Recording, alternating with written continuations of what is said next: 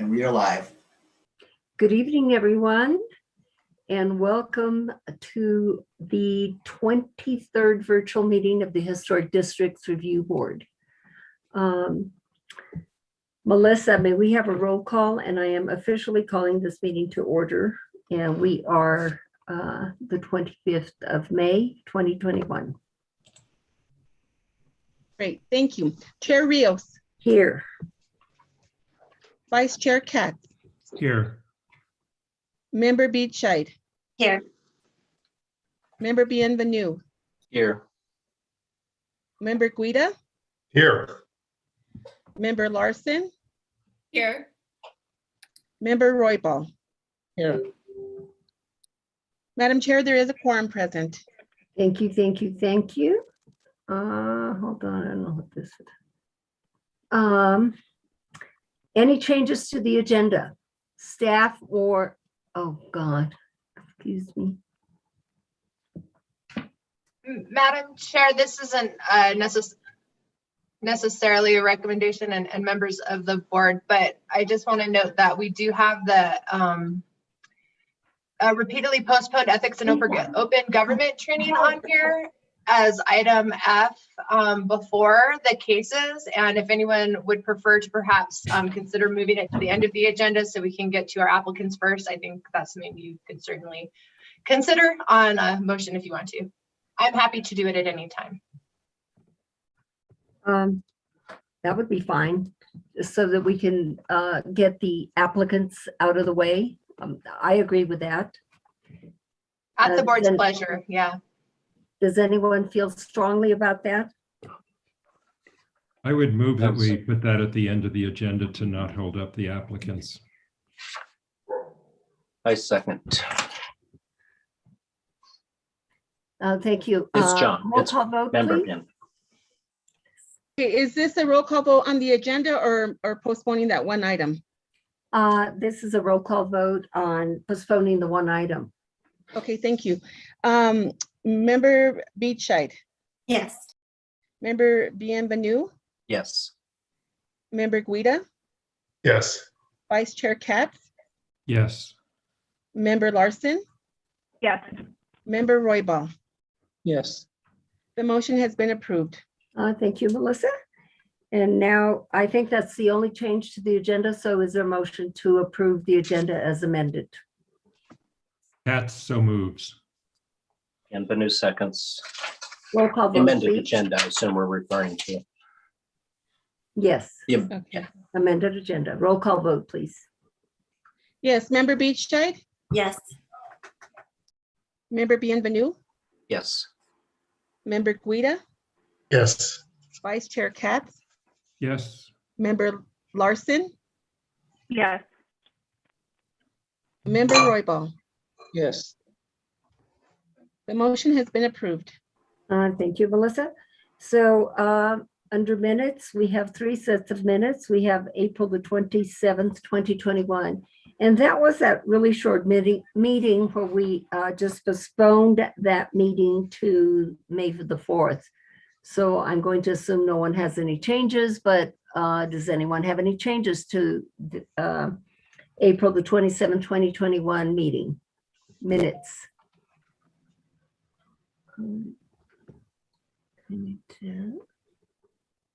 Okay, if not, is there a motion to approve? So moved. Bienvenue. Second. Roll call vote, please. Member Beachide, Yes. Member Bienvenue, Yes. Member Guida, Abstain. Vice Chair Katz, Yes. Member Larson, Yes. Member Roybal. Yes. The motion has been approved. Thank you. Any changes to the minutes of May 4th, 2021? Anyone? Oh, yes. I'm sorry, Member raise Bienvenue. hand. Thank you. On page 12 of the May 4, 2021 minutes, the first paragraph, second sentence, where the word issues is indicated, change that to is used to, IS space USED space 2.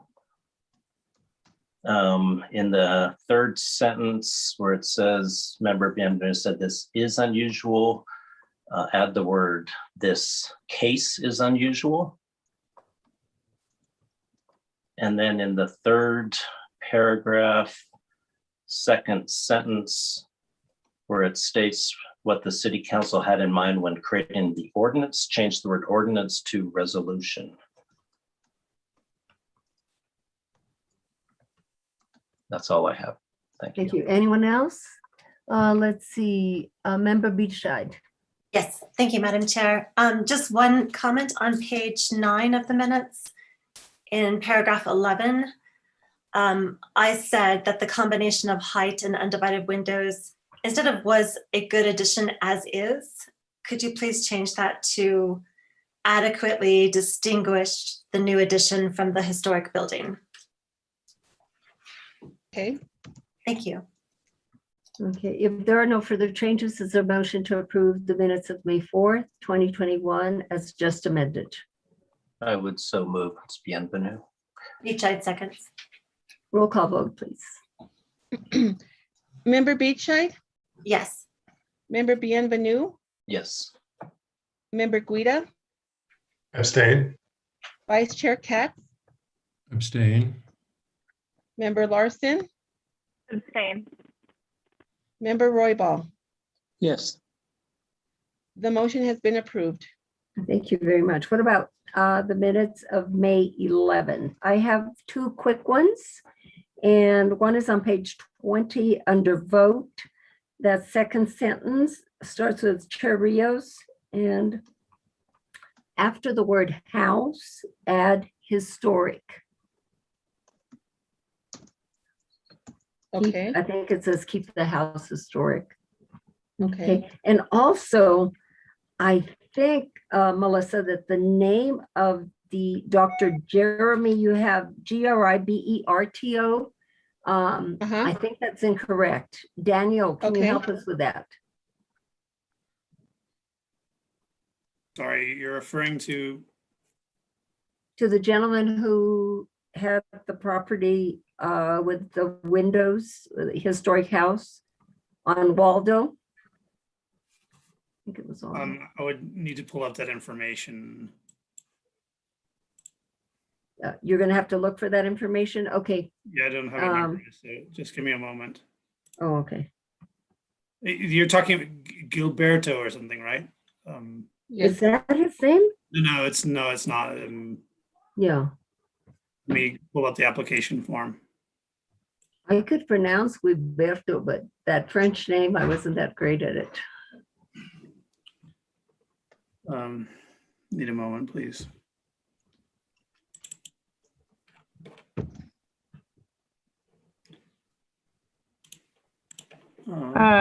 It is Gilberto, Guiberteau.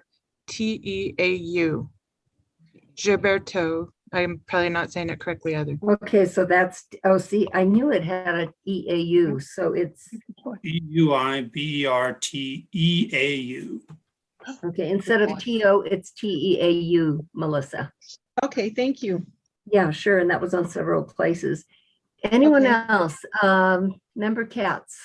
Thank you. Yes, on page 5, 2 paragraphs above the motion towards the bottom of the page, where I say that I wanted to nominate that house because it's absolutely terrific, comma, but didn't think it qualified because it hadn't had its final inspection, period. And then on page 6, change, this is the 5th paragraph.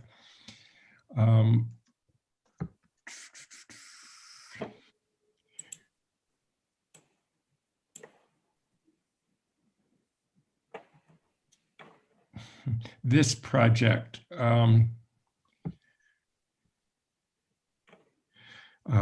change this to the westerlymost house blocking the contributing house. And then in the next paragraph, change it to that house. And then on page 13 Okay. in the second to last line, change has to have. And there are a couple of places that we have beans instead of beams. We have lentils instead of lintels. One of them is on page 14, but there's another place also. Okay. Thank you. That's all I have. Thank you. Member Beachside?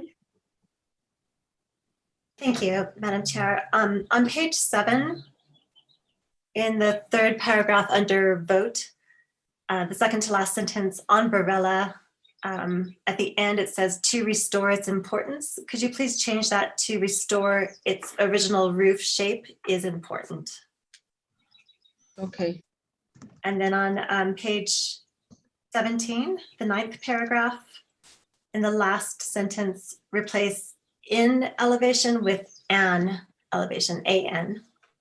Okay. And then on page 19, under the motion, the 7th paragraph, the first sentence, the board has, could you please change allowed to required replacement of windows on non-primary facades? Yeah, thank you. Anyone else? you. I don't see any more hands, so is there a motion to approve the minutes of May 11, 2021, as just amended? Please, someone. So moved. Beachside, so moved. Pat seconds. Roll call vote, please. Member Beachside, Yes. Member Bienvenue, Abstain. Member Guida, Abstain. Vice Chair Katz, Yes. Member Larson, Yes. Member Royball. Abstain. Thank you. The motion has been approved. Thank you very much. Under findings of fact and conclusions of law, this evening we have 12 of them. Are there any changes to any of these? Anyone? I don't see any hands. I would move to approve the findings and conclusions as submitted. Beachside, Second. second. That was Member Katz, and who seconded? Jennifer. Beachside seconded. A roll call vote, please. Member Beachside, Yes. Member Bienvenue, Yes. Member Guida, Abstain. Vice Chair Katz, Yes. Member Larson, Yes. Member Royball. Yes. The motion has been approved. Thank you very much. We will go to matters from the public. Let me see if I see anyone's hand. Okay, it's Stephanie Beninato. Yes, Stephanie. Hi, good evening. Can you hear me? Yes, we can. Great. I just wanted to thank the staff, whoever was responsible for getting the wall on the alley in West Houghton to have that stabilized and repaired. So the house address is on Allendale, but this border is along West Houghton Alley. So it now has a cap on it. The rocks are back in place. The wooden fencing is no longer attached to it. So it looks like it could stay up now for quite some time. So thank you. Thank you. Let me see. It appears that no one else has a hand up. So we will continue with this meeting under old business. We have one case under old business. Daniel or Sally, will one of you help me? Sally, can you help me with the 2 minutes? Sure, no problem, Cherios. Okay, thank you. So the 2 minutes will be limited to people that speak from the public, not to applicants, but to people that speak from the public. And of course, I also have to tell you that if you disagree with the decision that the board renders this evening, you do have the option to appeal the decision to the city council. And that would take place after the findings of fact and conclusions of law for a particular case have been approved that you are planning on appealing. Thank you. So we will go to the first case under old business, and this is 2021-00 3387. This is located at 220 Otero Street. And this is Nicole and Daniel will be presenting. So may we hear this case, please? Yes, Madam Chair and Board, thank you. So 220 Otero Street is, there are two territorial revival style buildings. And on April 13th, the case was initially heard by the board. There was a request for the addition of a casita, exceptions to modify the contributing main building, the McKee office building, and create an addition, a large addition on the McKee caretaker's residence and garage annex. The board approved the exceptions to the main building and the casita, but asked for some modifications to the application for the addition to the annex and garage, which is non-contributing. I want to note that in the agenda, 11,000 and some odd feet is discussed, but I added the portal space. So the addition is a total of 12,784 square feet to the existing 2,971 square foot garage and annex building. The revisions that the applicant made, let me go here just to orient us a little bit. Here is Otero Street. And this is the garage and annex building here. And then the addition is proposed for this area. And one of the items of concern was this walkway that comes from Washington, and feeling like it didn't have enough kind of space between the proposed building and the proposed new addition and the existing walkway. So the applicant has addressed that. There's also a lot of discussion about this mass along here for the building. So there was some detail added to break that up, and I'll show you in the drawings. We'll go through them. And then Mr. Enfield will answer questions for the board. And then let me go ahead and switch over to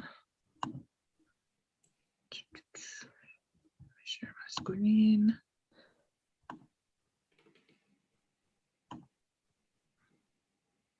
Okay. Can you see this? Yes. Yeah, okay, great. Okay, so this is the proposed site plan, and here we are.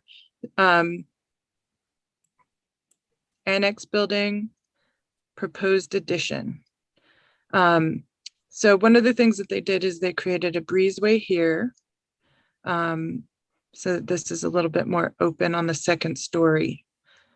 The other thing that they did was that they did address this maybe kind of overbearing aspect of the addition on the walkway by pushing back the north elevation 7 feet 6 inches, and then also stepping back this upper portal.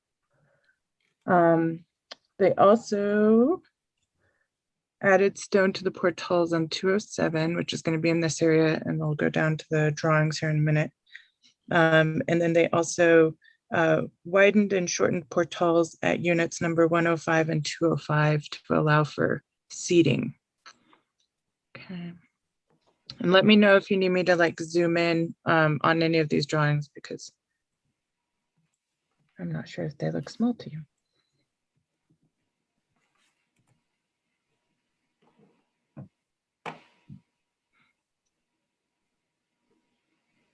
Okay, so here we have the proposed south elevation of the building, and the breezeway that they added was here. And then here is where they did some stepping back of this north elevation and this portal area.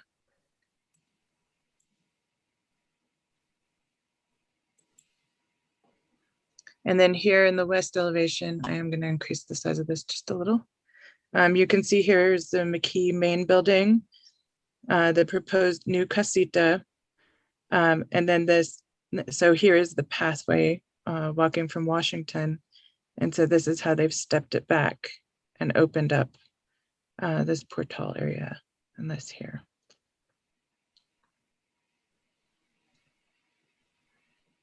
And then on the east elevation, there was no change, I believe. And then here's some stone columns here. And let me see.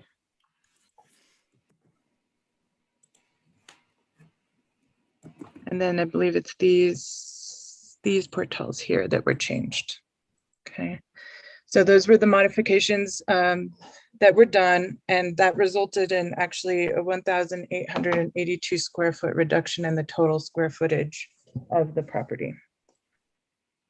And I can answer any questions that the board might have. Staff recommended approval of the application and found that it met 14-5.2D general design standards and 14-5.2E downtown and east side historic district. Thank you. Nicole, what did you, would you repeat the reduction in terms of square footage? The overall square footage of the building was reduced by 1,882 square feet. The applicant also provided some new renderings, updated renderings that I'll show you too real quick.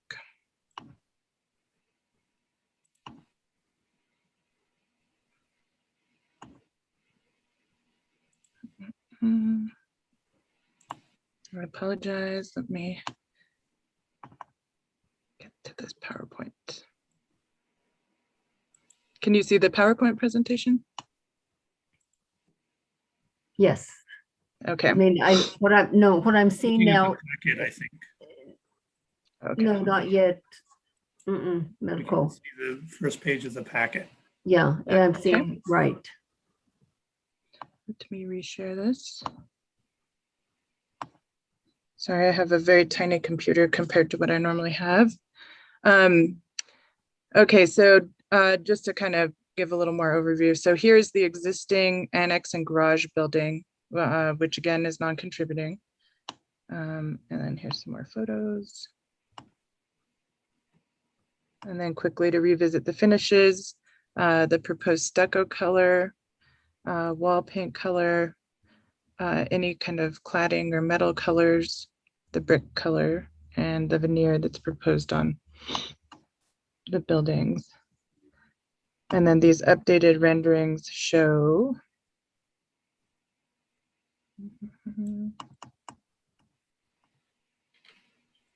this is what the building would look like. Here's the Wells Fargo building.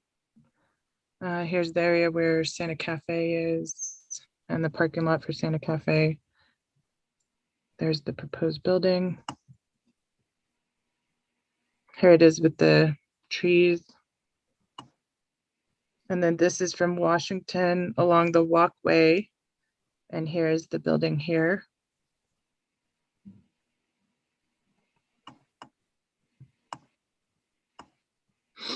And then here's the building minus the foliage, showing what it would look like walking up the path.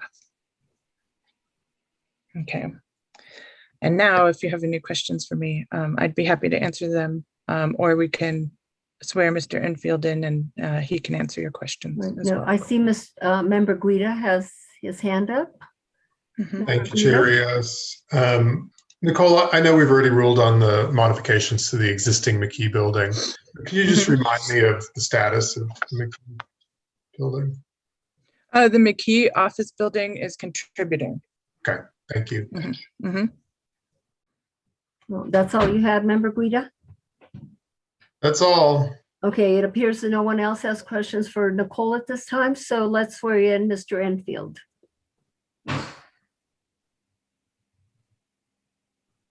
Okay, Is he on screen? Okay. Do you swear under the penalty of perjury that the testimony you're about to give is the truth, the whole truth, and nothing but the truth? I do. Thank you. Please state your name and address for the record. Sure, it's Eric Infield with Architectural Alliance, and the address is 612 Old Santa Fe Trail. Thank you. Thank you. Good evening, Eric. Good You evening. have the floor, and what do you have to tell us about this proposal? Just a little more. I want to thank Nicole for the intro and also the board for hearing this project again. I feel like the revisions directly addressed what concerns the board had shown in the previous meeting. I just want to kind of go through those points with you in my own words. This seems the biggest concern was the two-story structure that was crowding the main sidewalk at Washington Street. And our resolution to that was to eliminate the two-story portal that was there and to cut off a portion of the heated space to set the building back a total of 17'6" from the sidewalk, as opposed to the previous 10 feet that we had shown. So we've increased the setback about 7.5 more feet. And we've also gone to a single-story portal instead of a double-story portal. And I think the renderings show it pretty well. And strangely enough, when we first photographed this for the first meeting, there were no leaves. And in 30 days or 40 days, it just completely changed. And if you see the previous image, if you could go to that, Nicole, you could see what a difference it makes. Yeah, that one right there. What a difference it makes when it grows out. And it shows kind of the canopy over the walkway. And it sure feels like the same walkway. And we feel like that we addressed that concern of it crowding the walkway. I think it actually helped the building a lot more too, because it created a little more open as you walked into the property. And you can also see that we've got a lot of green areas that are around the portals. There's a raised planter there, and you can see in our colored renderings, I'm not sure those have come up yet, but the colored. Oh, I know. Let me get those. Yeah, the colored elevations that Lisa did were very nice, and I think show the building well and how attractive that facade now is with the single portal instead of the double. On the north facade, it was quite long, and some board members, member Guido especially, had requested we try to break up the building facade a little bit. Though there's no code limitations to the length of the facade or setbacks in this district, what we did do was we created a second floor breezeway and portal between the new annex structure and the existing annex structure. And this allows both the vertical and the horizontal break between the existing annex building and the proposed new annex building. And if you look at the colored elevation, I think you're going to see that it really does read well, both allowing people to look through there and to see into the development, and also allowing people as they're going to their rooms or upstairs in that area that serves as open circulation to be able to look out both north and south towards the project and north towards a hill with a lot of retaining walls that's still there. The other concerns that were expressed included how the impact of the building would be in the scheme of the whole downtown area, and also to make sure that these outdoor spaces that we were creating were usable. There was some concern about the balconies being too small to put a chair on. What we've done is we were able to increase the size of all those balconies so they actually can be populated and you can have chairs out on them. And I think it's going to be a nice look. Certainly that south elevation with that long portal on that unit is going to be a really nice space. And actually we're much happier with the space now than we were before. These alternatives decrease the square footage of the heated square footage of the new annex building by about 10%. And it makes for a bit smaller footprint, and what we feel is going to be a more attractive and usable building. I hope you guys agree that the changes did address some of the concerns. You want me to move it? Did address the concerns of the board, and really we stand ready to answer questions that the board may have about the specifics of the changes. Thank you, Eric, for taking into consideration the concerns that the board had and addressing those concerns from your point of view. And let's see what the board members have to say or if they have questions. Do I see any hands up? Let me see. Board members, Member Benvenue. Thank you, Madam Chair. So not addressing the changes so much as some of the things that we never reached in the last go round. The finished details, I just had a few questions. I'm looking at page, I guess it's probably page 142. It's the third page of the staff summary. So I'm just looking at some of the details, and I just, for Mr. Enfield, had a few questions. So the stucco will be Stowe suede. I assume that's a color that's relatively close to the existing building, is it? I'll let, Hunter's here too, and she's my color person, and I'd like her to just good. address the color, if that's Okay. okay with you. Well, Member. then in that case, I'll just put all of them out there and she can address them all. There we go. Thank Okay, you. Yeah, there and we go. she needs to get sworn in, please. Yeah. Melissa? Guys aren't as good with color. I've figured out the hard way. Okay. Okay, is she ready to be sworn in? Yes. I am. Thank you. Do you swear under the penalty of perjury that the testimony you're about to give is the truth, the whole truth, and nothing but the truth? I do. Thank you. Please state your name and address for the record. Hunter Redmond with Architectural Alliance, 612 Old Santa Fe Trail. Thank you. Great. So I'll just throw out all the questions I have. The color doesn't concern me too much, but I'm more focused in on the cladding details and the metal work, and also the brick, which looks like we're looking at sort of black / charcoal color scheme for all the detail in the building. And so I'd just like to have you address what the reasoning is behind that color choice. It doesn't seem to pick up on anything that's in any of the existing buildings. And I was Okay. just wondering if you had a rationale other than that those colors are sort of popular at the moment, And and excuse how me, they might fit into the historic design standards. And also, as long as we're addressing that, the metal columns as well, rather than wood. so thank Okay. you. Ms. Redmond, excuse me for interrupting. Yes, so if you could go into a little bit more detail in terms of the colors and continue to address Member Benvenue's questions. I would be happy to. First of all, I would like to thank you all for the opportunity to weigh in tonight on this building as well. This building means a lot to my family. It belonged to my stepfather, Dan Terrell, for many, many years. And I've actually been working on the design of this building since 2006. My baby sister was raised at this building. So this is a very important project to me. As for the colors, what I did is I went out there with a whole bunch of stucco samples and evaluated the existing building. One of the really unique features of this existing building was the fact that even though it's historic, it was built in the 40s, it has this fantastic stone veneer that's on the existing building. And then the field color of the building is actually paint. And we don't know if that is the original paint color of the building or not. Some of those colors have been altered over the years, so we don't know what the original paint color was, but we do have that color of the original stone.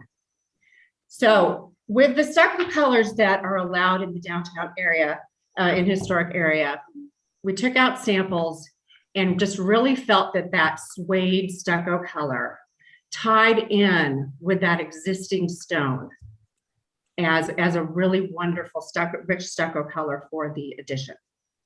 So that's where the color scheme began. As for the stone that we selected for the addition, we wanted to select something that was complementary, but not exactly the same, because we want the historic stone to be unique and stand out. So this suede rubble centurion stone has a little bit darker, a little bit richer color to it So it will complement the existing stone, but it will be a little bit more unique. As for the brick coping color, this is really interesting. When you walk around this building, there is about every single color of brick coping that they made on the building. So it depends on whether you're standing on the north, east, south side, and the planters, the brick is very, very dark. Some of it's almost a black.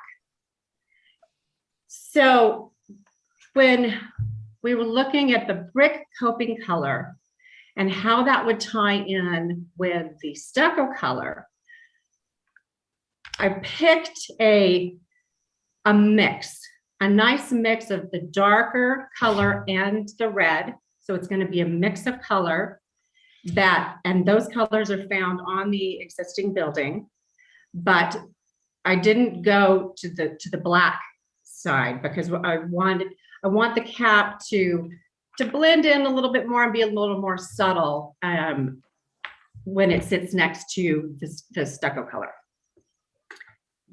Now, as for the window color and the steel and metal color, we chose to go with the dark sort of, let me see, actually, can't see ours. Do you want to share your screen? Yeah, no, wait, let me just move this, sorry. We just couldn't see So, our whole screen. I when couldn't the see my finish whole is on. screen. Oh. So You all were in the way. the windows and doors that we're proposing would have the darker sort of iron ore finish to them. And we like that contrast with the little bit of the dark color on the new stone, a little bit of the dark color in the brick coping. It creates a really nice contrast with that suede stucco color. And so that's why we decided to go with that same iron ore color on the metal cladding and all of the metal work on the building, including the iron railings. It creates a nice contrast. Now, if you think about the territorial style, a lot of times the contrast was white.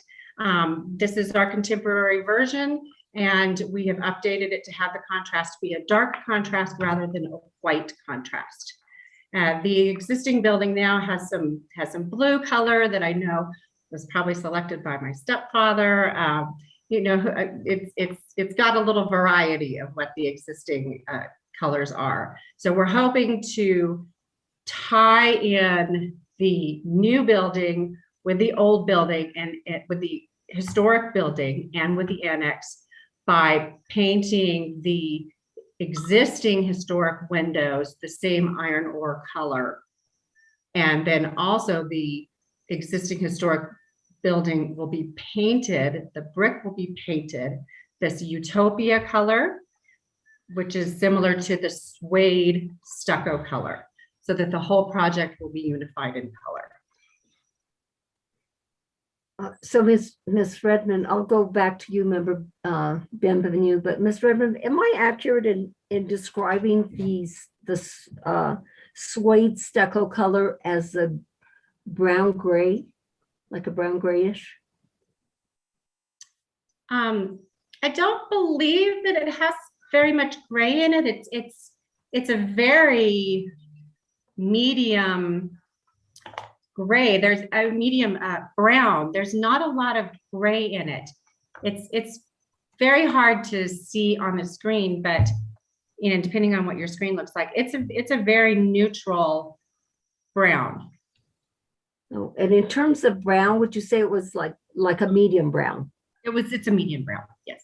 Okay, and the iron ore color, is that, do you describe it as a blue or a blue gray?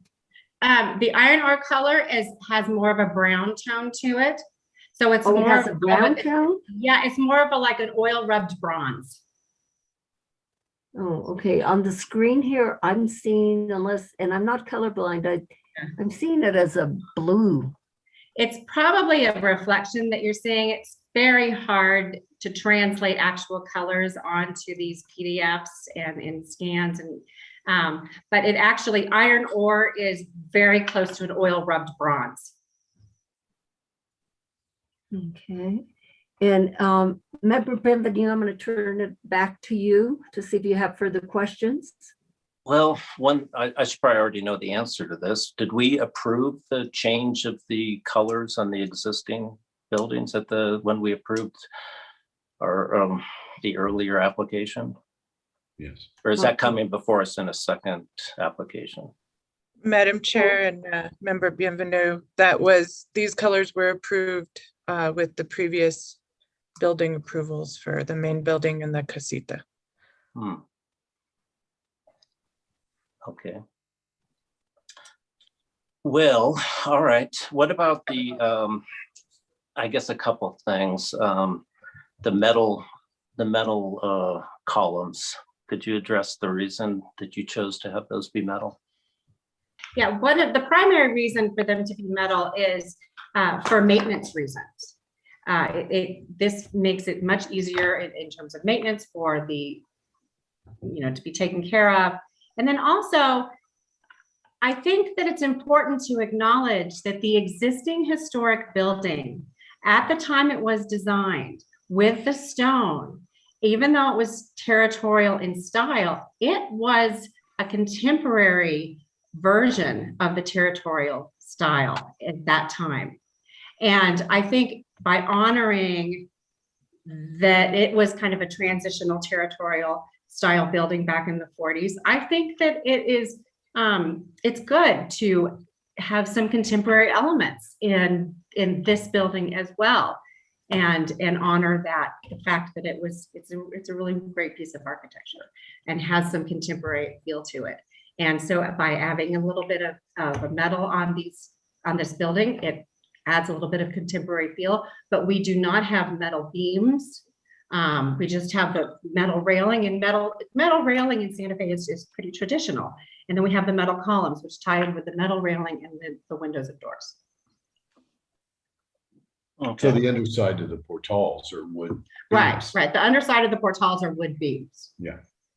I would say I think you hit the nail on the head about the fact that this building was a modernist interpretation of a territorial style at the time it was built, but it was built before the ordinance was enacted, so probably wouldn't have been approved after the ordinance was enacted. And the current project probably wouldn't be approved if it hadn't been that we have this unique historical structure there that exists and that you're playing off of, and rightfully so. So from my perspective, I look at this and say, none of this would be approved under our ordinance. The reason we're considering it, though, is because we have a very interesting existing interpretation of the territorial style that we're protecting. And then secondly, if you're going to be adding an adjacent structure to it, it makes sense to be permitted to utilize the design elements that were in that interpretation. But I wouldn't go so far as to say, therefore, it should become even more contemporary to 2021. So that's where I guess we diverge on that. I just, Member Bienvenue, I just had one thing to add to this. We actually did that development across the street at Paseo de Peralta that was approved by the board. And some of these same questions came up about metal posts, what was acceptable under the existing historic code. And that building was approved as complying with the existing historic code. I don't know if you're familiar with that. I don't believe you were on the board when we got that approved for Cody North, but that's a building that we got approved that had some of these same details, i.e. iron posts, but with wood beams under the portals, so that when it came down to the human scale, there was still wood you were looking at. And we also used stone in that project in similar ways that we did on this. And that was approved by the board as complying with the historic district. Yeah, I guess I do disagree. I mean, my view is different about metal columns. I don't think that they're harmonious, and I think they're specifically prohibited in my view of the ordinance for at least old Santa Fe style. At any rate, but I am curious about that building because I know there are a number of metal details have snuck into the historic district around the area, and I'm wondering which one you were referring to again. What was the address? The one that's unbuilt across the street, the big dirt lot with the retaining walls. Okay. Oh, okay.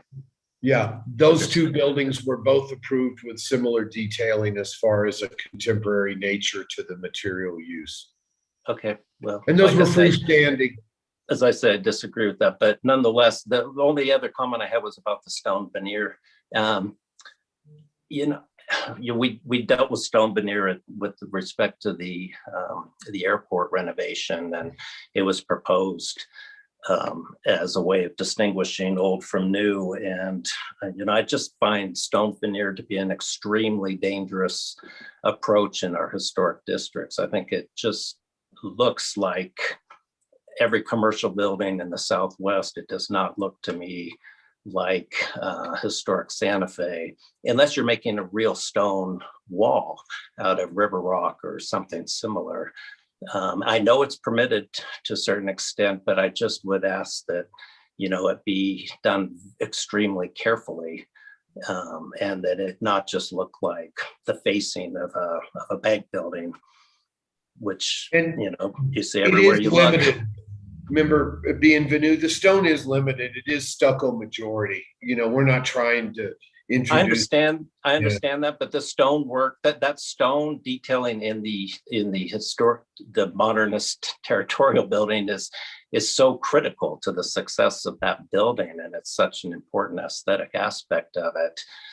It's not just because it's stone, it's because of the verticality of the column work. It's because of the horizontalness of the sandstone. And to just get commercially done veneer that looks like every commercial building and upscale house in the country, I think is a dangerous proposition. So I just ask you to look carefully at the choice of the stone veneer.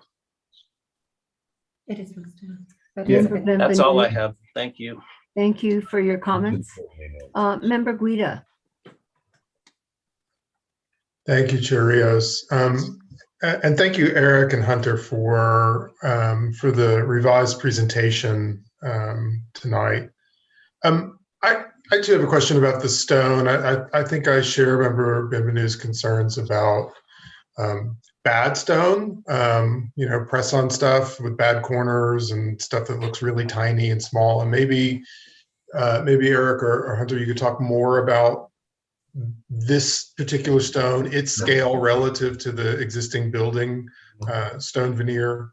I'm going to let Hunter deal with it. She did pick the stone, and she can tell you more about the quality of the veneer and what we're proposing.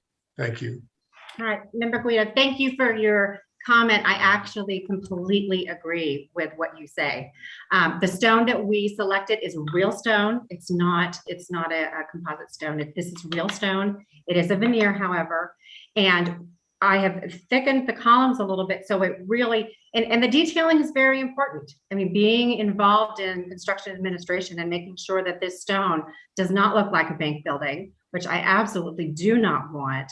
I want it to look like real stone. I want it to complement the stone that's there. I have strong feelings about the commercial stone that exists on so many of the buildings in this town, and I agree with both of you members about that stone. However, I think that this building really deserves a second look and thought about the stone because of the importance of stone in the historic building. I also think that it can be applied in a manner that looks elegant and that the craftsmanship can be done well. And I think that that is very important. The horizontal, the vertical elements of the columns match the vertical elements of the columns on the historic building. I was very careful to make sure that the stone is a very limited amount, because in the historic building, it is very limited, it's very subdued. And so I haven't gone crazy with the stone. I have it in key spots of the columns and the chimneys that reflect the key verticality elements that are between the windows in the existing building. And Hunter, the scale of the stone, I mean, relative to what's on the existing building, how big are these, and what's the size of your average piece here? It's a similar size. I don't want it to be too small because I want it to look like real substantial, nice stone. So we would have to get large samples and make sure we get those approved before applying the stone. Right now, we just have the little tiny samples, so we don't have the big samples yet, but I would want to get large scale samples to ensure that the stone is going to be substantial and it's going to look like real stone that's been carefully crafted in a nice way. And it is real. And it is stuff. real stone. And it full stone. turns the corner. It turns the corner. Okay. And then is it a different stone than what's used in the site walls that we see on the left of this rendering? No, that would be the same Okay. stone. Because in the existing building, some of those site walls have some of the same stone that's on the existing historic building as well. So it's repeating that theme. Okay. Thank you. So I don't have a problem at all with the steel columns. I think they'll look great. They look great in the renderings. It's an honest application of the material. I don't need to be in this dream of the 1890s fantasy of Santa Fe. This is for all the reasons you mentioned, Hunter. This is a reasonable response to the existing McKee building as a point of departure for some of the uses of these materials. Member Benvenuto pointed to some perversities in our code, and I'll point to a few more. Our code will produce the blandest outcomes a lot of times for new architecture, and so I find it important for there to be interpretations when this kind of design work is brought before the board. It's design, it's not accounting, and I think that I think it's important for designers to be able to have a voice in doing new work in our historic districts.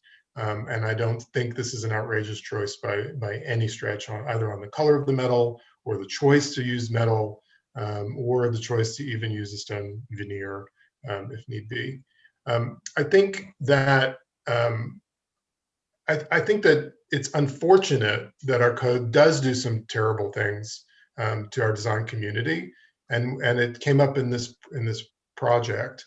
I'm appreciative of the response to not only the decision that the board rendered last time to kind of pull back the building from the path, but I also appreciate you all going the extra mile to kind of break up what is an extremely long facade along the north edge of the site. I think that the pass-through on the second floor really does help, and then the two distinct expressions, the one that's closer to the annex and then this portion of the building, helps to differentiate what is a very long facade. It is our code, and it is the actions of this board that has put you in a tight spot. This project, wanted to avoid a height exception. And so we get a building that consumes a site and in my view, really almost swallows up the existing building. If we look at this block, which is mostly two-story buildings, some of them a little bit taller, and we look at where this is, a taller building in the downtown core, this far from the streetscape, would be absolutely acceptable. And it would produce a much more sensitive project in terms of design and in terms of the original building. But I think this applicant and many other designers in town are hesitant to go before the board for height exception because it has been so challenging. And it's unfortunate because if we open our minds on design here, we understand that sometimes exceptions to the rules produce a much better project. And so I'm happy for the work that you all did tonight. I'm sorry for the environment, the regulatory environment that you operate in. it doesn't always produce the kind of best outcomes. I think you've made this work under those circumstances, and I appreciate that. Thank you for your comments, Member Guida. Member Katz. Thank you, Chair Rios. It's the massing that I have trouble with near the sidewalk. When we discussed last time about pulling back, I think that I had in mind, and I think others had in mind, pulling, yes, that's a good view of it. Pulling back about 25 feet, not 7 feet, essentially eliminating those last two rooms that dwarf the contributing building. And particularly if that March photo that you had up, where you can see it, it just sort of like comes out of, you're looking at it from the west looking east, and coming out of the north, coming out of the left side is this large thing that dwarfs the size of the building that's there, and makes it seem crowded. I think you've done a great job, Hunter and Eric, on pretty much where you have everything else. And, you know, we have been, I think, quite willing to do the casita and do the other stuff, but I would really, really like to see it pushed back more.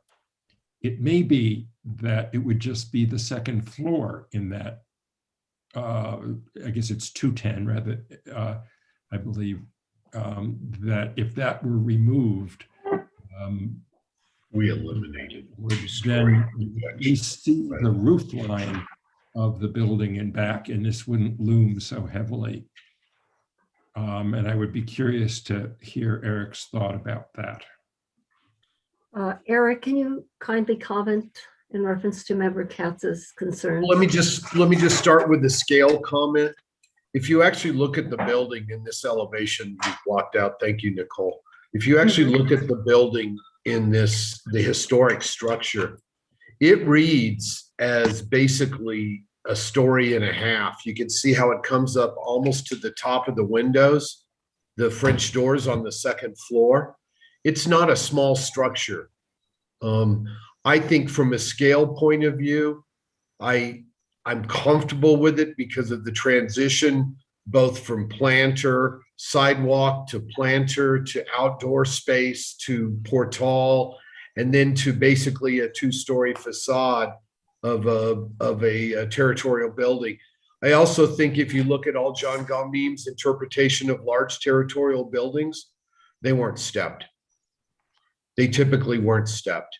He was comfortable going 2 to 3 stories with a brick facade, similar to the Hotel Drury, with no stepping on the facade because he wanted to take advantage of the mass. And I think that, I just want to say to Member Guido that, yes, I would like to go higher downtown, and we have asked for exceptions in the extreme circumstances for my clients. And I thank the board for having given me previous exceptions to do a 4-story building downtown. But on this one, I think we wouldn't be able to convince the board of this project and its relationship to the historic structure with a 3-story building. I think going back to the 2-story that we do have, as I said, that building is about 4 feet off the ground. It has high ceilings, the existing historic structure. And it's almost, when you look at it, it's almost going to the top of the head of the door on the second level. So I guess, Member Katz, I don't agree that it's dwarfing the building. I do think because of just the amount of square footage we're adding, it feels like we're enclosing the building, but it's also a downtown site that should be high density. And I'll stand by that.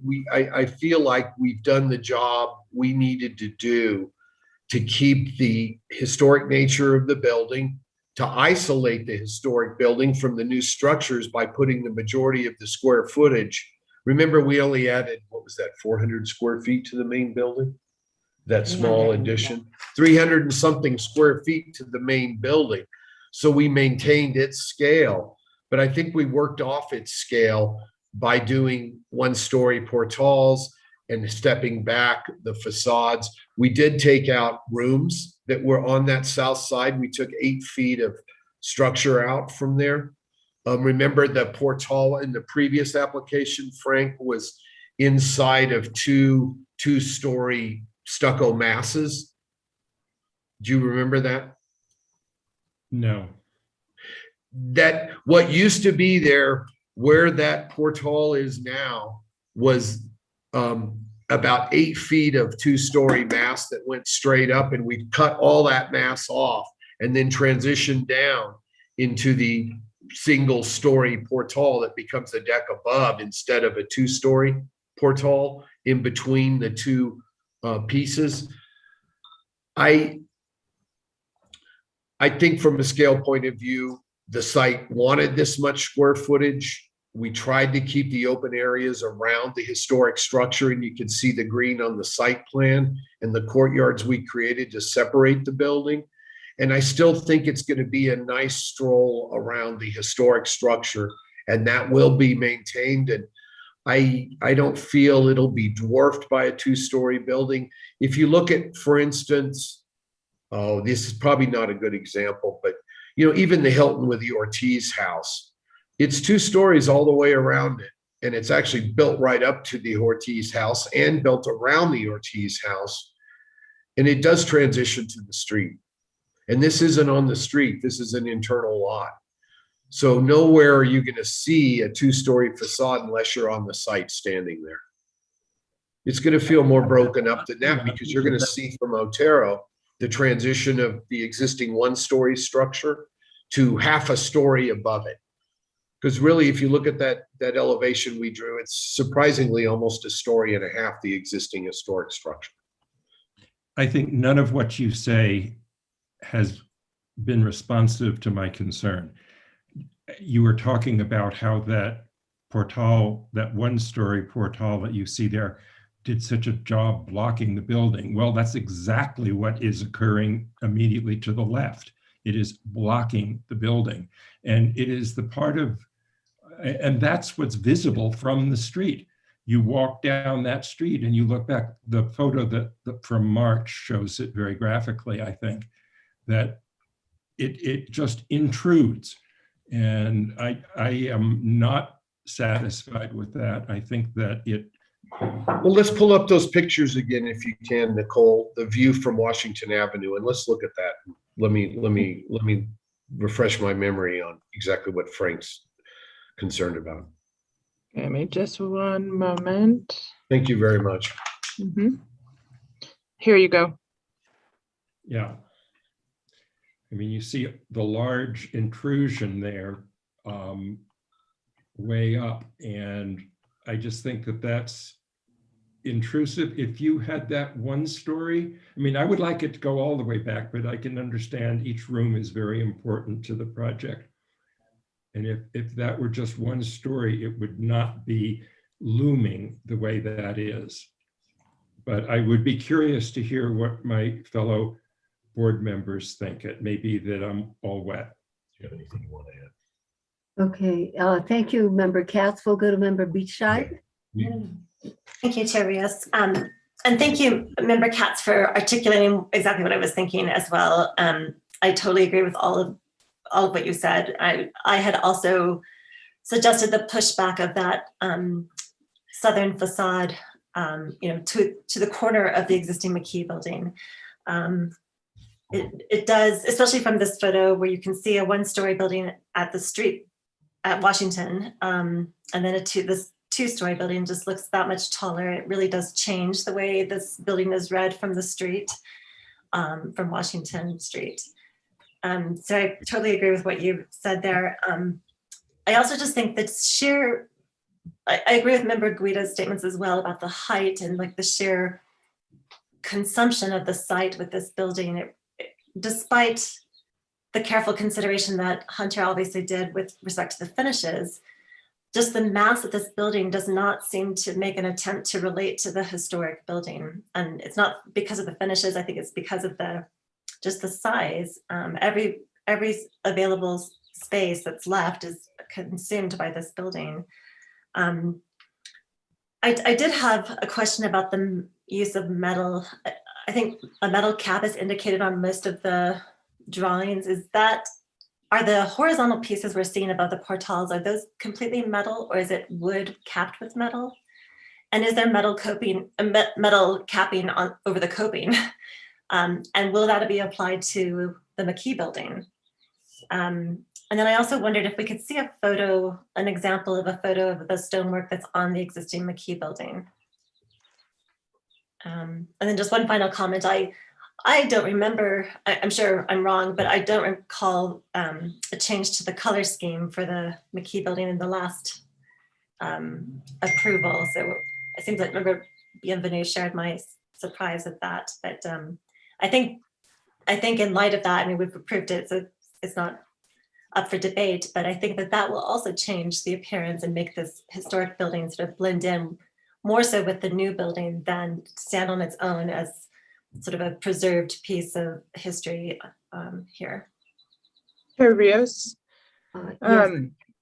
I want to make a correction in the letter and in the staff report.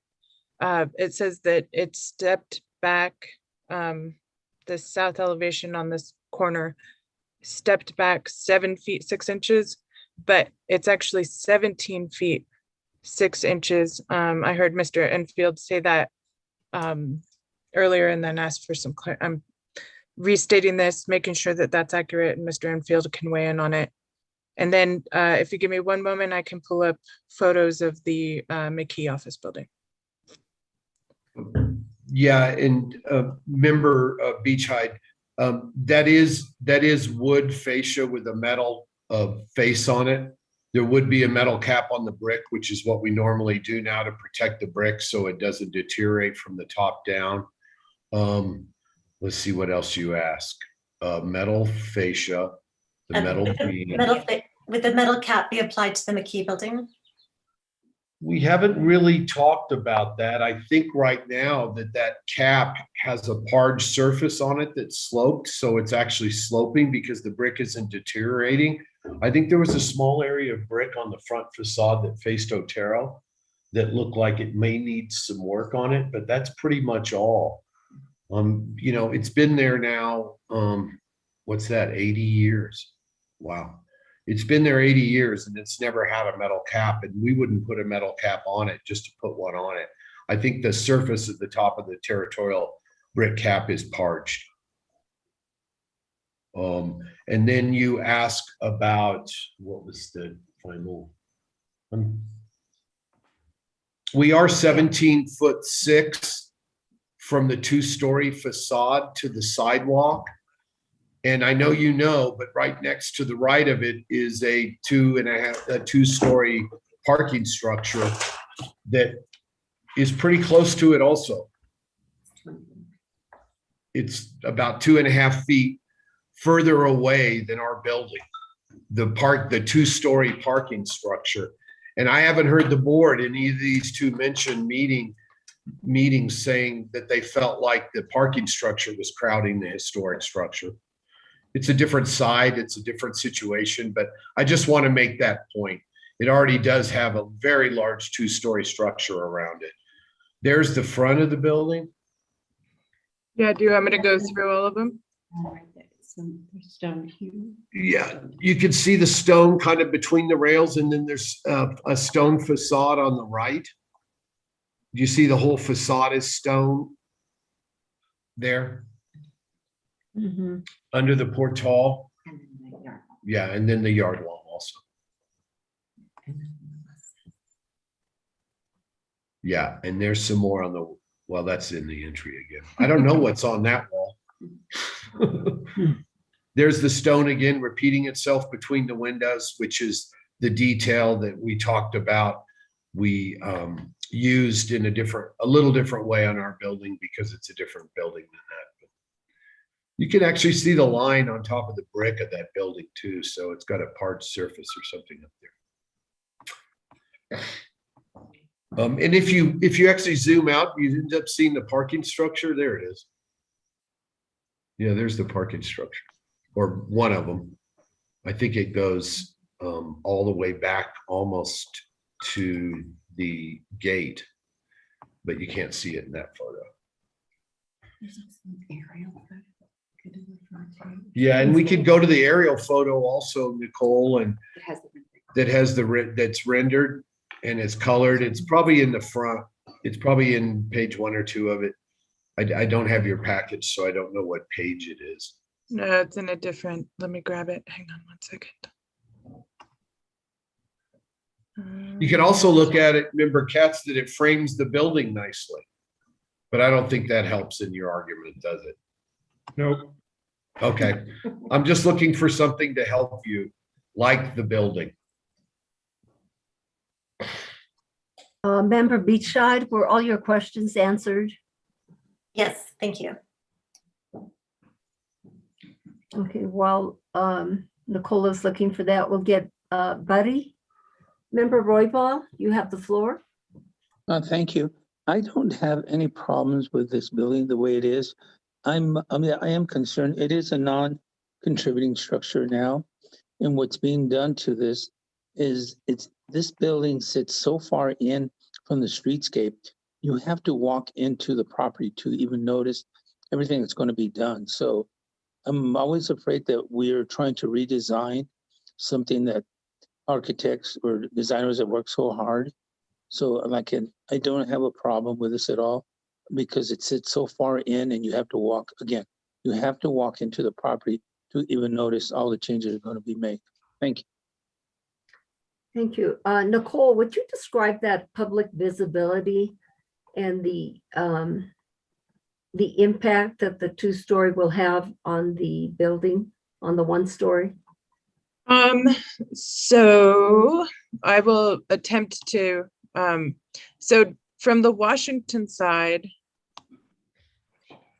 of the street, I'm not sure which image is kind of the best to show you, but you have quite a distance, actually, a greater distance than by code is what is considered like kind of the streetscape.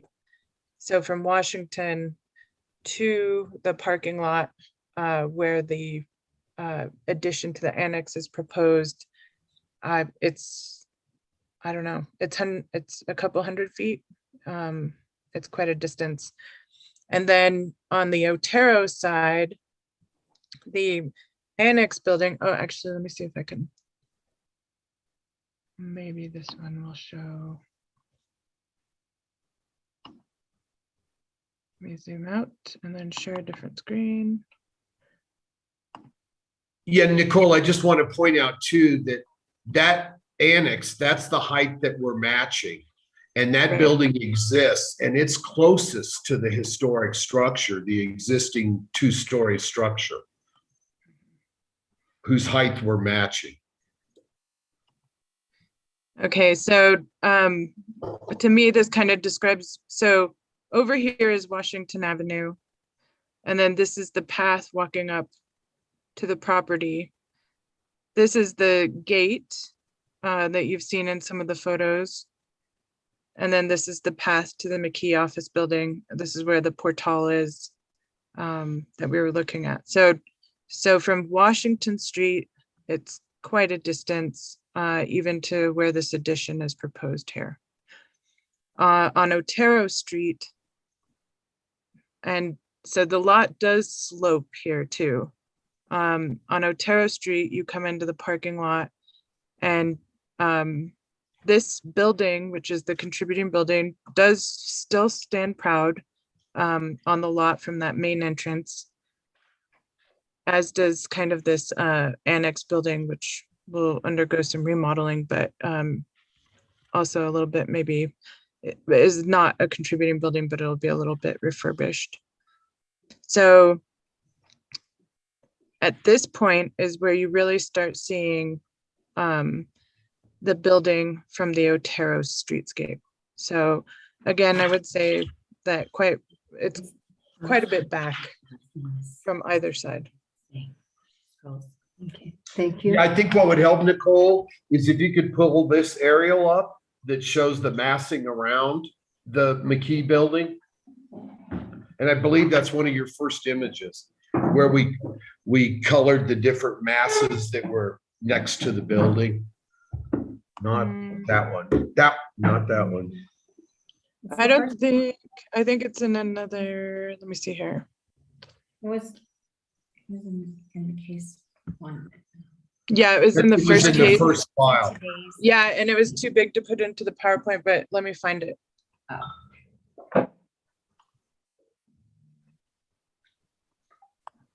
Give me one moment.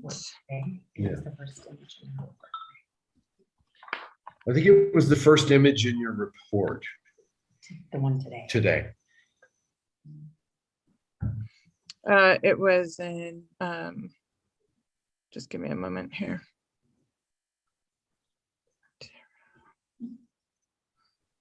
I apologize for the wait.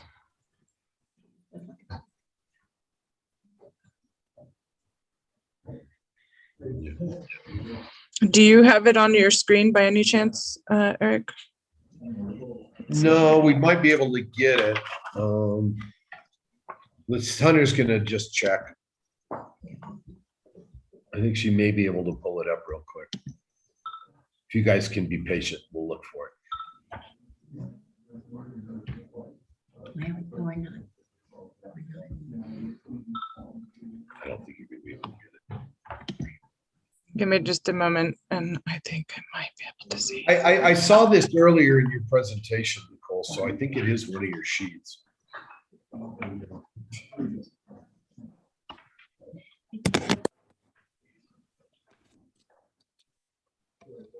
Give me just a moment.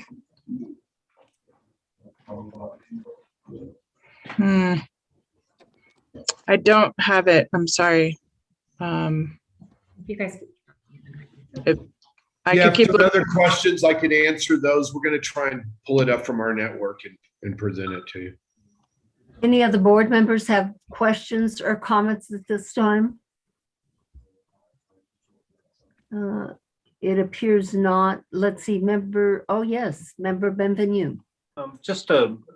I may have gotten confused here for just a minute, which is not unusual. Did we see are we looking now for the stone veneer on the building that member Beachite asked to see? No, we had already shown that, member. You showed that? Okay, I missed we it. Thank showed you. it. That's all I wanted to know. What we're I can trying to find is the site plan that shows adjacent structures and their scale as compared to the structures that we're proposing. I can find it in my email if I can remember the title of it. Get it. And member Guida, do you have something? Just a small question, because I can't remember whether it was answered or I missed it. The new building, the coping will be brick? Yes. Thank you. What member Beachite had asked is if we were doing a metal cap on it, but we typically only come over the brick a half an inch or less to protect it. That's all. So even the first brick is visible, member Beachite.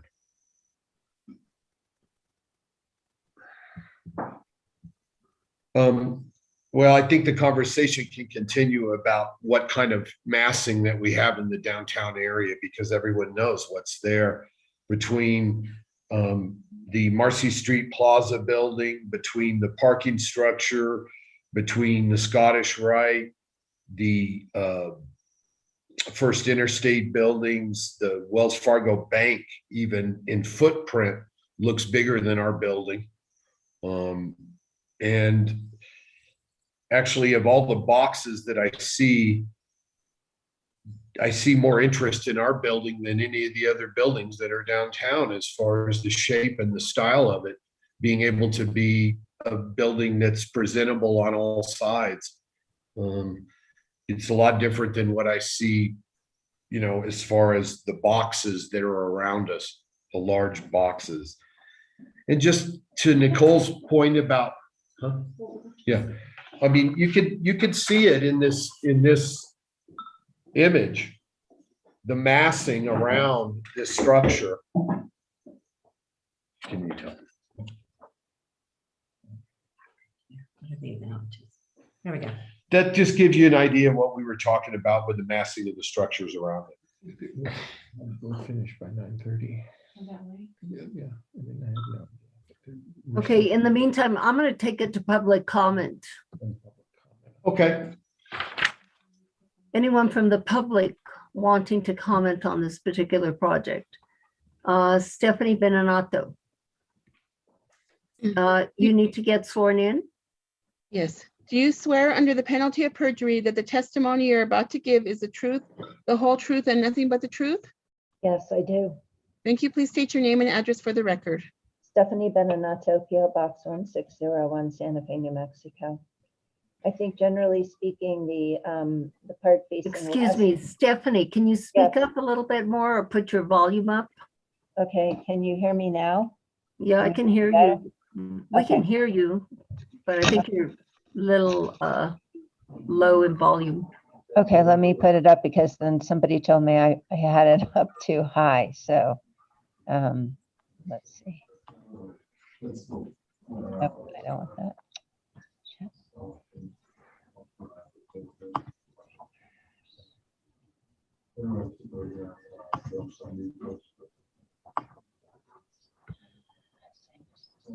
I'm just having trouble, so let me speak as loudly as I can, and I'll keep trying to We can find. hear you. Okay. Here's volume, let's see. So anyway, I think that the new proposal has done a good job with the side facing west, that is facing Washington. I am not sure about the second story breezeway. I mean, it does lessen the mass of the building, but I don't know, it's a little awkward looking in my opinion. Thank you. Thank you. Let me see if there's anyone else from the public wishing to comment. No, I don't see any other hands that are up. Board members, do you have anything further? Or applicants, do you have anything further? Eric?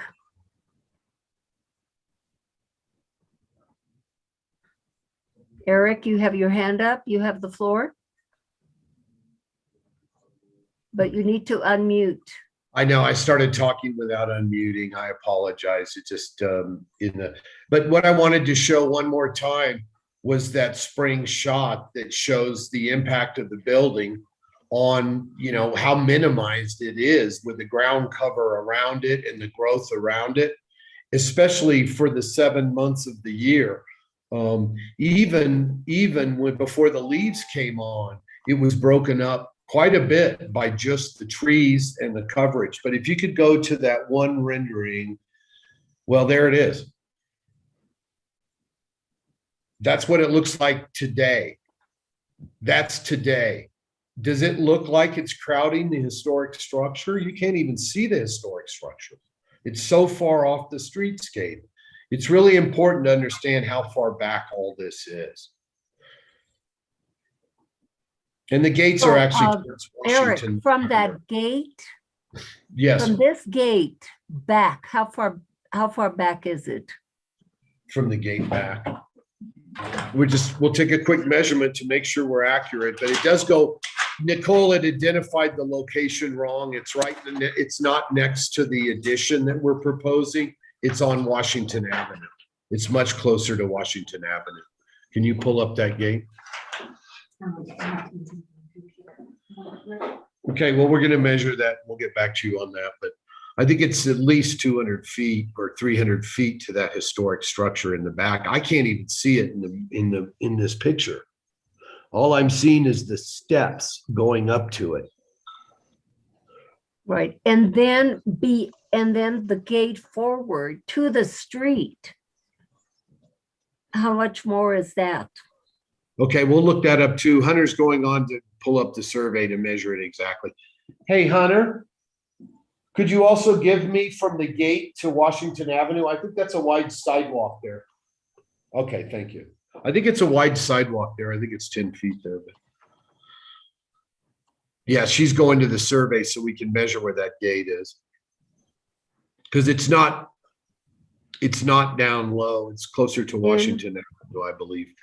And the That, impact on Otero is going to be greater than the impact on Washington, because on Washington, it's further back, correct? Right. Right.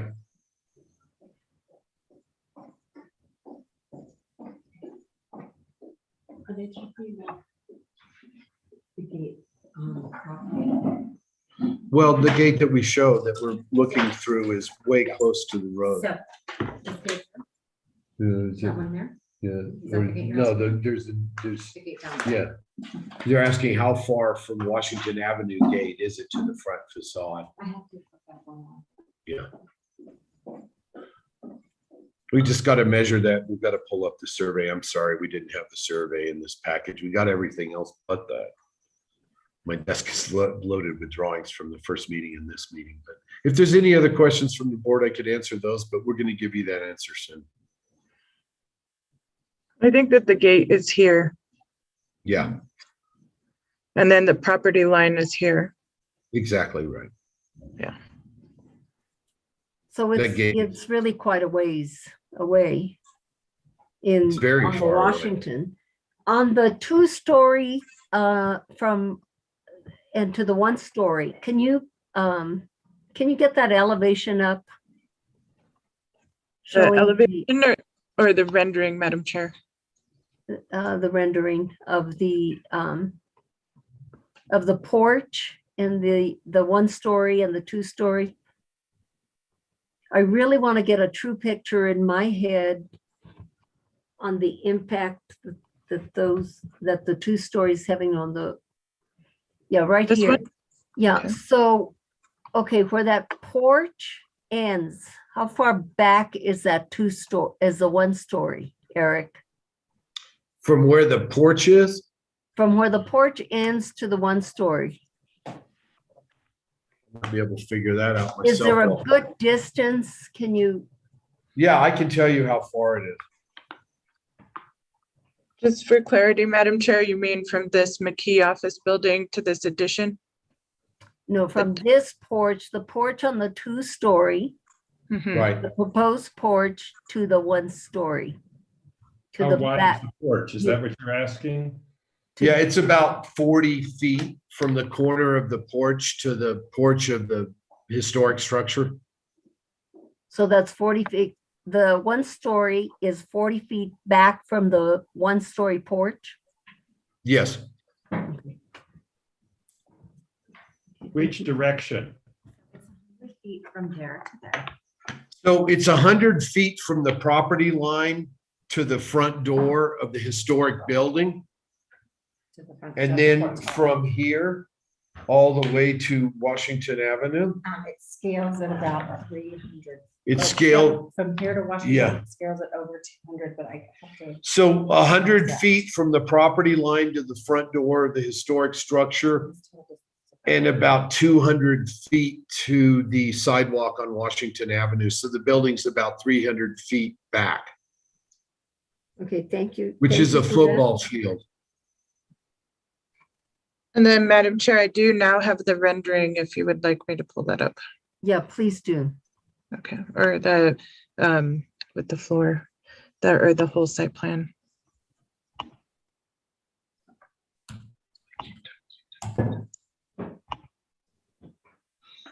Wait 1 moment, let me download it.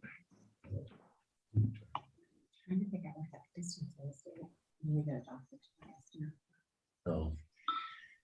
Well, to be accurate, because our survey doesn't show. Does it go beyond that to the Washington? Yeah, I think we're close to right, the 200. Okay. So here's the existing McKee office building area. Here's the addition. Here's the portal that you see from Washington.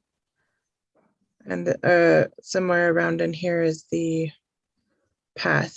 And here's Washington Avenue. Mhm. And then here's Otero.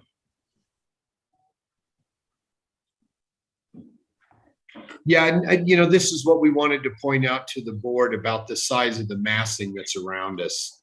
And we actually look small compared to what's around us. And I think that you can see too, that if it's 100 feet from the front of the historic structure, Oh, we just What? lost you. oh, There you are, you're Go ahead. back. okay. I was just saying that you could see if it's 100 feet from the property line to the front door of the portal on the historic structure, you could see that it's over 200 feet to Washington Avenue if you follow the path down to Washington Avenue. And that's a football field.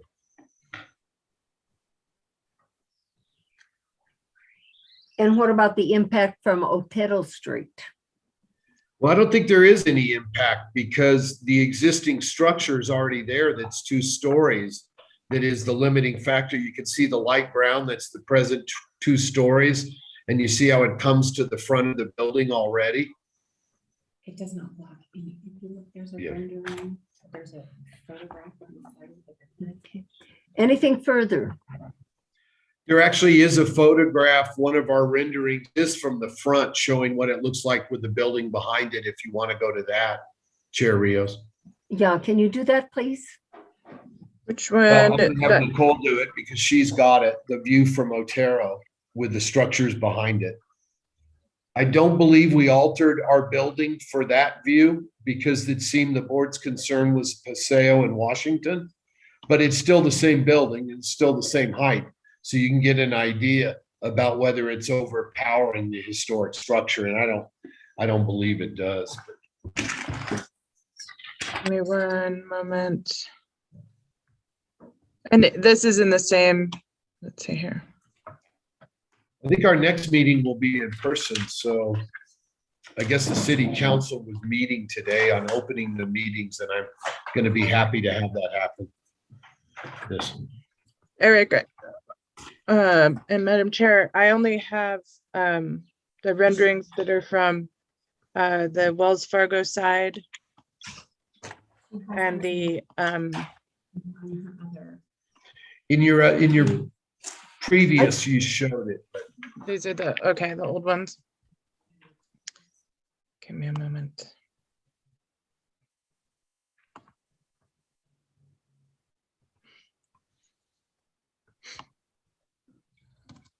anyway, you can see the whole front facade of the Otero building, obviously. I mean, you can't see the side, but you can't see it now anyway. But the 2-story structure in the back. is not only the part connected to the next. Yeah. So the portion of the 2-story new structure we're proposing that's visible is the portion that's connected to the annex, basically up to the corner of the historic building in the northeast corner. And then the building disappears behind the historic structure from Otero. Okay. Thank But you. that should be in your packet too. I'm sorry. It's I not. actually believe that I remember seeing that, Eric. Okay. Member Beachside? Thank you. Just one last question. I think it's illustrated pretty well from the aerial massing drawing that we were looking at. But I just wanted to ask plainly, will your client's project allow for the consideration of moving that eliminating part of that south facade that's nearest to the sidewalk, as mentioned by Member Katz? If you look at that drawing that we were looking at, there's sort of a clear line from the corner of the McKee building to the next large building, the Wells Fargo building. And the hotel, pretty clearly intrudes into that space that's currently open that allows for a clear view of the historic building. You keep using negative words, intruding, overpowering. Those are words that I don't think describe the architecture. And that's my concern is that, we're talking about a 2-story structure downtown in Right. what's supposed to be an area with no setbacks and density. That's all I'm saying. Yeah, And I'm not commenting on the architecture of the new building. I'm really talking about the existing historic building and what happens to that. That's the main concern. One, Madam Chair and Board, so this is a view from Otero Street. I don't think this is the one that Eric was speaking of, but here's the annex. Here's the McKee building. And then back here, there's some story poles. You can see right here. that's good. That gives them an idea about what the 2-story will look like behind the building. Thank you, Nicole. Mm-hmm. Okay, yeah. And then let me go back to, excuse me. And then you're asking member Bishai the distance between here and here? That's the 40 feet. Oh, no, I wasn't asking. No, It- she didn't. I think ask that was member Oh, Rios, sorry. Chairman Rios that had asked. So it's 40 feet to there, then it's another 60 to the property line, and then it's another 200 to the street. Okay. And do you wish to comment in reference to member Beachside's question? About whether the owners would consider cutting off Eliminate. that end. Yeah, about eliminating? They've already said no to us by text, but we're texting them again and asking them again. No, they won't consider that. I'm sorry. Okay, thank you. Uh-huh. Board members, if you have nothing further to question or comment on, I will entertain a motion at this time.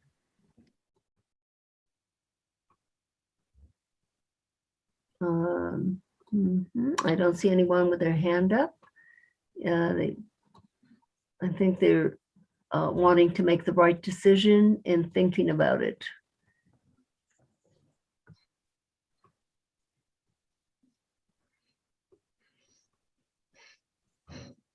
This is, luckily, the agenda is, we don't have a lot of cases, but we do have other things on the agenda. And knowing how thorough this board is, this meeting can go quite later into the night, even though the agenda is not that long.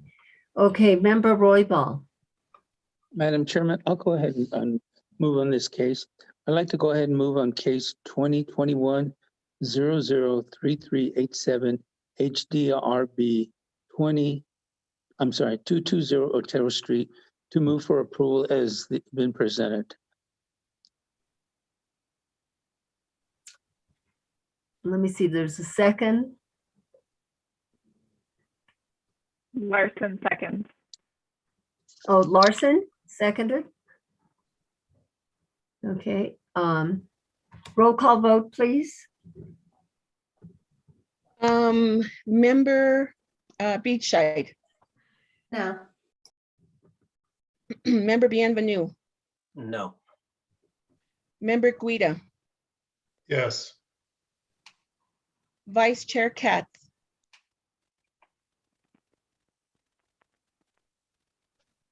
Vice Chair Katz, I was muted, I'm sorry. No. member Larson, Yes. member Roybal, Yes. Chair Rios.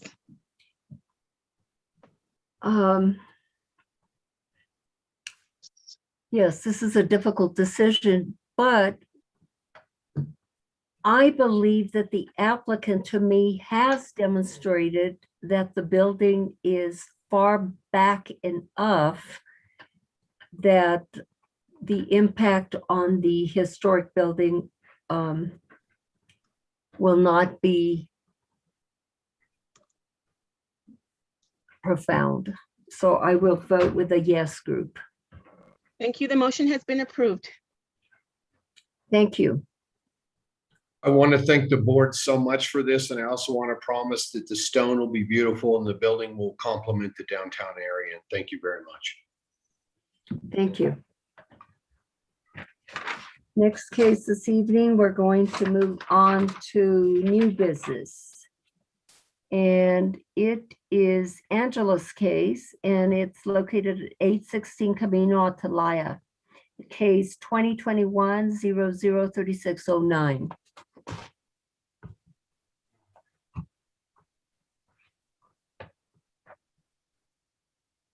Is Angela with us? Angela, you're muted. Oh, there you are. Hi, Angela. Would you present your case, please?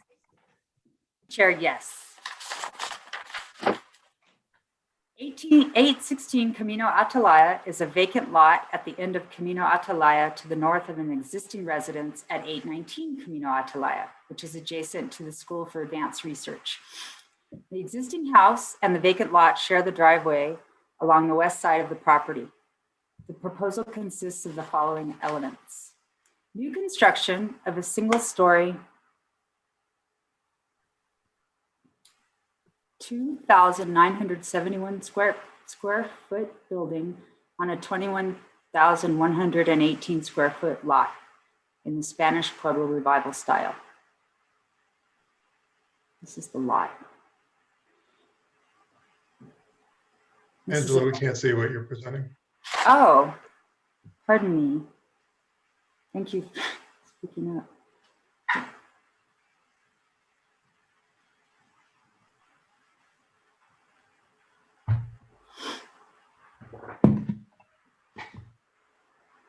Can you see it now? Yes. Okay, this is the site off of Camino Atalaya.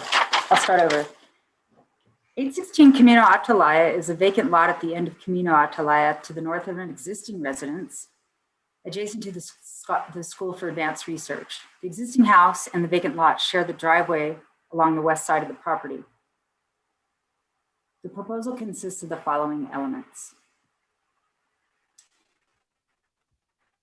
This is the topography of the site, and this is the footprint, proposed footprint.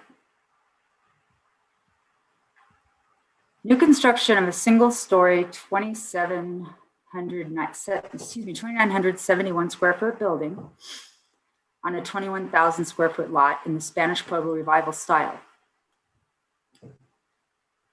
It will have rounded massing, stepped in at various levels to accommodate the site's slope, which descends to the north toward the arroyo.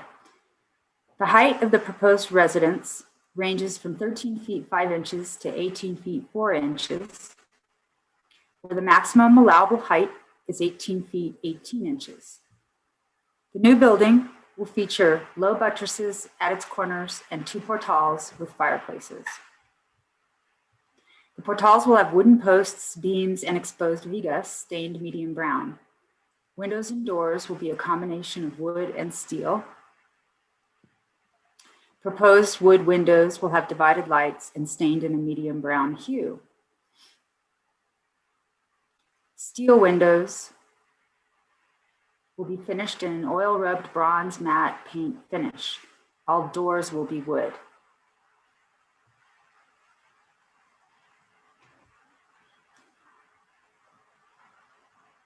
Two courtyards with low 2 feet 6 inches to 4 feet 6 inches high stuccoed walls will be at the south and west elevations.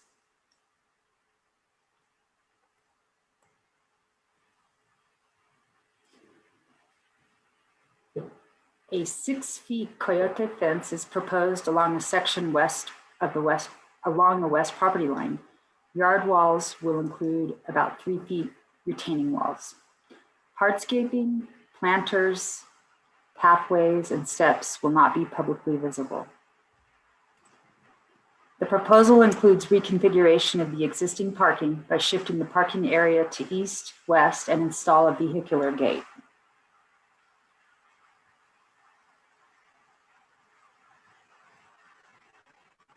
The vehicular gate will be stained wood with stuccoed pilasters and metal hardware.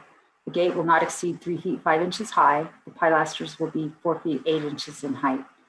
The proposed gate will be located approximately 30 feet from the street.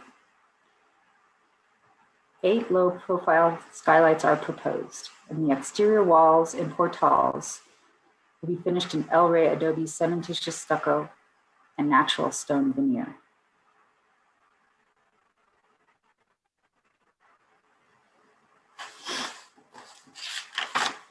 Staff recommends approval of the proposed project and finds that it complies with Section 14-5.2D General Design Standards for all historic districts and Section 14-5.2E for the downtown and east side historic district. And with that, I conclude my report and invite the applicant, Colleen Gavin, to provide augmented. Thank you, Angela. Board member. I'm sorry, go right ahead, Angela. You were finishing. Oh, I just wanted to refer to the applicant and note that she will be providing an augmented slideshow of what I've just presented. Okay, thank you. Board members, any questions at this time for Angela? It appears not, so we will hear from Colleen. Would you swear her in, Melissa? Yes, yes. Do you swear under the penalty of perjury that the testimony you're about to give is the truth, the whole truth, and nothing but the truth? I do. Thank you. Please state your name and address for the record. Yes, Colleen Gavin, 130 Grant Avenue, 87501. Thank you. Good evening, Madam Chair, board members. As you know, I'm Colleen Gavin with Jenkins Gavin, and we are here to present a new guest house casita for 816 Camino Atalaya. And so may I go ahead and share my screen? Please do.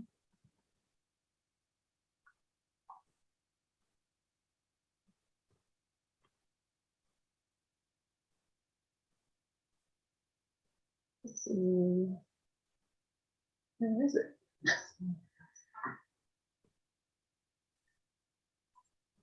There we go. Sorry about that. It was an odd image there. Okay. Okay, sorry about that. Okay, so this is just a rendering of the proposed guest house studio at 816 Camino Atalaya, as Angela described. And so I will go quickly through my slides. I think you're pretty familiar with the site based on our previous hearing for 819 Camino Atalaya that is also owned by Ray and Jill Weeks. So here you can see the aerial. Here's Camino Atalaya. This is the SCR property, the School for Advanced Research. This is their work plaza, which is their maintenance building here to the kind of southeast. This is 819 is the main residence that is on a separate legal lot of record. And then 816 is here behind, kind of to the northeast. You can see again, downtown East Side Historic District. You can see it here in relationship to the main residence here. And again, an aerial where you can see this is the shared driveway that serves both lots. 816 is a flag lot, and so you will see on the next slide, these are the legal lots of record, creating the two lots. Again, the main lot here with the main residence, and this is the casita studio with that flag configuration for the lot. And this is our proposed site plan as Angela presented. You can see here that there is the shared driveway here. This post shade section here is illustrating, we have basically a shared access and utility easement that serves both properties. And so that is indicating that here. And you can see this is the, pardon me, a very minor correction on the square footage. Our actual total footprint is 2,920 square feet.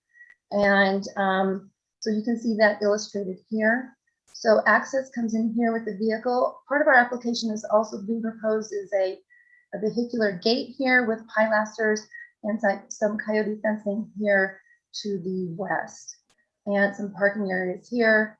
And then you can see here some step down access to the entry front courtyard, and you come into the building here. This property, as you can see from the terrain on the site plan, it slopes down towards that northeast here. There's an existing arroyo that runs from SAR's property onto ours.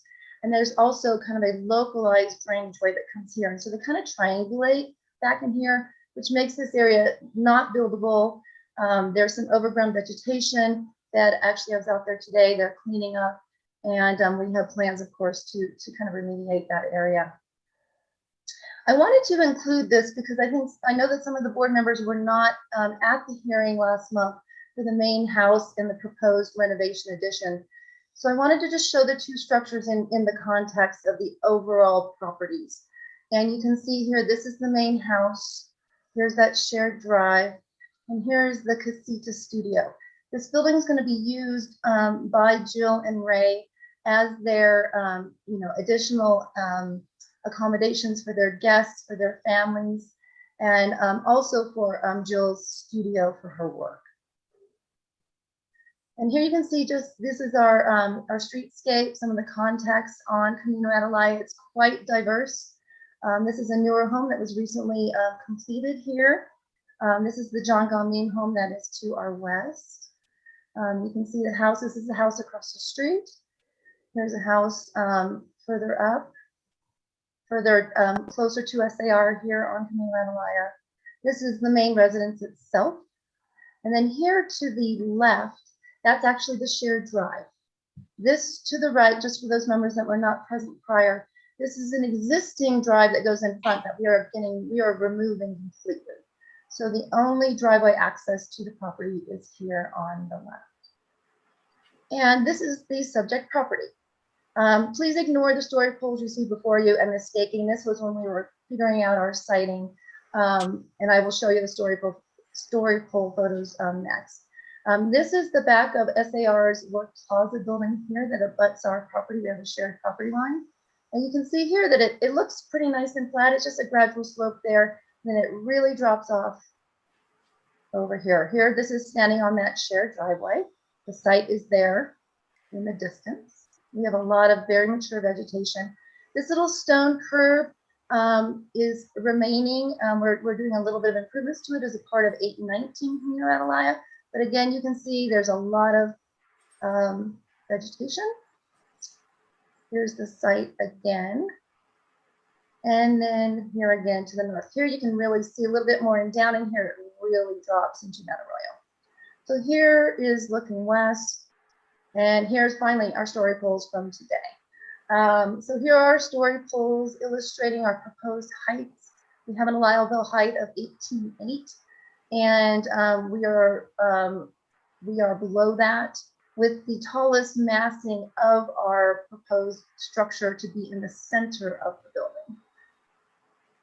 And again, you can see it's hard to see them, but this was, I was stepping back just on the other side of that little stone wall. Okay, so here is our proposed floor plan. You can see here, so imagine you're coming in from that shared drive, you parked your car, you walked. There is no garage proposed with this structure, by the way. You come into your entry portal, you have a living room, open kitchen. You step down, again, we're trying to work with the topography here and the grades as you move north. There's a bedroom, associated bathroom. Come over here, an additional bedroom, associated bathroom here. And then this is that studio space for Jill. And then we have a lovely portal here off to the north with a lovely view of the mountains here. And then a larger window here of the studio that gets the sun and moon and Atalaya, kind of that view there. It just misses the view of the work closet building at SPR. That's just the roof plan, very exciting. All of our skylights are screened by our parapets. There will be nothing on the roof that will be visible. Okay, here are our elevations. And you can see here that this is the entry portal, as I just showed you on the floor plan, with a sweet little fireplace here, Kiva fireplace coming in. You can see that we use the windows here are all being proposed as wood windows with a divided light. As you can see, all of the finishes being proposed match what is being done at the main house, as Angela described in her report. And you can see that this kind of on the east side, I call it kind of plan east, of the studio is in a stone veneer, again matching the stone that was approved at 819. Here's the west elevation, and you can see again the divided lights, the massing. This here, you see here is our tallest mass, and again, it's kind of in the central part of the site. As the site slopes down, we wanted to be very sensitive to that and use the smaller massing again, and those are the bedrooms, so a more quaint, intimate spaces. Here you can see the elevations with our yard walls. Basically, because of the topography and the grade change, we're using walls for retaining. and to make a more graceful kind of outdoor space around. You can see here, this coyote fence is on our west property line, and that's very strategically placed just for some screening of some of the things in the neighboring property, just to kind of create some privacy on our end and to screen some views. We are not proposing to do this coyote fencing along the entire length of the west property line. And then here you can see the north elevation, and again you can see here, you can see obviously the train here. This is the small portal coming off of the studio, another outdoor fireplace. And that's that stone element that was there to plan east towards SAR. And then here's that east elevation, again, the stone element. And this is our Jill's large, lovely window looking out to the view from her very special space. And again, these two elevations with our yard walls. On that north, we're using the stone yet again. This area is retaining to create what we call kind of our main courtyard there on the east for the site plan. And then you can see here, actually, the walls that kind of go back here, which is here, if you can see my cursor, the wall is not visible at all from the neighboring property, or even if you're standing outside of that. The walls are, again, as I mentioned, are all being used internal to that courtyard to create that usable space.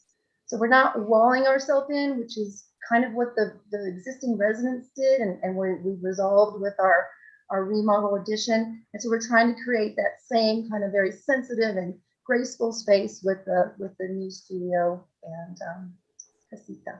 These are just some enlargements of our doors and windows and wood elements, and this is the proposed vehicular gate at that driveway. So with that, I'm happy to stand for any questions. Thank you for your presentation, Colleen. Did I understand you correctly? There is one room that is going to be veneer. There is. You talk about stone veneer? Right. Okay. Madam Chair, board members, let me show you. Here's our floor plan. So you can see this is the studio in here. And see these walls here those are the walls that will have stone veneer on it. So if you look at the elevation, there's our south elevation facing the street, if we could see the street. That's the entry, and then that is that south wall of the room that I just showed you. And then here you can see the east wall of that room and then the north wall. So on that end, on that east side, there's kind of this little stone cap that's kind of the end piece of the studio space. And what is the thinking behind that? The thinking behind that is that the main house, as you recall, had a lot of stone throughout it. It had stone at the entry to the mud room. It had stone on the main library space where we had a very large volume. And Jill and Ray really love using different materials and kind of trying to break things up. So as you can see with the massing, we have elements like the buttresses. We put buttresses, the existing main house had buttresses that weren't very well articulated. And so we are reworking those. And then with the Casita Studio, we wanted to add those, again, to break up the walls, add some interest. And so the idea with the studio is to have this sense of solidness and just have a more natural material. We're very close to that arroyo. There's a lot of natural occurring stone in that arroyo, lots of loose rocks. And it just kind of felt that back lot feels so much more intimate, like you're almost in a little wooded area. And so obviously this building has a much lower profile from that south elevation, looking at it from the main residence. And it just felt kind of nice to put in use another material, as opposed to everything being stucco. And Colleen, could you describe the rock that you are proposing to use? Yes, it matches, basically it's gonna look like this. It matches the rock that we got approved on the main house. And I thought I had images, I apologize. Is that more So- like a river rock? It's like a river. Let me, if you may, let me pull up a, 1 second, I can't get to my, there we go.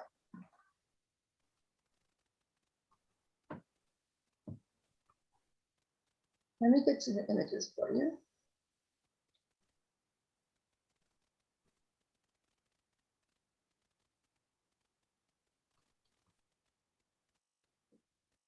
No, that's not it. Sorry.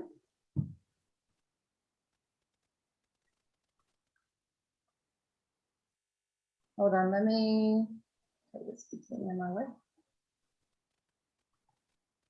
A moment, apologize.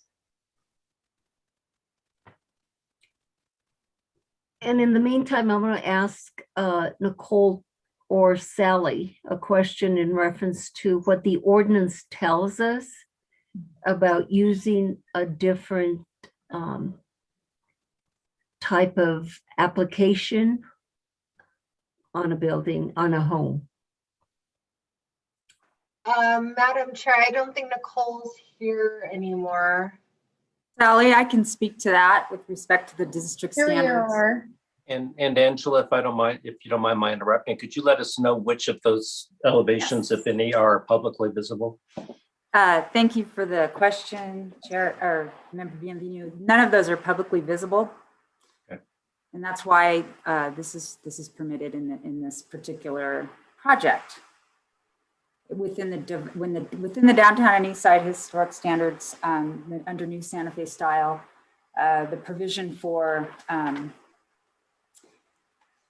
providing for no less than 80% to be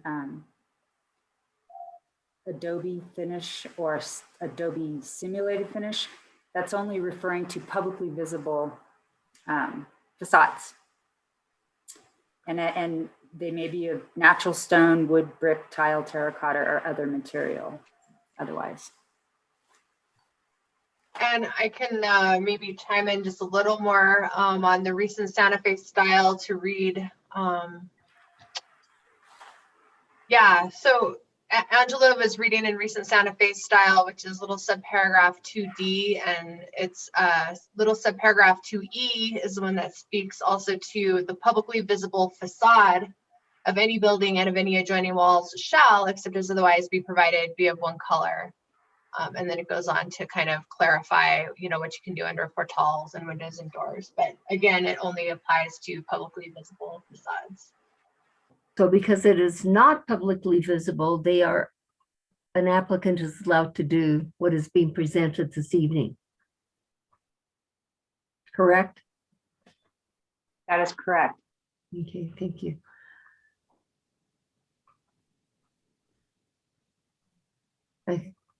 Any other questions or comments at this time?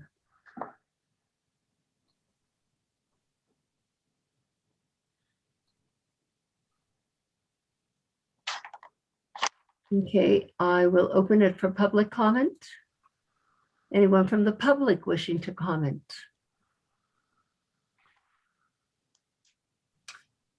We have Stephanie Beninato. She's already been sworn in. Yes, Stephanie? Hi, good evening. My only comment really is about the gate itself, which seems, I wish that it was more open, like the gate that was being shown at a neighbor's gate. It just seems too big, and again, with some openings, I think it would look a lot better. Thank you. Yeah, but that gate, the reason I didn't comment in reference to it being open is because it's very short. Actually, it's 3 feet 5 inches, correct?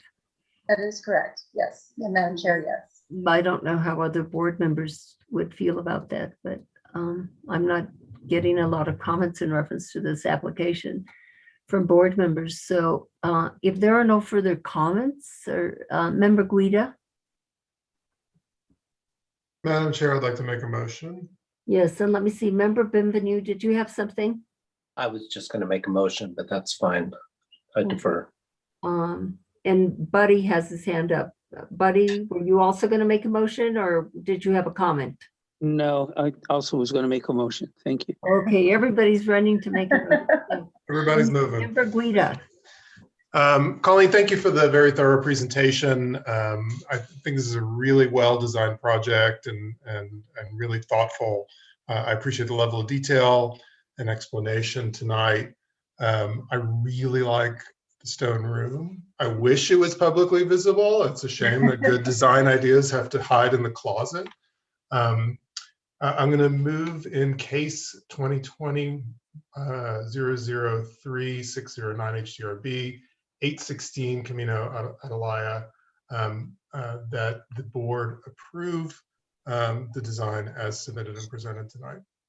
Buddy will second that. Roll call vote, please. Member Beachside, Yes. Member Bienvenue, Yes.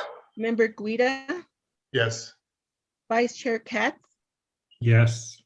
Member Larson, Yes. Member Royball. Yes. The motion has been approved. Well, thank you very much, and thank you, Colleen. It is a very nice project. Thank you very much.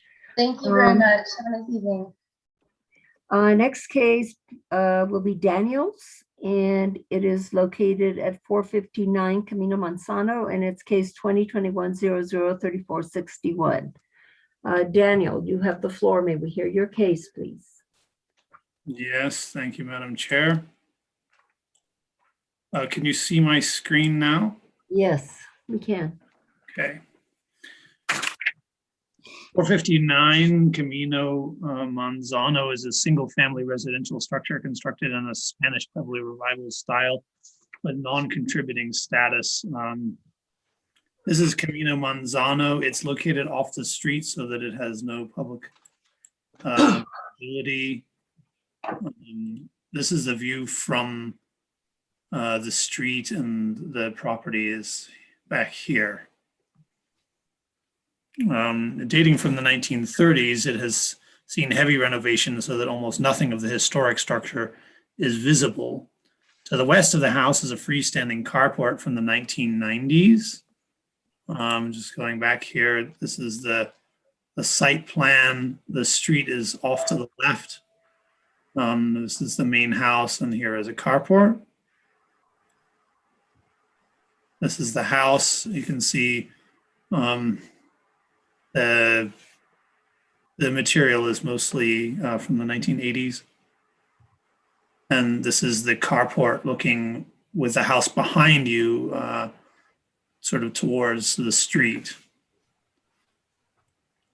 This is the carport coming from the street. Here is the carport, and here is the house.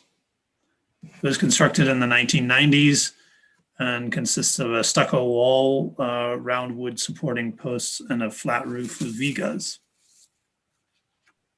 The applicant now proposes 3 items. Number 1 is to demolish the carport. Here I've numbered the items. Number 1, demolish the existing carport and construct a 565 square foot garage to a height of 13 feet. The maximum allowable height is 14 feet, 8 inches. Here's the existing carport. These doors are at the rear. There's a kind of closet at the back of the carport, and those are the doors that you're seeing here.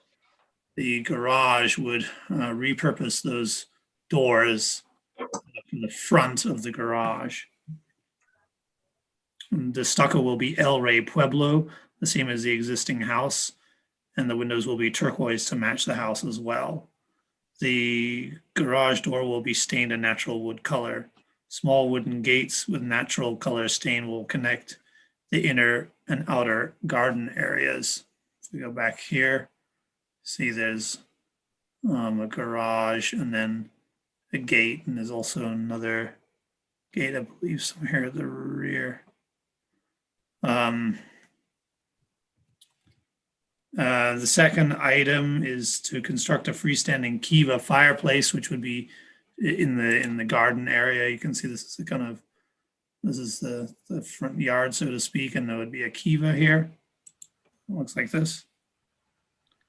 And item 3 is to construct a new front gate of wood colored turquoise to match the house doors, and this with a stucco frame here. Looking from the side, this is the front of the garage. This is the garage. This would be a new gate, and this is the gate that's item 3. It's a larger structure with this turquoise color. And these are the 2 other colors that are proposed for the project. Staff recommends that the demolition standards have been met. I haven't read those, but they are in the packet.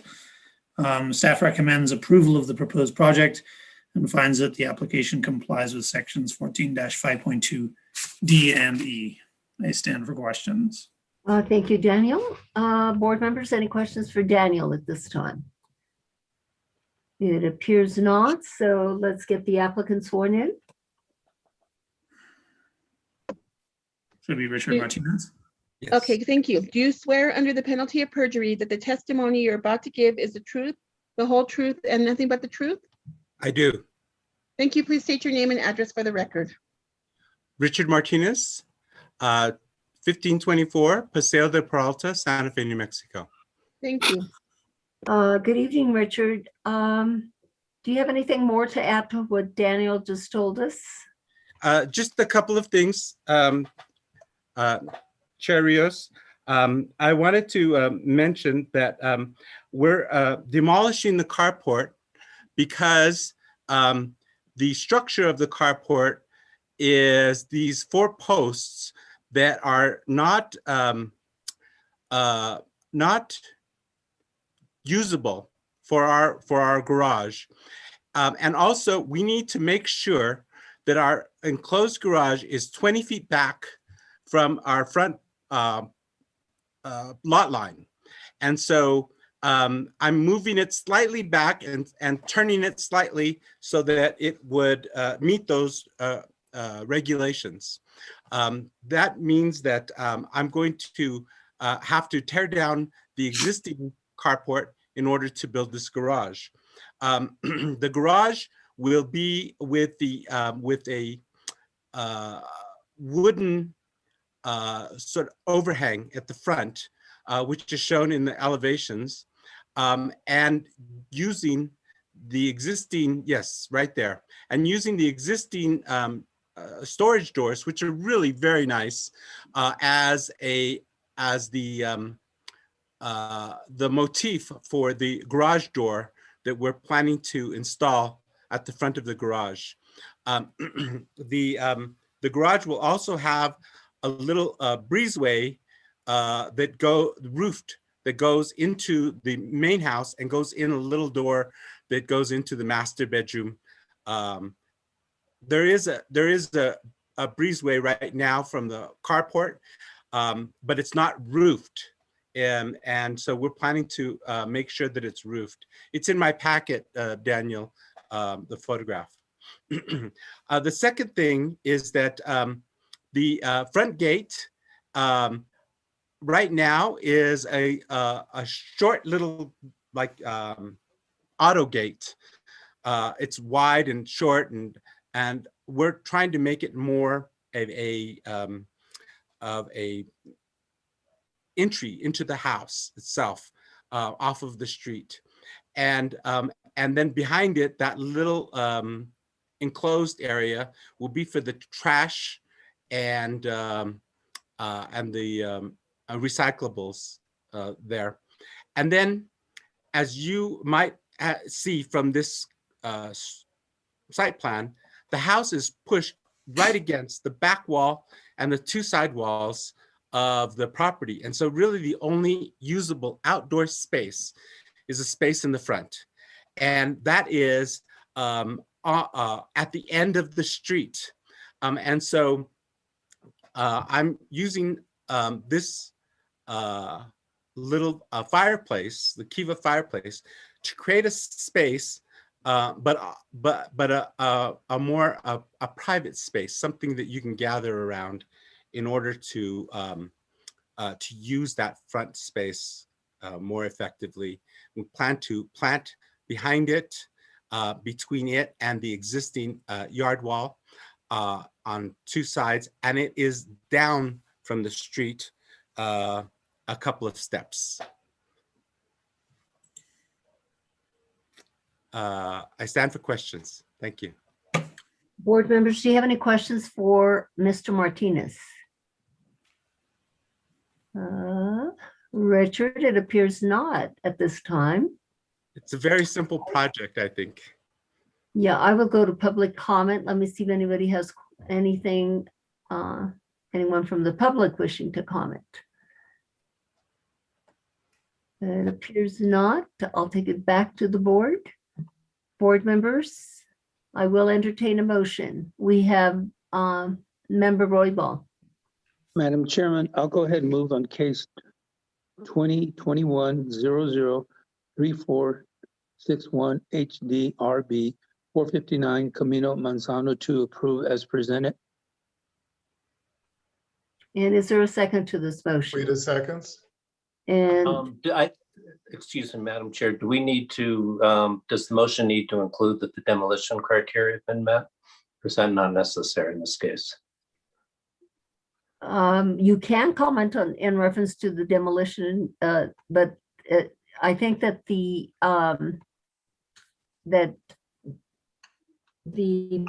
person from the city staff recommended demolition. So I think that I think it covers them in the motion. Sally, do you agree with me? Madam Chair, Member Bienvenue, I found the motion sufficiently clear to capture it myself, but if you're more comfortable adding that as a explicit finding, I think that's fine too. I'll happily add to my second the note that the demolition criteria have been met. Okay, thank you. Roll call vote, please. Member Beachside, Yes. Member Bienvenue, Yes. Member Guida, Yes. Vice Chair Katz, Yes. Member Larson, Yes. Member Roybal. Yes. The motion has been approved. Okay, thank you, and thank you, Richard. Thank you very much. The last case this evening is located at 84 East San Francisco, and it's case 2021-003611. Angela, this is your case. May we hear your report, please?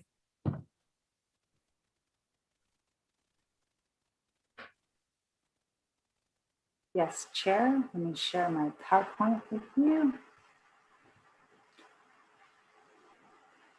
This case is for 84 East San Francisco, which is non-contributing in the downtown and East Side Historic District.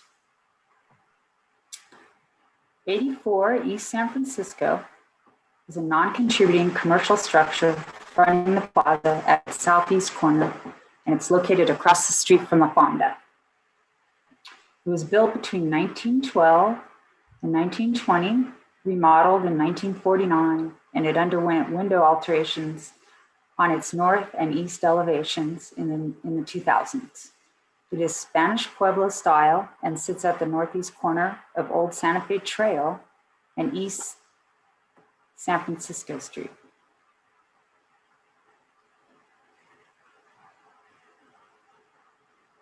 It has plate glass windows with undivided lights.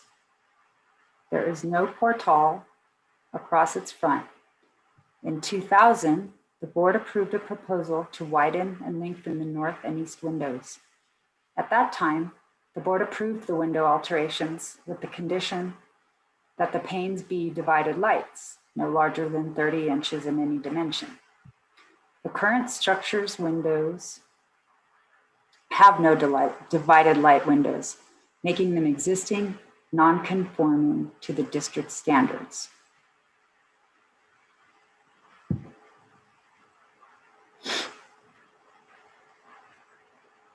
This is the floor plan showing the corner store, or the store is on the corner.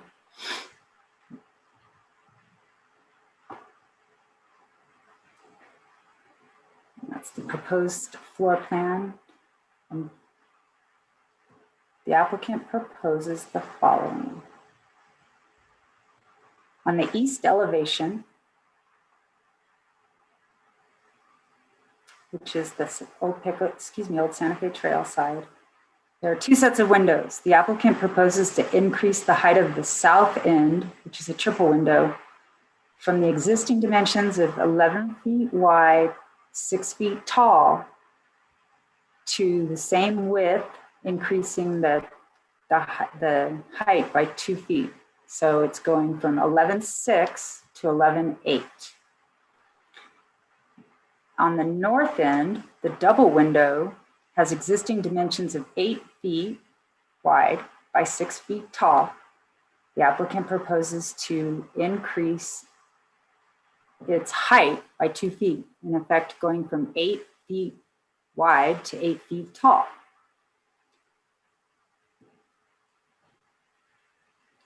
This is the existing north elevation. Whoops, yeah, which is the storefront. And there's, I call it the outer north elevation. And there's an inner north elevation, which is the vestibule for the entry. The outer north elevation has an east end window, which is 4 feet 6 inches wide by 6 feet 6 inches tall. And the applicant proposes to replace the window with a 4 feet wide, 8 feet tall window in that location. On the west end of that north facade, the existing window is 4 feet 6 inches wide, 6 feet 6 inches tall, and the applicant proposes to increase its width to 5 feet 6 inches wide and 8 feet tall. Within the north elevation is the inner vestibule, which includes the front door, which is currently a glass door.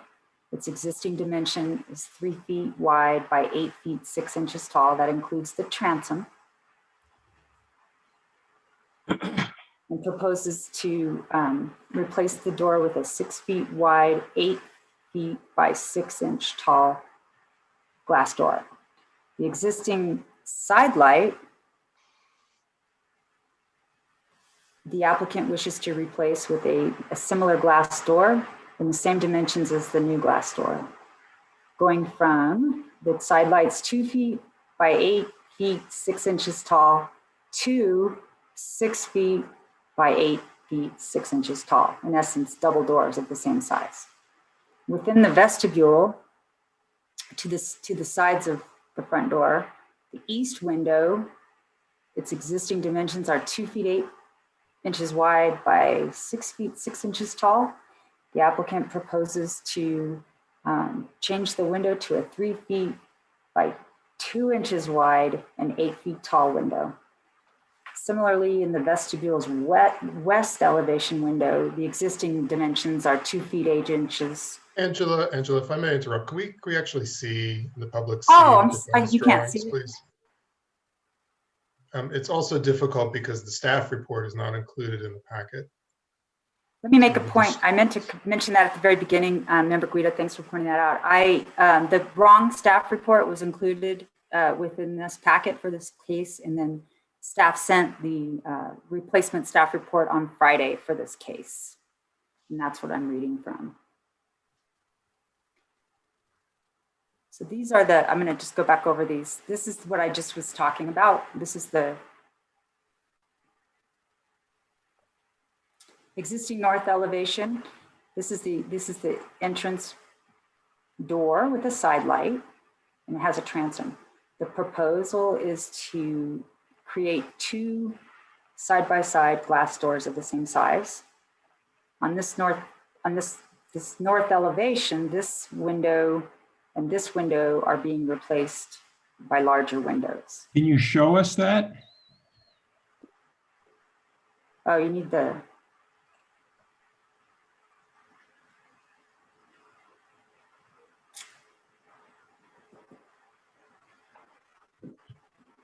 Okay, this is the existing floor plan. This is the north facade. This is the east facade. This is the entrance, the vestibule of the north elevation. These are the entry doors. Current is a door with a side light. And it has 2 windows flanking it. And the proposal is to change the entry door and side light to 2 entry glass doors and change the 2 windows flanking the vestibule, enlarging those windows by the dimensions I stated, and the interior elevations of the vestibule. This is the east facade window, and this is the west facade window. Those windows will increase in size as I stated. So we're going from the existing condition, and I'll talk about this east elevation next. That's the triple window on the south end, and this is the double window on the north end. The applicant is proposing to change the double window, basically drop the window lengths, the sills, 2 feet lower than they are existing. Angela, it would be helpful if you showed us an elevation, not the plan. Okay, I wanted to speak from the floor plan too. Yeah, So- we really should have existing and proposed on the same page.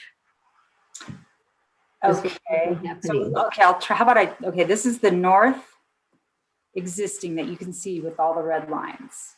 Can you make that out? Yes. This is the proposed of the north elevation. Okay. So it goes from, Okay, this is better. Now we can see what's happening. so this is the proposed. You'll note that there are awnings on this side, on the east side. So that's the existing north elevation, and this is the proposed north elevation. So moving to the east elevation, this is the existing elevation. This is the plaza out here. This is the entrance in here. Has 2 windows on this east elevation, a double window and a triple window. The applicant proposes to drop the sills 2 feet closer to the sidewalk. So the proposal is like that.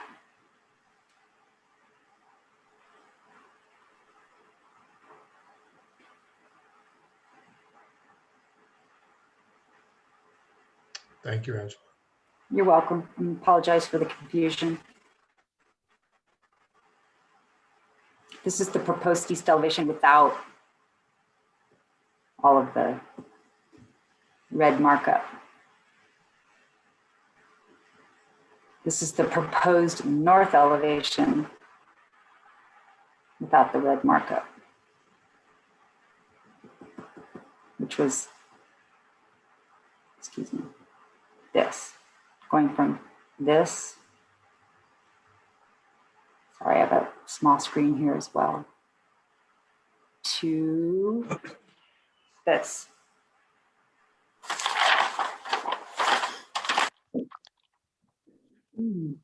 The applicant also requests to replace the awnings on the east elevation in kind without alteration to color, sizes, or locations.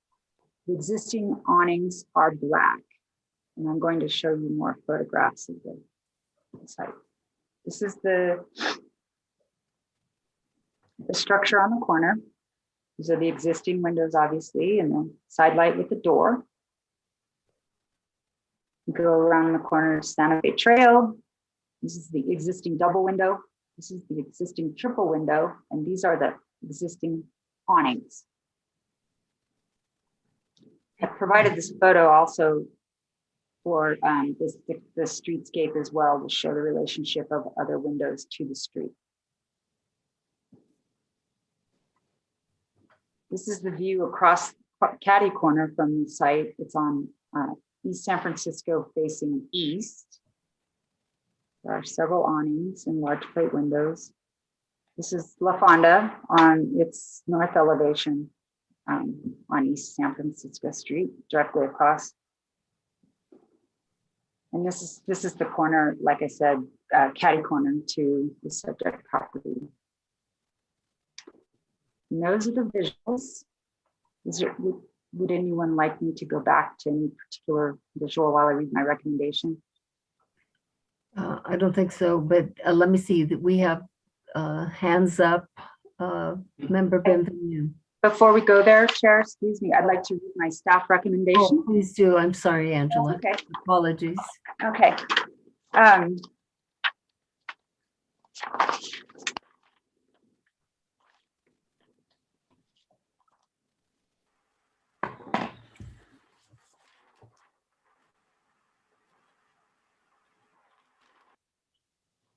The applicant requests an exception to section 14-5.2E, capital E, number 1, little c, solid wall space is always greater in any facade than window and door space combined. Single panes of glass larger than 30 inches in any dimension are not permissible except as otherwise provided in this section. The applicant has provided those exception criteria responses, as has staff, and that is in your staff report. Staff does not find that the exception criteria have been met and does not recommend approval of the application as it does not comply with section 14-5.2D, general design standards for all H districts, and section 14-5.2D, the downtown and East Side historic districts. That concludes my report, and I stand for questions. Okay, thank you. I see 3 board members have their hands up. Member Benvenu, I'll start with you. Thank you, Madam Chair. A point of clarification, first of all, Angela, I'm not clear what happened in 2000. I understand that there was an application and an approval with conditions, but I'm not clear, did that work never happen, or did the work happen and that's what we're seeing now, except that the divided lights were not included? Member Bienvenu, the divided night lights were never installed. I understand that, but were the windows changed in 2000? Yes. But okay, so they didn't come, and did the city staff go and approve this? Because it was clearly not consistent with the board action, it sounds like. Staff doesn't know the answer to that. Clearly it's there's no record. There's no record. Okay, so there's never a record when the inspector goes out to make sure that it actually conformed with the applicant approval? That is the practice, and what takes place is then the inspection is passed, and then they can proceed. And do we know whether it passed? We don't know what happened there. Okay. All right, so it's both non-conforming under the terms of the ordinance, and in addition, it doesn't conform to the approval that was granted in 2000 for this work by the board, it sounds like. So it's twice over non-conforming. So my other question is, there seems to be a disagreement between the applicant and staff about the surrounding buildings. Because I think they were the ones that put in a lot of photographs of other similar large plate glass windows around the plaza.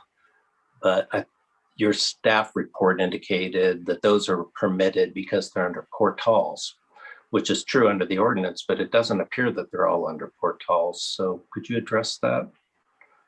I'd be happy to. Yes, the applicant provided photographs that are in your packet, your paper, your video packet, electronic packet of surrounding windows in that streetscape, some of which have large plate glass windows and some of which are under portals, and many are under awnings. That said, this particular case is about this particular structure and the code as it applies to this structure. Right, that makes sense to me. But do we know whether the examples submitted by the applicant for large plate glass windows in the vicinity that are not under portals, do we know whether they were permitted before or after the ordinance was passed in 1957? No, board member Bienvenu.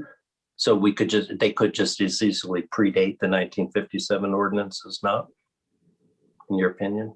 It's possible, but I I don't have a definitive answer to that based on the records I have for this case. Okay, thank you. Mhm. Member Beachside.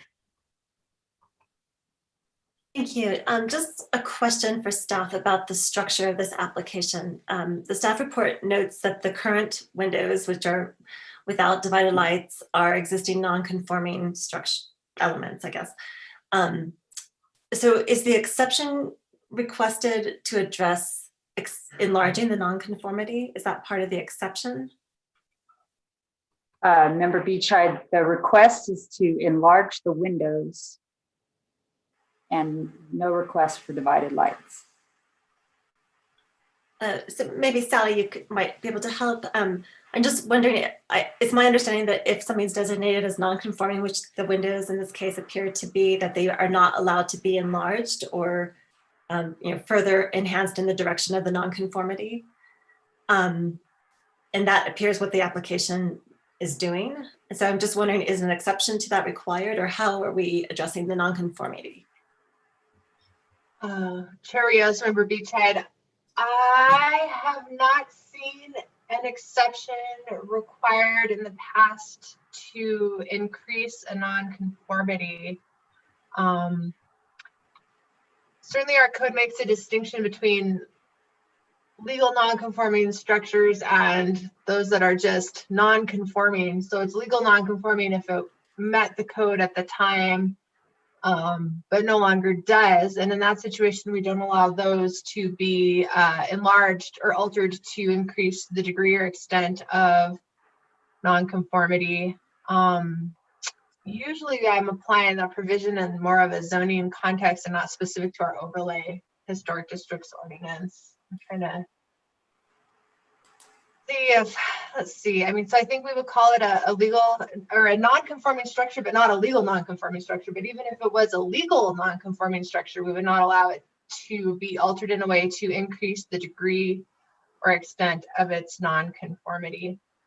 And the variance provisions that we apply for underlying zoning are a little more specific about their applicability, I think, than maybe our exception provisions. The variance criteria, I don't think we typically apply those to allow an increase in nonconformity either, but perhaps they might. So it's kind of an inconclusive answer. I've not seen an exception required to increase the nonconformity in the past, and I'm not sure that would be an appropriate use of an exception. Okay. So just to be clear, it sounds like the exception that's requested just kind of covers the fact that there's already a non-conforming characteristic. I would say yes. I think, the ordinance does specifically say that staff requires what staff determines which exceptions are required. Here, staff identified that little paragraph C with regard to both the window to wall ratio and the width of single panes of glass. Okay, thank you for that. Appreciate it. Member Katz. Thank you. I'm a little confused by Sally's answer. When, Sally, you say that a variance is not appropriate here, are you saying that, I mean, this is clearly not legally non-conforming. They were told what they could do and they didn't do it. Obviously, I don't know that it's the owner now, but whatever.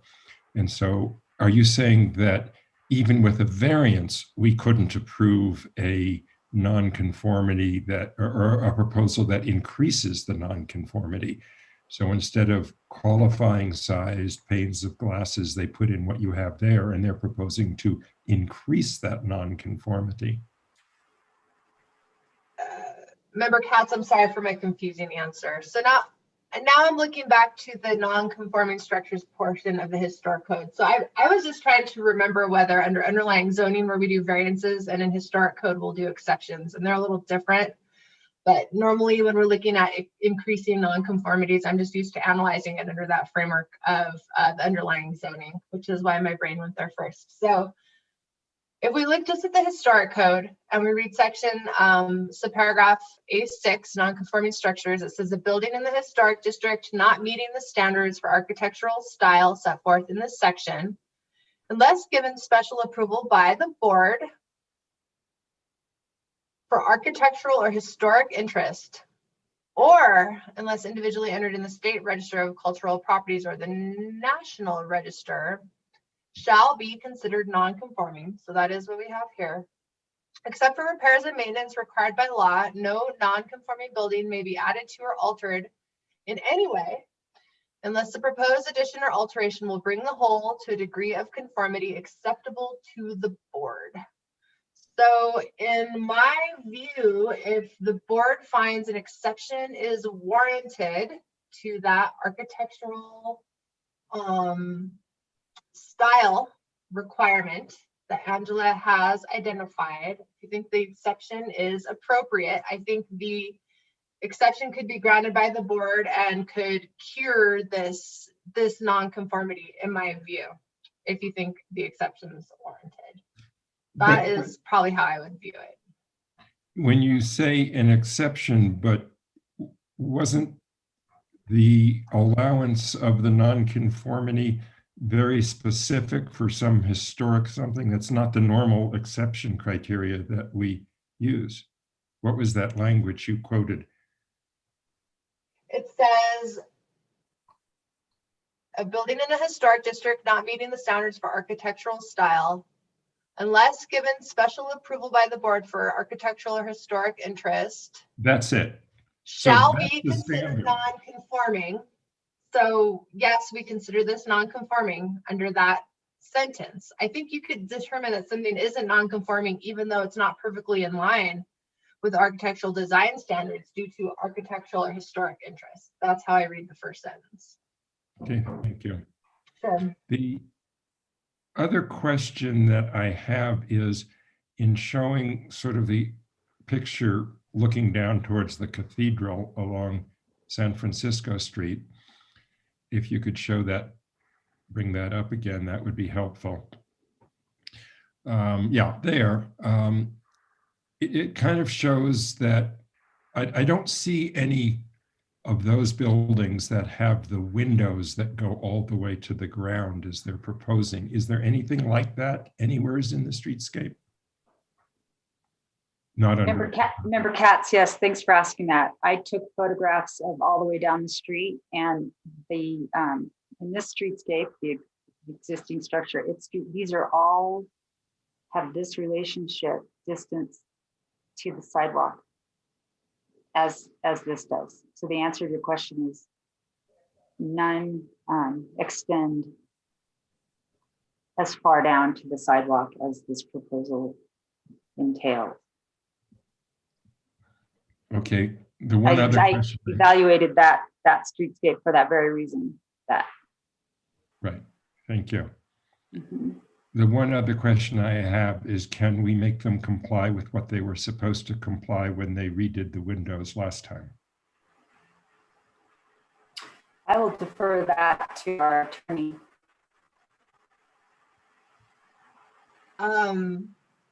Member Katz, members of the board, I think that you could probably require that.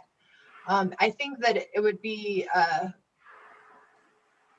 don't know, I would probably view it as a request that the land use department pursue sort of code enforcement of the prior board action. I'm not sure there's any kind of independent enforcement power for the board in this situation, but I think that the land use department could arguably bring forth some sort of code enforcement actions. Thank you. So That's all. Sally, in reference to Member Katz's question, you're really saying the enforcement division could do that, but the board, not really? Madam Chair, I'm going to look back to the enforcement article of the land use code. I don't recall ever seeing anything in our code that sort of gives the the board more of an enforcement power. I mean, I think it could be certainly grounds to require the same action again in this case, or before you have the new proposal. I think it's appropriate to potentially deny applications for other changes, given that that previous approval has not been met. But in terms of sort of other enforcement actions, requiring them to make the update now, I'm not sure. I don't see anything, and I don't remember anything that gives the board that type of sort of directory authority in that way. Yeah. And just as an aside, I can't recall, unless somebody brings it to my attention, any downtown businesses that have divided light windows. They all have big panels, whether they're under a portal, under an awning, or what do you think, Angela? Do you agree with me? Chair Rios, I actually had analyzed that as well. There are divided light windows, and the applicant in your packet. There are photographs divided light windows? There are some. It varies. There's no hard and fast rule. But since you asked the question, and I'm analyzing this property, not the up and down of the whole like streetscapes and all those cases, but there are windows with divided lights along those different streetscapes. So Old Santa Fe Trail in particular, and it's in your packet. The applicant photographed pictures of the stores right across the street from this, to the east of this, that are at La Fonda's floor level. Yeah, I know La Fonda Hotel would have divided lights. I would They have imagine. some, and they have some large plate glass as well. Okay. Thank you. Member Right. Roybal. Madam Chairman, I was just going to bring up that same subject you brought up about, I walked the plaza down and most of those windows are large without divided lights. The other concern I have is, as far as enforcement, I don't know if these are the original owners and if an enforcement can be enforced in somebody that was not the owners at the time of 20 years ago. So that is a big question. Can something like this be enforced to a new owner from 20 years ago? It doesn't quite make sense to me. And also, I cannot hardly see divided lights on large plate glass windows in the downtown area. Thank you. Thank you. Okay, it appears that we have no more questions from board members. Let's swear in the applicant.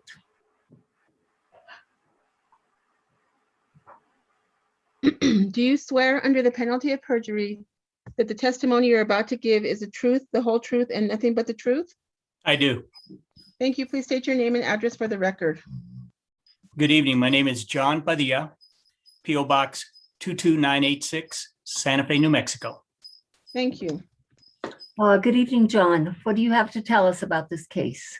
Good evening, Madam Chair, and thank you. I'd like to express my gratitude to Angela and Nicole for their work on this project.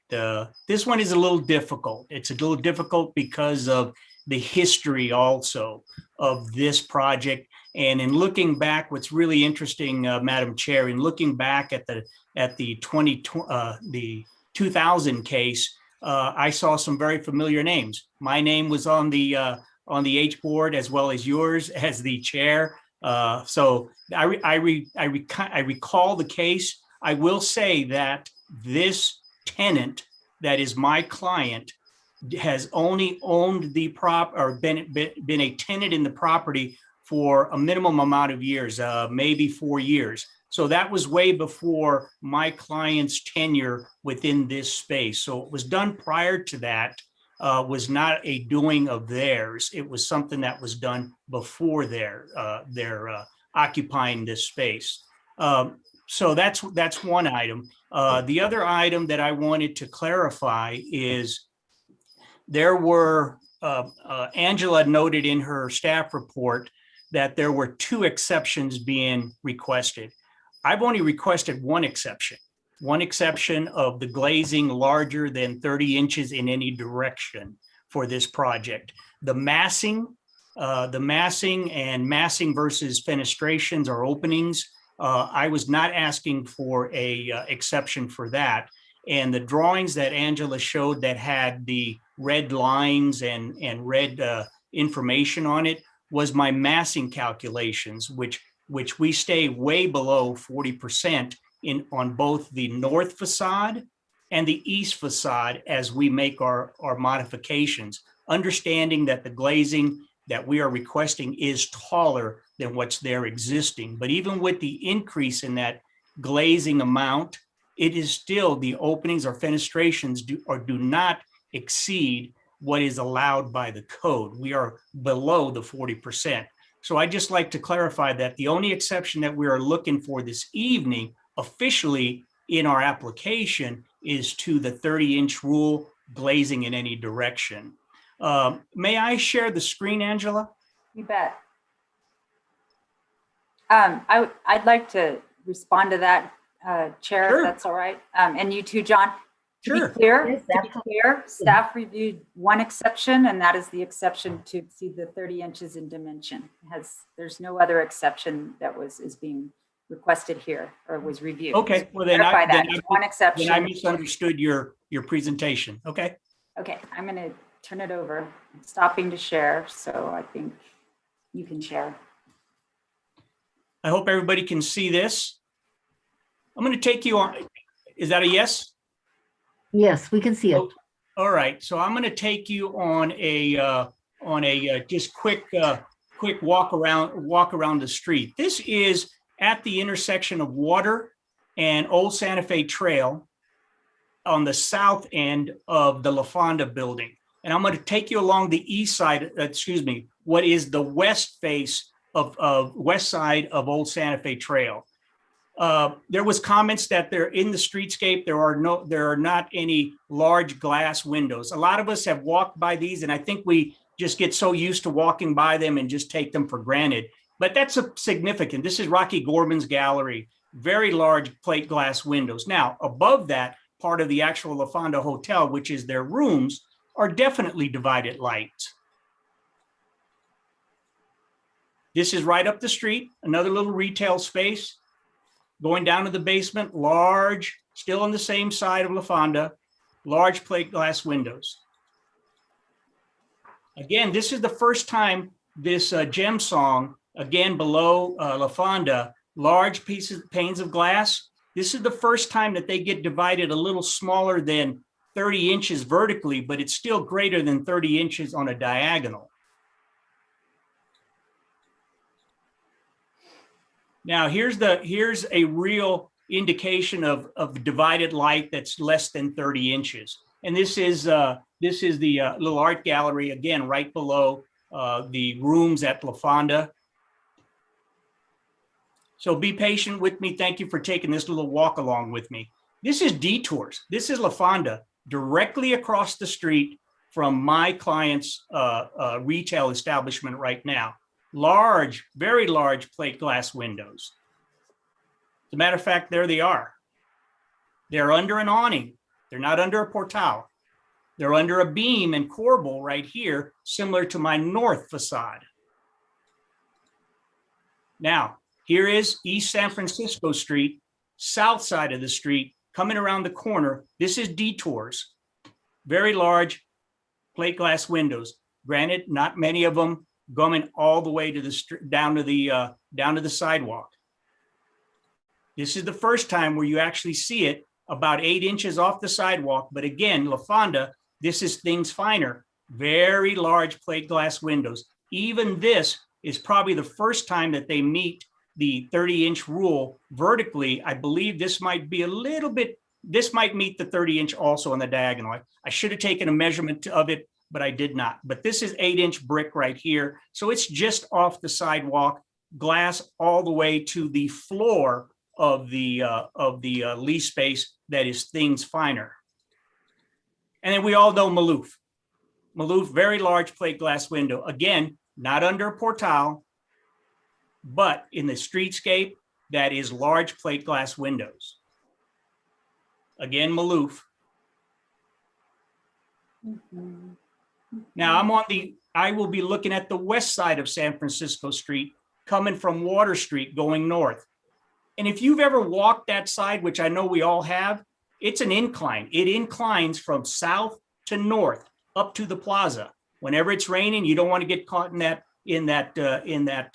water as it comes down the curb along this side here. Very large plate glass window, very large glass. This is 118 Old Santa Fe Trail. Here's Silver Coyote. Now I know Angela said that nothing ever comes to the floor or to the sidewalk. Well, because of the existing slope that exists on Old Santa Fe Trail, you couldn't get to here because this is the floor elevation. 1 riser, 2 riser, 3 riser, 4 risers. If each of these was 6 inches tall, that's a 2-foot difference.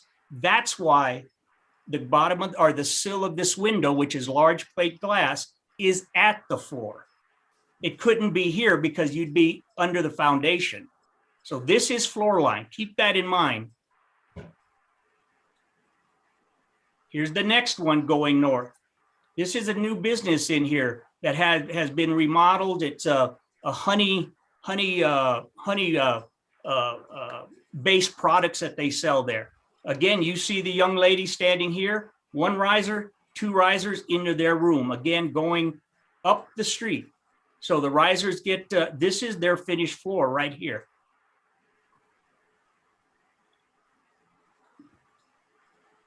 This is Graciela's of Santa Fe. Again, very large steps coming into their finished floor right here. So to say that glazing does not go to the floor along this streetscape, I feel is incorrect because it does go to the floor. Yes, it's above the sidewalk along Old Santa Fe Trail because you can't get to the sidewalk. So it is to the floor. And I know that's greater than 30 inches, both diagonally and vertically and horizontally. Now I'm going to take you again, streetscape, and I've never referenced that our project is under a portal. I've never tried to qualify our application by saying it is under a portal. Therefore, we can be bigger or larger than 30 inches. This is up the street. This is Haagen-Dazs, right at Lincoln and East San Francisco. Very large plate glass. Yippee-I-O, very large plate glass. Here is one that is about 8 inches. This is the gallery right on the corner of Don Gaspar. Very large plate glass window. And then we're all familiar with Ortega's. Very large plate glass windows. So to say that it doesn't exist large plate glass windows in the streetscape, East San Francisco or Old Santa Fe Trail, I feel is not correct. The idea of our massing, I was very careful in the fact that the area, the glazing, I've got the existing glazing along the east elevation of my project is 14% fenestration to mass. The north facade is 28% openings to mass.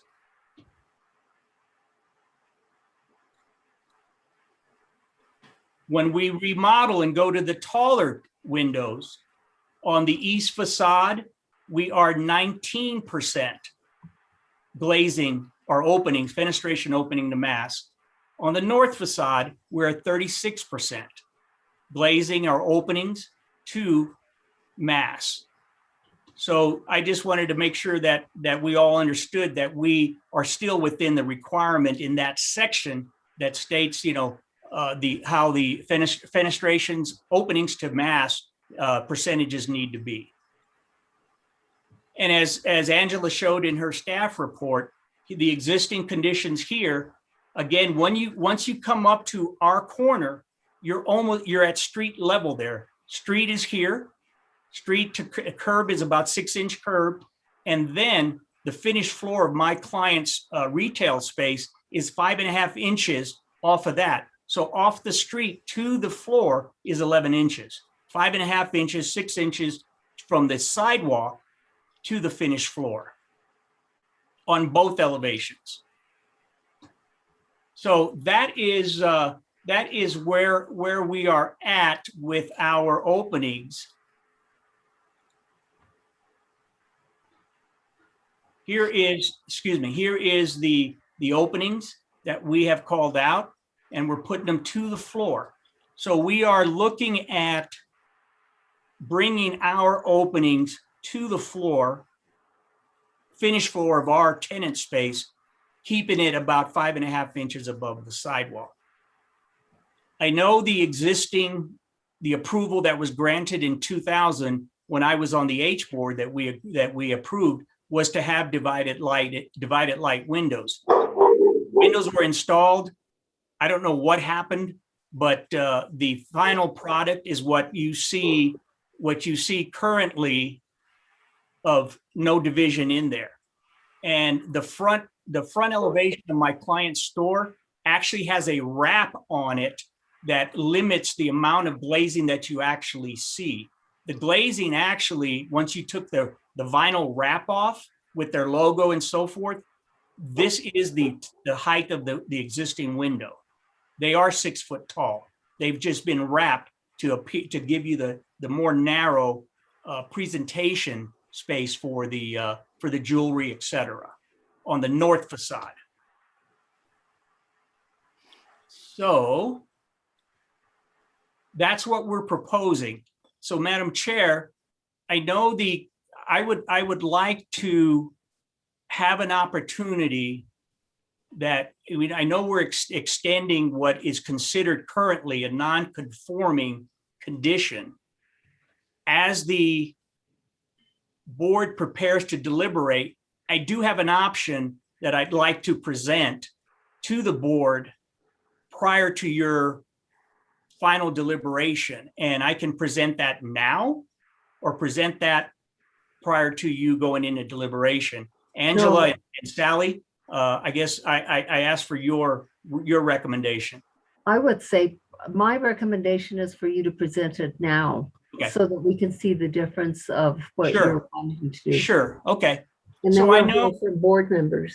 okay, so thank you, Madam Chair. And in due respect, members of the board, I know there's a concern about follow through. Having been a former board member, it was always in the back of our mind, who does follow through? Who does make sure that what we approved is actually done? We make a decision and we leave it to city staff to execute the building permitting and so forth. Inspections happen, and we hope that in the inspection process that compliance with the approval is carried out. So one of the things in discussion with my client in reference to being denied or being tabled this evening, we would like to offer the opportunity, and I'm going to zoom in on this. Nobody else on our streetscape has done this. We're offering the ability to provide divided lights, not only in our windows, but in our doors that do get areas greater than 30 inches if we left them undivided, but to come in and do divided lights so that we do not exceed the 30-inch dimension in our final solution. So I would respectfully ask that the board, in their deliberation, take this in consideration as a possible condition of approval, that divided lights be a option for granting an approval of this case this evening. Thank you, Madam Chair. Okay, thank you. Member Katz has had his hand up for quite a while. Member Katz, you have the floor. And if you can unmute. I was just wondering whether Mr. Padilla or perhaps staff has looked into if the current owner of the property is the same as the owner 20 years ago. I believe Mr. Padilla said no, but. No, he was talking about the tenant, not the owner of the building. Okay. Can you answer that, Angela? Yeah, thank you for the question. I can't determine that it's not the same owner. You didn't look at the records, the owner, I looked at it. John Padilla. The applicant was the one you have on the list, Michael Suleiman. Mark Suleiman? Mark Mark, Suleiman excuse me. is my client. He's a tenant. Right, I'm talking That's about. right. He's the The tenant. owner, I do not know for sure, but I do not believe that the owner has changed, Member Katz, since that case. Okay, thank you. I appreciate that. Mhm. Okay, You're and you welcome. can't confirm that, John? Madam Chair, as we all know, a number of the downtown structures, the tenants that are in there are not owners of the structures. No, but the yeah. question was, do you happen to know if? I do 20 not. year- The same, you don't know the answer to that? I do not know. I've only worked with my client, which is Mark Suleiman. Okay, thank you. Thank you. Board members, do you have any questions or comments? And now in reference to the applicant indicating that he would be willing to do divided lights? Let me see if anybody has questions or comments in reference to this. Member Benvenue. Thank you, Madam Chair. I guess I'm just trying to get clarification on that last colloquy. The application says it's submitted on behalf by you, Mr. Padilla, on behalf of the owner and tenant. But you don't know who the owner is? Oh, John, you're muted. muted. Thank you. Madam Chair, Member Bienvenue, I have only been introduced and worked with the current tenant of Kenny's on the Plaza, Mark Suleiman. That's my only contact. Okay. And now I would direct the question to staff or the city attorney. Is it permissible for a tenant to be the sole applicant for a project like this without the owner's involvement? Member Benvenue, members of the board, I am looking at the general provisions in our land use code. It's 14-3.1, which would apply to an H board application. It says authority to file applications unless otherwise specified in chapter 14. Applications for review and approval under chapter 14 may be filed by A, the owner of the property that is the subject of the application, B, the owner's authorized agent with written authorization, C, a land use board, or D, the land use director. So I think typically in a landlord-tenant situation, my understanding is that we have asked for written authorization from the owner to the tenant. And then the tenant could also designate, an architect or another agent like Mr. Padilla. So I think normally we do require to go up the chain, but there might be something else in here that I'm not aware of somewhere. If I can comment, I just know from practice that our application form includes a space for the owner to sign an affidavit allowing a representative to act on that person's behalf. It specifically says the owner in the application form. Okay, well, thank you. I mean, it just seems to me, without even reading the ordinance, that there needs to be an owner at least consenting to having this done on their behalf. It would be very strange, I think, for an applicant or a tenant to be able to come before the board and request for permission without the approval of the owner of the property.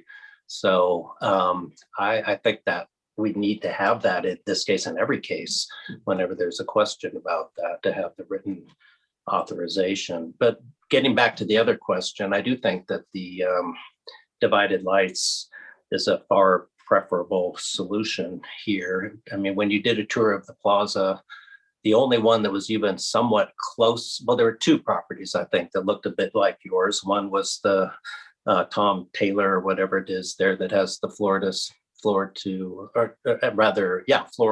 sidewalk to lintel windows, but they were large divided lights. And then you have Don Gaspar, the corner of Don Gaspar and San Francisco, which to me is a unique property. I don't think that's really applicable. It's true they go to the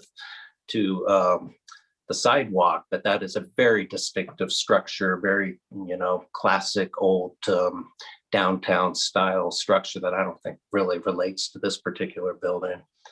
And I also, with all due respect, don't think it's particularly relevant where the floor is on the inside, because we're only concerned with the exterior appearance of the structure. And this clearly, the importance, I think, from the staff's perspective was how close this was getting to the sidewalk compared to anything else around the plaza. But I do think that the divided lights help ameliorate that problem quite significantly, in my opinion. Thank you for your comments, Member Bienvenue. Any other board members wishing to comment in reference to the proposal of having divided lights as opposed to not having divided lights? They don't wish to comment at this time, so I will take it to public comment. And let me see, Stephanie Veninato has her hand up and she's been sworn in.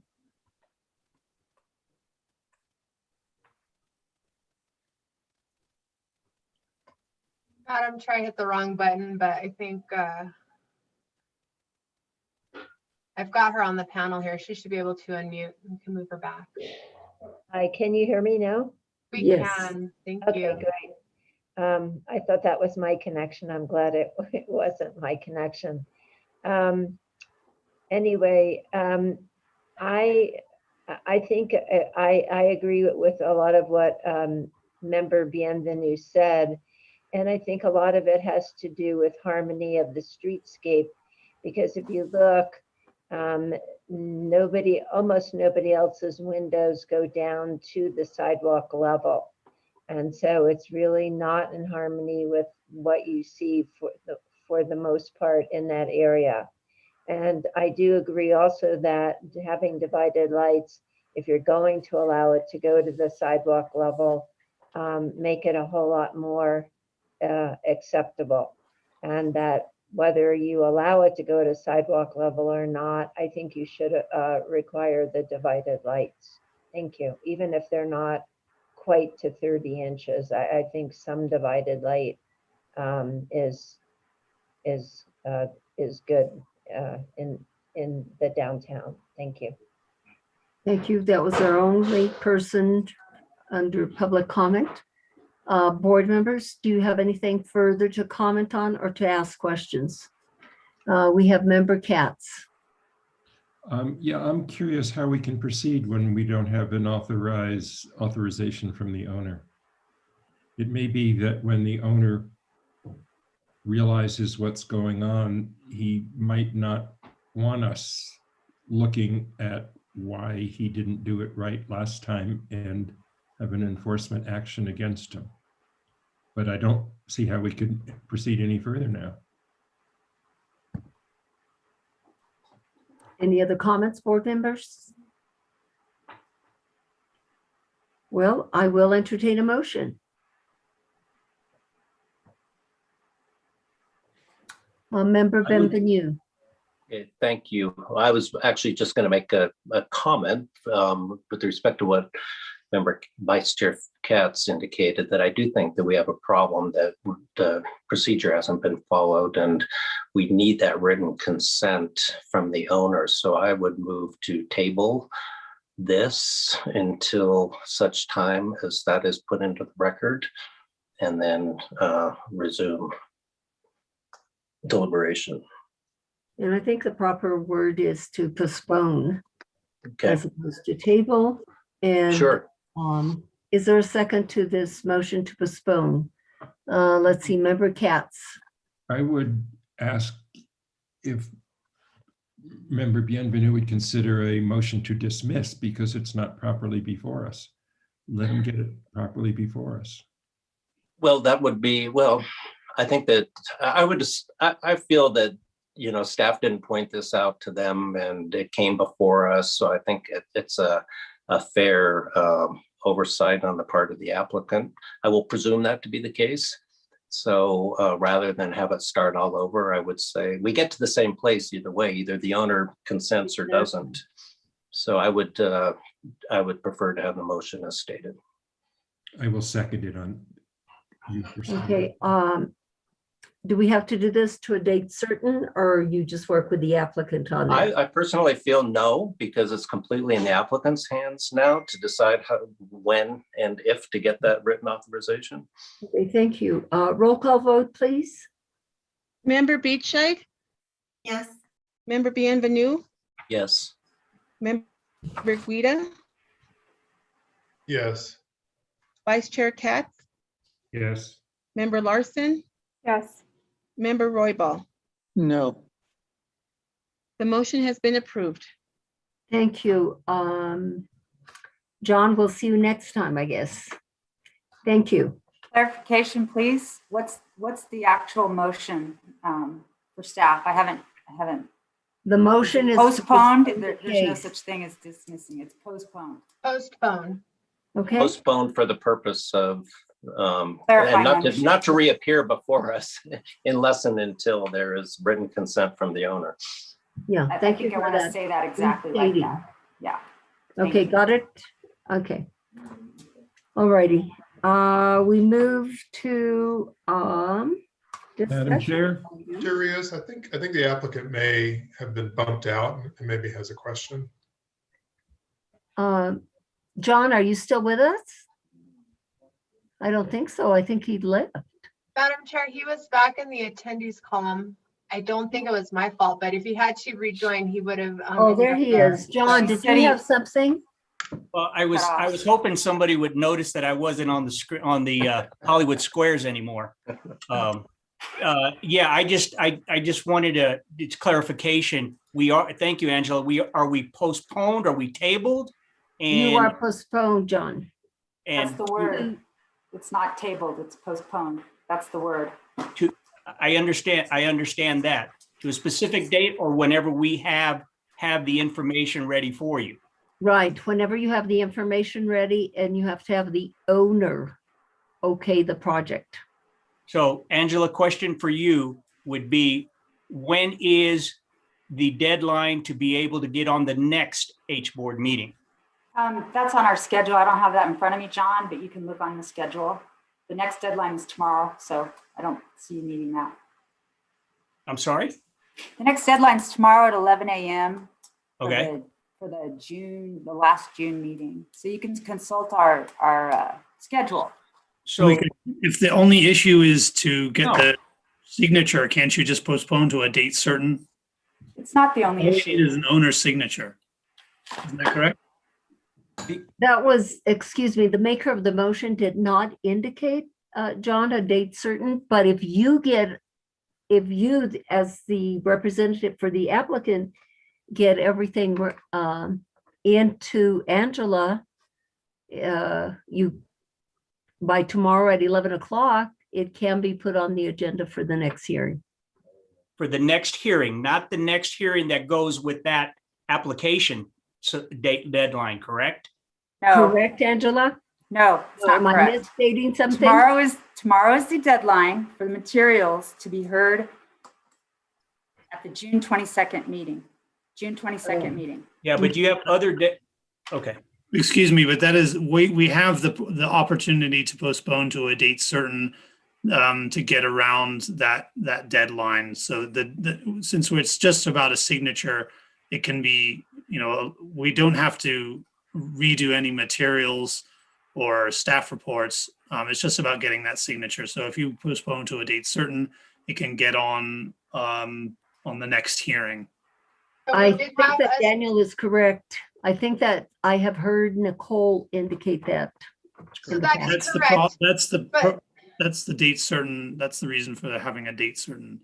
If I may, though, we do have an approved motion and a final action right now. So that is the current status of the case. And a board member could move to reconsider that vote. And if the motion to reconsider is successful, then we could have a new vote to postpone to a date certain, a new motion that could then be approved. So if someone wants to undo what is right now a final decision, I would encourage a motion to reconsider. And that doesn't have to be the maker of the motion, or it does? The Has to be rule is somebody who voted in favor of the motion. that is correct. So anyone but member Roybal could make. I'm such fine. a- I'm fine making that motion.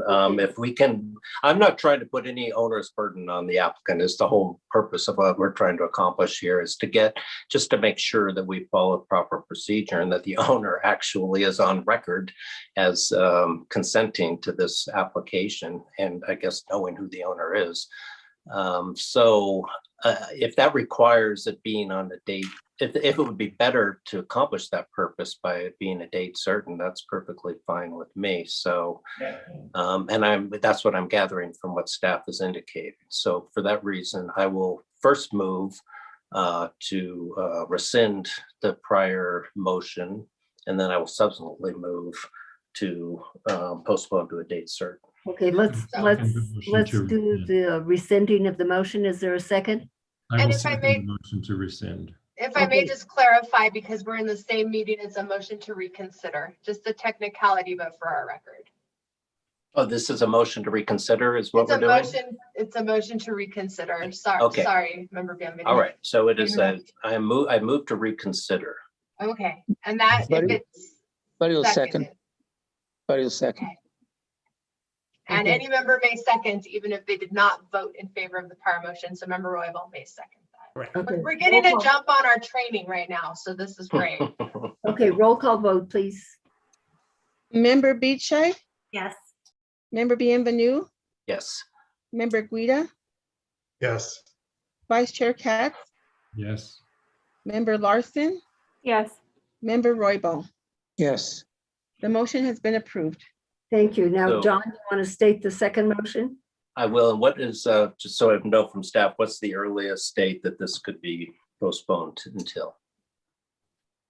In my opinion, I think we could actually put this on June 8th if we announce it and provide the notice at this meeting. Okay. We need to have all those materials uploaded, I think, by about next Wednesday. So there's kind of that practical consideration for staff. But Yeah, sorry. It needs to come, I need it tomorrow. I need all of it tomorrow. for June 8th, Angela. Yes, that agenda's been published, or it's, yeah, so.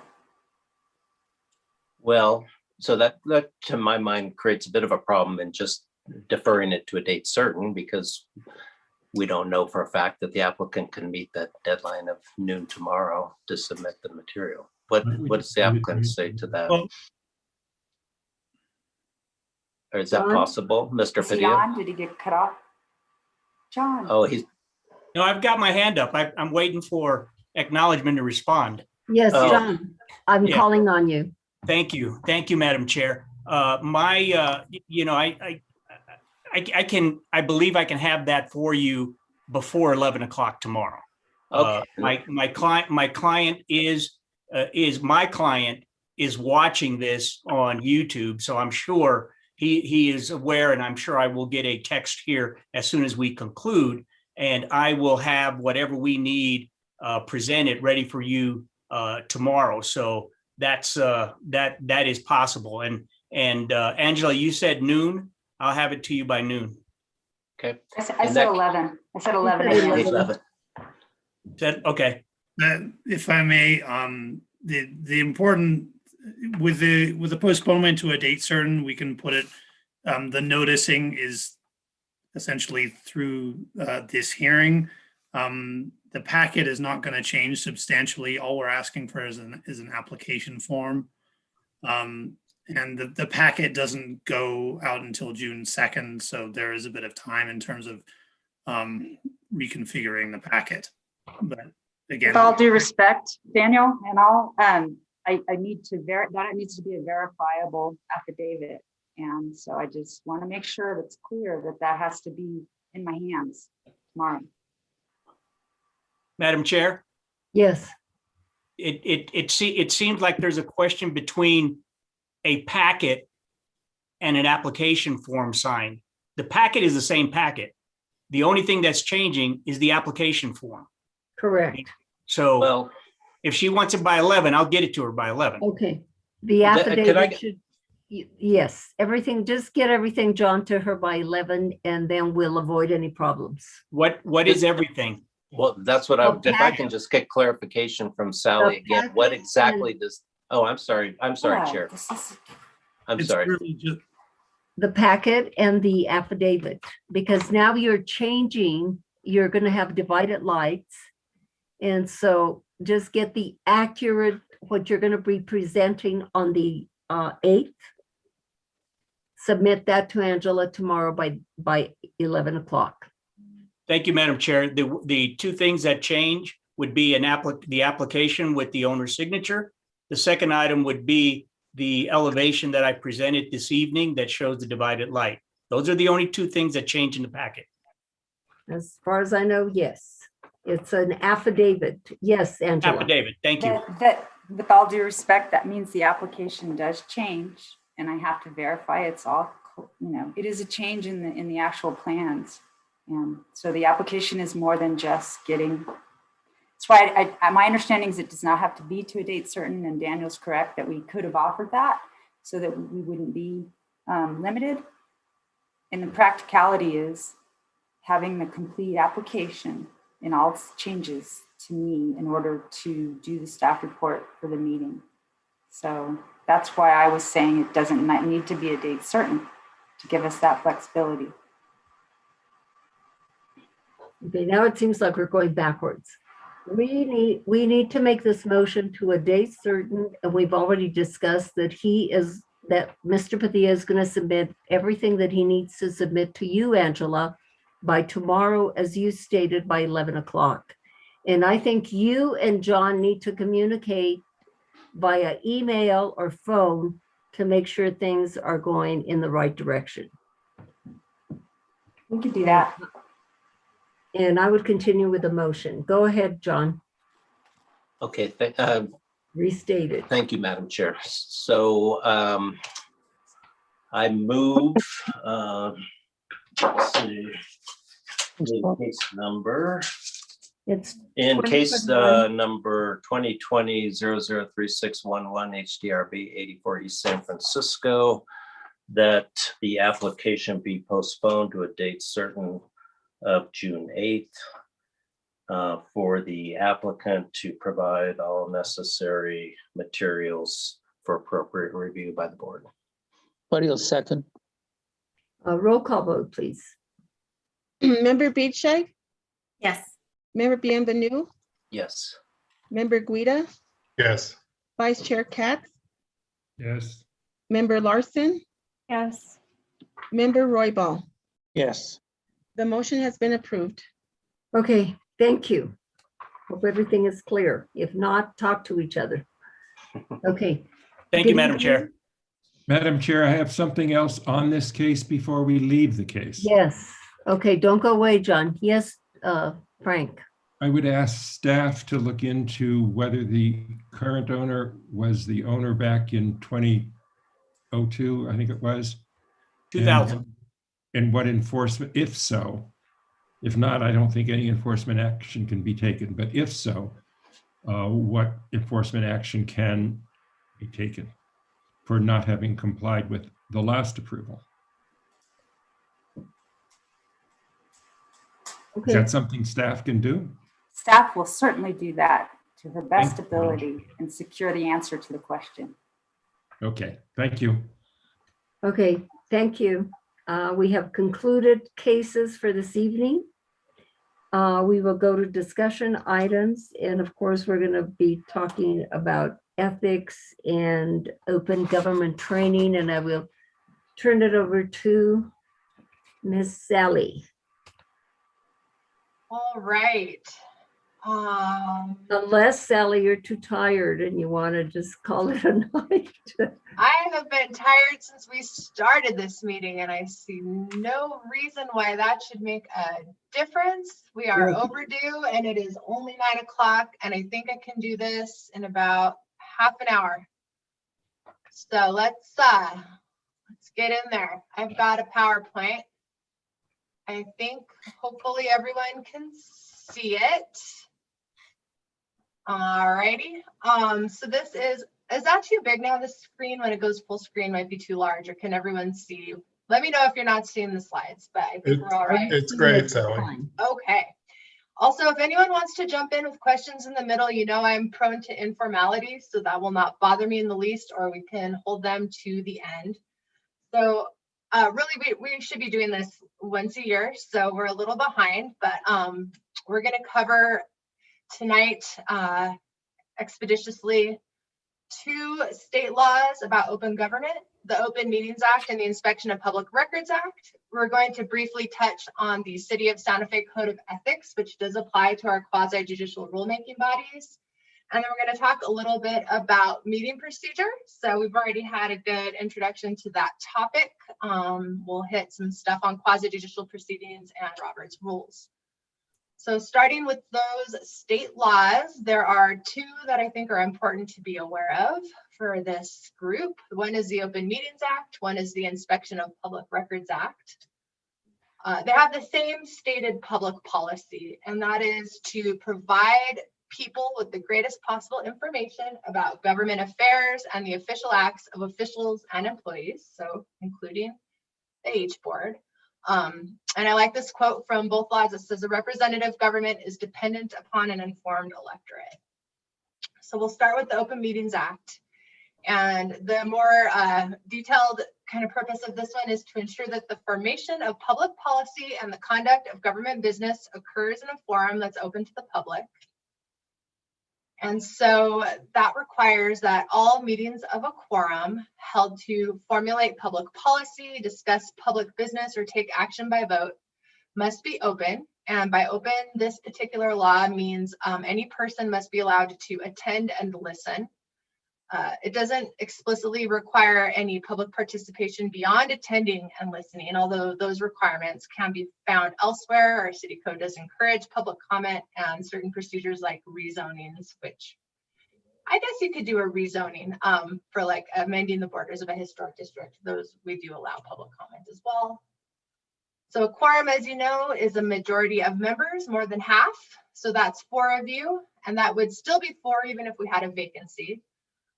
So it's of the total membership, and we can have a quorum even if you're not all present together at the same time and place. This used to be some bold statement. Now we're all in different places, and so you know this to be true. But outside of even a meeting where we're in, 7 or 12 different places, you can also have a rolling quorum. This is the idea that if Sally? 4 of you, yes, Member It's Buddy. Roybal. Yeah, a question. And Sure. if we go back to regular meetings and one of us can attend, is it possible to still attend by video or outside of the attend by outside like we are now? That is a great question. I'll get to that a tiny bit more when we get to sort of the authorization that allows us to meet remotely at all. It's a bit of a moving target right now. As I think somebody mentioned earlier, the governing body did meet tonight to talk about their plan for what they want to do. And I think right now the land use boards, including this group, are expected likely to follow whatever track governing body follows. Some of those city councilors did make the request, can I still attend remotely? Can we have 5 of us in council chambers and 4 of us at home? What are the options there? The legal option there is that in order to attend remotely, it needs to be difficult or impossible for the member to attend in person. So it really does contemplate the 7 of you being present in the absence of some sort of exception. And that was about the last question I heard the city attorney answer at this meeting before I had to jump from that onto our H board meeting, because that was going on when we started tonight. But what she said is, we would need a justification on a kind of a per person basis. So we can certainly explore that. I'm not sure what all the outcomes of tonight's meeting will be, so I will keep you posted. And there is a little bit more in this presentation on that topic as we go along. And we can talk about it a little bit more at the back end too, about sort of the city's plans for reopening and what we're going to do with meetings. Even though it's mostly unknowns to me in this moment, but we're approaching some decisions.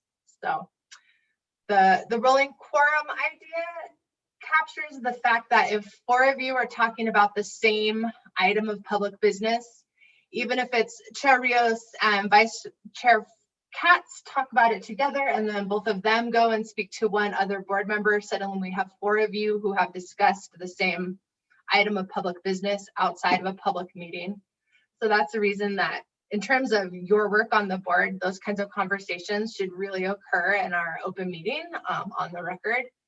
And that also applies to emails, text messages, our chats and things like that. This is one of the reasons why we wanted to be very careful with the chats when we started Zoom, and one of the reasons we disabled the chats, because we can have little side conversations resulting in those kinds of discussions by a quorum. So Sally, so I can discuss something with one member of the board? Chair Rios, I think that that would be consistent with the statute. You would not be violating the law. But if that one other person then chose to speak to 2 more, then you've sort of created the ability to, yes. So in general, I mean, if you talk to one other person and you say, you know what, we can't talk about this with anyone else, I just wanted to share my concerns with someone on the board. Occasionally I'll reach out to maybe 2 of you because you were the most active ones on making a decision and I'm looking for clarification, something like that. Or I'll reach out to maybe member Katz and member Bienvenue because they're the attorneys and it's a very specific legal question or something like that. So 2 of you can talk, but we just need to be careful to keep it limited. And also in reference to a quorum, I don't mean to drag all this, but we could meet together, for instance, at a get together at a party and decide beforehand that we are not going to discuss business, city business. That's correct. If it's something that falls outside of your jurisdiction, your duties as the H board, that's fine. You can talk about personal matters. You can talk about city matters that aren't going to come before you and aren't a part of what you would ever be working on. But anything that kind of falls within the scope of your duties, your work on the H board, those things you shouldn't talk about at the party. Unless it's a notice public party. That might be all right as well. Open to any member of the public who wants to attend and listen. Probably not good. Yeah, so I would keep away from that stuff. Could I Member ask a Bienvenue, are you clarification wanting- on that? Yeah, no, I had a quick clarification. I thought it would be, Yeah. maybe I missed this, but I thought it would be okay to speak generally about board business with another board member at any time, as long as you weren't discussing a specific case that was yet to come before the board. A pending case, in other words. So I'm going to back it up to my bold and underlined language here. It's formulate public policy, discuss public business, or take action by vote. So if you can plausibly argue that this type of conversation is not public business or public policy related to your work on the H board, obviously these are words we can interpret more narrowly or more broadly, but that is Okay. the language. Okay, thank So you it's for not that. just action items on a case. It is definitely somewhat broader than that. Thank you. Alrighty. Notice and agenda. So this is, we need to provide notice of the date, time, and location. So of course, we're always saying, the date's ahead of time. The location is often Zoom. This is one of those things that's gotten us into trouble when we have bad Zoom links and things like that, because that is part of our location for the virtual attendance that we're providing for folks to attend and listen. That's why we've been canceling some meetings. The notice requirement in the act is 72 hours before the meeting. There's emergency rules. I don't think this group really handles the kind of emergencies contemplated here. So when I say, we could potentially add something to the June 8th agenda 72 hours ahead of time, that would be enough to comply with this act if we postponed to a date certain. That may not work in terms of staff's internal case processing deadlines, but that at least gets us the required statutory notice that we have to provide. And the agenda must include a list of business items to be discussed. So we can do some sort of general discussion items, but anything that's going to become really an action item or a real discussion item, we need to put it on there. And as I think there's other notice requirements. We do put all of our agendas in the Santa Fe New Mexican 15 days out. And so we also have other requirements for posters and things that we also need to comply with. I think I'm allergic. Excuse me. So the minutes, The bare bones minutes is what's listed here. Melissa does a lot more than this, but this is the minimum required by law. Who's here, who's absent, when and where we met, the substance of the proposals considered, a record of the decisions made, and how each member voted. And it's that last, how each member voted, you know, when we talked about those Heritage Preservation Awards, that was sort of why my recommendation was not to do a secret ballot, because for me, I construe city business to be kind of broader and even include your sort of more ceremonial functions and things like that. And that was the basis of my recommendation, that even in that context, it's ideal to have that vote and discussion on the record. So that's the minutes. Closed meetings. There are some exceptions that allow certain things to happen outside of the closed meeting. We call them the executive sessions. City Council does this most meetings. I think the one exception that could be applicable for this group are deliberations in adjudicatory proceedings. So these cases are you're adjudicating a case, and you are actually allowed to deliberate behind closed doors. Should you choose to do so, we would need to have a motion citing the legal authority for the closure. So that's paragraph H of the Open Meetings Act. You would still have to come back and vote on the record. There is a procedure for doing this. We have not, for the purpose of land use meetings, set up like a separate Zoom room where we could kind of go and do this behind closed doors in a separate Zoom meeting and then come back to the main public Zoom meeting. For City Council, we have. I generally don't recommend doing this, honestly, for this board. I think you're very good at discussing these difficult things and deliberating on the record. Usually, I think that's the best choice. I know that this did happen once before I started. I think it was a Plaza Del Monte related discussion. So maybe perhaps before members Guida and Larson and certainly Bienvenu were on the board, but there is some precedent for this happening. Reconvene meetings.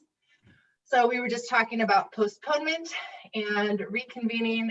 The way the act talks about it is a date subsequent. So we usually call that a date certain. That's why it's important to say on the record the date, time, and place for the continued meeting. We use that to sort of say we are giving the notice, and that gets us around some of these other noticing deadlines. We have to immediately post the notice of the date, time, and place for the reconvene meeting. So if we have had to postpone an H board meeting, we go right onto the website as fast as we can, and we update all those documents. And then we carry over items that were already properly noticed on a previous agenda. Those were the only things we discussed. So we're moving on to remote attendance. Of course, this statute was really enacted before this pandemic happened and the whole Zoom situation. Really didn't contemplate the whole Zoom situation, but it did allow for some remote participation. So under the statute, one of you could have called in to a meeting if we had another law or rule allowing it. Like a city ordinance would have to say a member of a land use board may attend a meeting remotely if it's difficult or impossible for them to attend in person. And then if you were, I don't know, sick but able to participate or had to travel for an emergency and you wanted to call in and we had a city ordinance allowing it, we could allow folks to call in as long as we can identify everybody who's talking, all of you can hear each other, the public can hear all of you. So this actually wasn't an option that we had before the pandemic because we didn't have, number one, we did not have a city rule or law that allowed for it. We now do. So the way that we've been doing it during this COVID-19 is that the city's emergency declarations ordinance allows virtual meetings as permitted by the OMA. So we have had a declared state of emergency since, I think March. We keep renewing it. It's up for renewal again tomorrow night. I think that'll go until maybe early July. And so as long as it's still difficult or impossible for you to attend in person, and we have been saying that there is for safety considerations and health considerations and technology considerations and not having a plan. So it has been difficult or impossible, and we have had a state of emergency. And that's what it has allowed us to proceed with doing these on Zoom. And if this emergency goes away and we don't amend our city ordinance, we will need to be in person. This is old news by now, but if you remember a million months ago when we started this, there was some Attorney General guidance about how to best comply with the OMA. Like I said, it didn't contemplate being virtual in this way, but the Attorney General did put out some guidance, and I don't think the AG thought this would go on this long either, but the recommendation was to always conduct a roll call, which we do. Speakers must identify themselves and be audible. We need to provide remote access for the public. We need to suspend the proceedings during technical difficulties. So when we realize, you know, we don't have a quorum because somebody's there, or the whatever, we have to stop and wait and try to get things going again. Take all actions by roll call vote and make and retain a recording or video, which we have been doing on HBoard. On YouTube. And I just thought this was funny because this is exactly what it feels like sometimes. So our modern seance. So there are some teeth in this law. It requires substantial compliance, so we don't have to be perfect, right? And obviously we mess up a little bit and we do our best, and there's a presumption that the city is acting in accordance with the law, and we always try to act in accordance with the law. But if it is truly being violated and we don't have that substantial compliance, the Attorney General, the prosecutors in the DA's office, and private individuals all have some rights to enforce the statute. They can get their costs and attorney's fees for trying to bring a legal action to enforce the law. Any actions that you take in violation of the statute may be deemed invalid. So if we say made a decision on a case without a quorum present or without noticing it properly, we might very well have to rehear that case. And there are even criminal penalties, which, I mean, it would require a criminal intent, but an individual person can actually be charged with a misdemeanor and punished criminally under this law. So that's the Open Meetings Act. Inspection of Public Records Act creates a procedure and enforcement mechanism to ensure people can access public records. And we in government often complain about this. I think in Santa Fe, the reason why is because we receive just an incredibly huge volume of these requests. It's just phenomenal. Some days we get like 100 requests. We've got one records custodian. I mean, we are slammed and it takes a ton of resources, but the legislature has determined that this is an important function of government. And this is an important thing that taxpayers are paying us to do. And it's an integral part of our duties. And so this is what I remind my colleagues when we get frustrated with the amount of time or requests, that it's been deemed important and we have an obligation to do it. Pretty much everything that the city has is a public record, no matter how it comes in. Anything you submit to the land use department, almost, anything that we create at the city, anything relating to public business that ends up in our hands is pretty much a public record. Doesn't matter what kind of medium it's in. There are exceptions. I think the only exception that it jumps out as being real relevant to this group would be an attorney-client privileged communication. So for example, you know, you send me an email that says, hey, Sally, I have a question. I might have a conflict of interest. I don't know if I need to recuse, you know, that kind of thing, that would be screened out as an attorney-client privileged communication because you're seeking legal advice related to your work. But for the most part, all your emails, anything the city gets is going to be a public record. So even text messages, emails, anything related to public business is really considered under law a public record. So it's good to keep in mind. We do have a records custodian.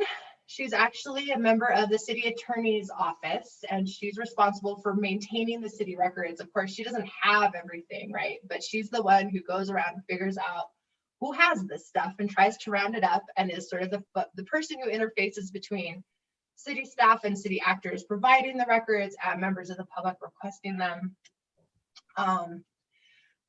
The act does allow for oral requests, but those aren't at all enforceable. So somebody could call me and say, Sally, can you send me the findings from this case? And oh, sure, and I can email it to them. But if it's not a written request through our formal IPRA process, it's not enforceable.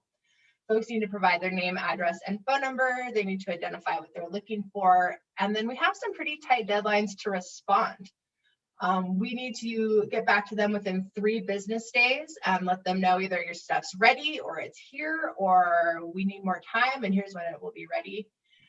There is an outer deadline of 15 days unless a request is excessively burdensome or broad. And so sometimes we let folks know your request is burdensome and broad and we're going to need a month, but often we try to meet that 15-day limit. So for you all, you don't need to worry about this unless I or your staff liaison contacts you and says, hey, you might be a source of records for this records request. If that happens, it is important to timely respond and say, this is how much time I need to look for this stuff and get it to you. Look through your stuff, get it to us. We do redact things. We redact attorney-client privilege communications. We redact certain personal identifying information that is supposed to be redacted. We do have an email software that skims emails based on keywords. So in terms of your emails, usually we're not going to ask you for it. If you've emailed with any city staff about anything, that'll get picked up by that search. And so there are consequences for violating this statute as well. Failure to meet the 15-day deadline can result in some pretty hefty damages being imposed by the court, so they can make the city pay $100 a day for being late in these responses. And then if we deny a written request or violate the rule, folks can also seek attorney's fees for needing to enforce this, their court costs, other damages that if they can prove that they've been, lost out on other money by the city's failure to act quickly or timely, rather. We can really end up paying a lot of money. So just a few miscellaneous last thoughts on IPRA. The city doesn't have to create a record. Sometimes people contact us and they say they want, some information, but if it's not in an existing record, we don't have to create something. We're only required by the law to provide copies in the existing format, but we do always try to do electronic copies, especially during the global pandemic. Courts have awarded really large attorney's fees, up to $400 in some recent cases an hour. Buddy, are you asking me a question? How many people have died? What's the greatest? How many people? Oh, I think he's talking to his wife I or think he's something. talking to someone else. Okay, I'm gonna mute Member Roybal. There we are. I think I got him. Okay.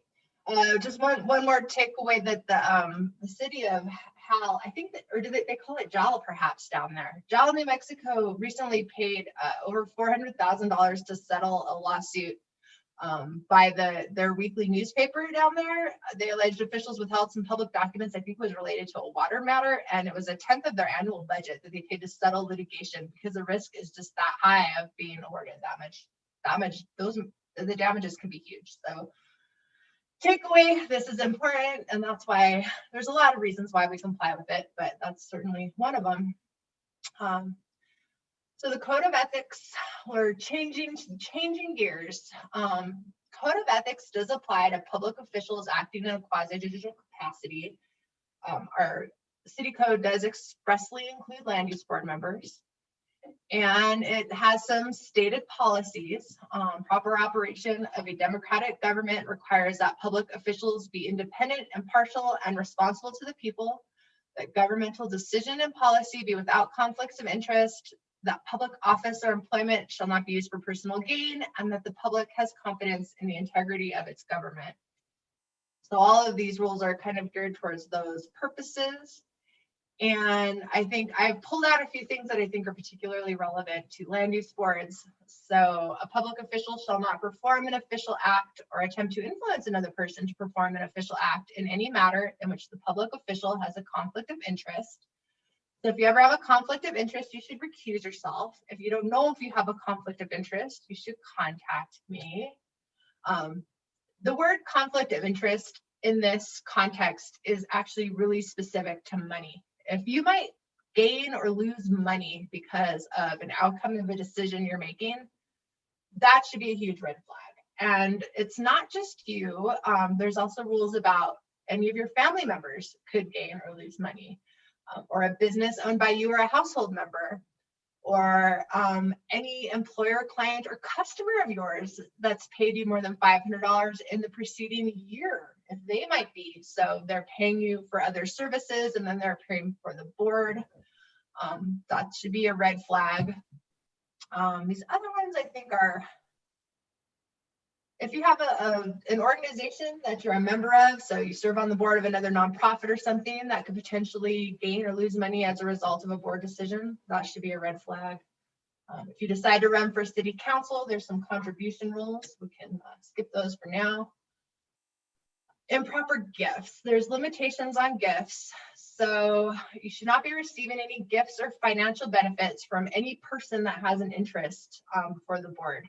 So any person who could gain or lose money as a result of what you're doing should not be giving you gifts. So again, red flag. There's some exceptions. So you shouldn't probably accept, like, you know, a free trip on Eric Enfield's yacht. But if Eric wants to take you out for a burrito and talk about old times, you know, that's okay. So there's some non-monetary gifts below $50 can be okay. Small public service awards, things like that, up to a certain value, $50 is okay. You can still have regular business transactions under normal commercially reasonable terms. You can still enter a loan, or, you know, you can still do normal services with folks as long as it's not a gift. Enforcement is in this context by the city's Ethics and Campaign Review Board. They have recently become active again since we're heading into an election cycle. So they're looking at things all of a sudden. They hadn't really been meeting, but they are. Under the code, they issue advisory opinions about whether future conduct would violate the code of ethics. So you can actually request that they make an opinion about something you haven't done yet. They receive and investigate complaints. They issue public reprimands, they can impose fines, and they can refer matters to the DA for criminal prosecution. All right, so moving on from ethics, last topic here is meeting procedure. And procedure has a pretty big hierarchy of rules that govern what we do. And so the highest level is sort of the Constitution. And when I talk about the Constitution, for us, that usually means due process. So folks have a right to procedural due process. Applicants in particular have a right to procedural due process. This obviously their property, they have an interest in it, you're affecting that. So we have to give them notice and opportunity to be heard, and then all the other procedures required by due process. Below that, we have a few other things that govern our procedures that we need to follow. We've got our state laws like the OMA. We've got our city ordinances, like our other, you know, notice requirements and procedures and things that we've got in the land use code, chapter 14. We've got a couple of city resolutions. So we got some committee rules that are actually being, I think, updated right now. We've got appeal procedures that we followed, that we looked to for appeals. And I think we've only done one appeal since I've been here with you all, and that was the mural on Camino Lejo in council chambers. And then if none of this other stuff answers our question, we go to Robert's Rules of Order. So when you see me like scrambling for answers, it's because I'm trying to like shift through all of these categories that apply. This quote is taken right from our code. It's actually in the Code of Ethics. It speaks to quasi-judicial acts. And it says, the New Mexico and US constitutions require additional standards of conduct for public officials acting in a quasi-judicial capacity. Standards prohibit official actions tainted by a decision maker's conflicts of interest, bias and prejudice, prejudgment, or other conduct creating the actuality or the appearance of impropriety. So just to note that although we have that mandatory recusal requirement if you have a monetary conflict of interest, there's also this broader category that we always need to keep in mind about, does this create a bad appearance? Does this look bad? Does this look unfair? Would a reasonable person think it's unfair to hear this, for me to hear this case based on whatever the facts are? So kind of this additional filter, and again, something I'm always happy to discuss with you.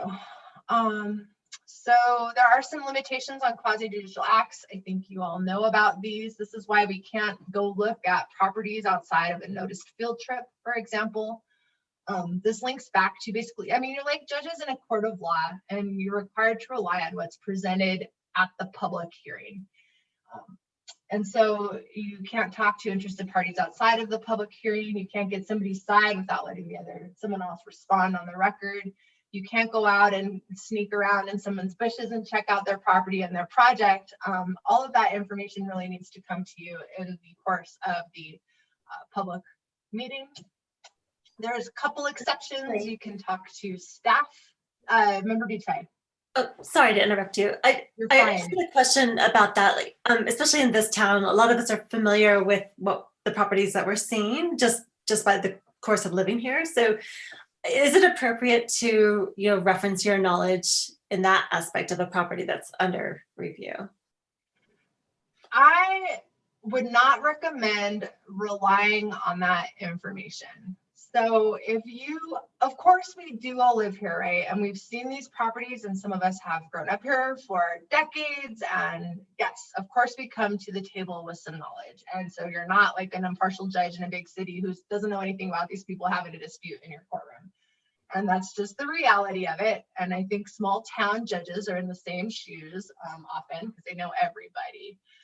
So my recommendation in a situation like that, and I've seen you all do this very effectively, is you can ask questions of staff. Can you tell me about the public visibility? Can you describe the surrounding area? Can we go on Google Earth and look at it? Or on a field trip, of course, then you can go and you can do that if it's a noticed field trip. So you know that information, right? But it can't really be the basis for your decision. So to the extent you can draw that information out from staff or from the applicant, that's always appropriate. If we can, as a group, get on and take notice of what does it look like on Google Street View, or can we postpone this hearing and ask staff to bring more information into our official record because we want more information. We suspect there's more information out there. Can you get it for us? Can we postpone and you bring it to us? Those are kind of ways to bring that information out in a hearing in a way where it's here in front of everyone. It's being brought in by sources that's not just your own personal knowledge. Okay, that makes perfect sense. That's what I thought we were doing. Just want to be sure. Thanks. And y'all do that very effectively. I've seen it done. So it's a matter of kind of artfully not judging the case because you already know about it, but maybe you have a hint of like areas to explore to gather that information in the appropriate way. So you can talk to staff outside of the hearing. So you've looked at the agenda and you have a big question and you want to call Daniel or Angela and say, hey, what's going on with this? I looked at this elevation, it makes no sense, or whatever it is, you can do that. That's okay, not prohibited. You can participate in a publicly noticed site visit. Hopefully we can figure that out soon after we figure out these other hearings. It's all kind of starting to happen. And you can talk to me for legal advice related to your service on the board. So in terms of communications outside of the public hearing, you can't speak with applicants or members of the public or folks involved in an appeal outside of the public hearing. If those communications get to you, if y'all get an email, this happens to our city councilors all the time, don't communicate with them about it. You can forward that to me. If you've accidentally read this email and now you know about this stuff, you should disclose it at the hearing. You should say, Madam Chair, before we proceed with the hearing, I want to disclose I received an email from so-and-so, and it's not going to affect my ability to be fair and impartial. Or if you think it does potentially impact your ability to be fair and impartial, you should recuse, or you should say, I don't think I need to recuse. Or if you think it raises that appearance of impropriety to the point where a reasonable person thinks it's unfair for you to proceed, consider recusing. So it gets a little gray in there in terms of sort of that appearance of impropriety stuff, but certainly avoid those communications. I respond to folks all the time for the city councilors because they want to be responsive to constituents without violating these rules. And that's all I really had on the quasi-judicial stuff. We can move on to I could do this for hours, but I'm trying to do the short version. Robert's rules, you all know a lot of this already. And we practiced some of the nuances tonight. So a motion, you know what a motion is? It's a formal proposal. It brings the business before the group. Under Robert's rules, these should be made before you debate. So governing body, the way they do it, somebody moves to approve the case and you get a second, and then you can come in and kind of give your opinions about like why you don't like the project, those kinds of things. So to be technical and super formal under the rules, what we would do is we would get the staff presentation, you would get the applicant's presentation, you could do the question session, but to sort of separate the questions from the debating of the merits, kind of my personal opinion about what we should do as a board here, that's kind of the separate stage after the motion. I leave it to you all to follow your own customs and level of formality, but just to sort of let you know that that's kind of what the rules contemplate. So you can make your motion, you can modify it or withdraw it before a second is made. Once you have a second, I just want to note that anyone can second a motion, and that doesn't mean that you have to agree with it. So you can second a motion for the purpose of discussion. I know I've heard someone do this recently. I think it was for, maybe it was Member Larson who seconded something for the purpose of discussion. So that's fine. You're not locked into voting that way. If you're making a motion, that should be your proposed outcome, but you can vote against it if you're a seconder. The chair in the formal process would say it's been moved and seconded, and that would open up your debate. We can only have one main motion on the floor at a time. There's certain kinds of secondary motions, like can we take a recess? Can we clarify? I mean, there are secondary motions you can make, but the main motion, there should just be one. Typically, once you make a motion, the chair should recognize the motion maker to talk about it first. So Member Benvenue has moved to approve, Member Larson has seconded, Member Benvenue, you have the floor to talk about why you made this motion. Recognize other speakers in the order they raise their hands. And the rules, for the sake of efficiency, state that each member may speak twice. You shouldn't speak for a second time if there's folks who haven't had much chance yet. So if there's somebody with a hand raised or looking to talk who hasn't spoken yet, defer to them before speaking for a second time. The rules really limit it to twice. You can always extend that and allow more, but that's kind of for efficiency's sake what's contemplated. And the rules say you should not speak longer than 10 minutes on a question. So these are up to you all to enforce and modify, but those are the guidelines in Robert's rules. This group is usually extremely good at this. Debating a motion, sticking to the proposed action, sticking to the germane topics, and debating the issues and not the personalities. So I know sometimes you all disagree, but you're very polite. You direct your questions through the chair. The chair is very good about saying, I think that's outside of the scope of our authority, or tonight we're not talking about the remodel. The only germane topic right now is the status. So just really remembering to be respectful and professional and stick to the topic at issue and following the rules. I think the point of the rules is to sort of help facilitate that, which is really good in a public meeting.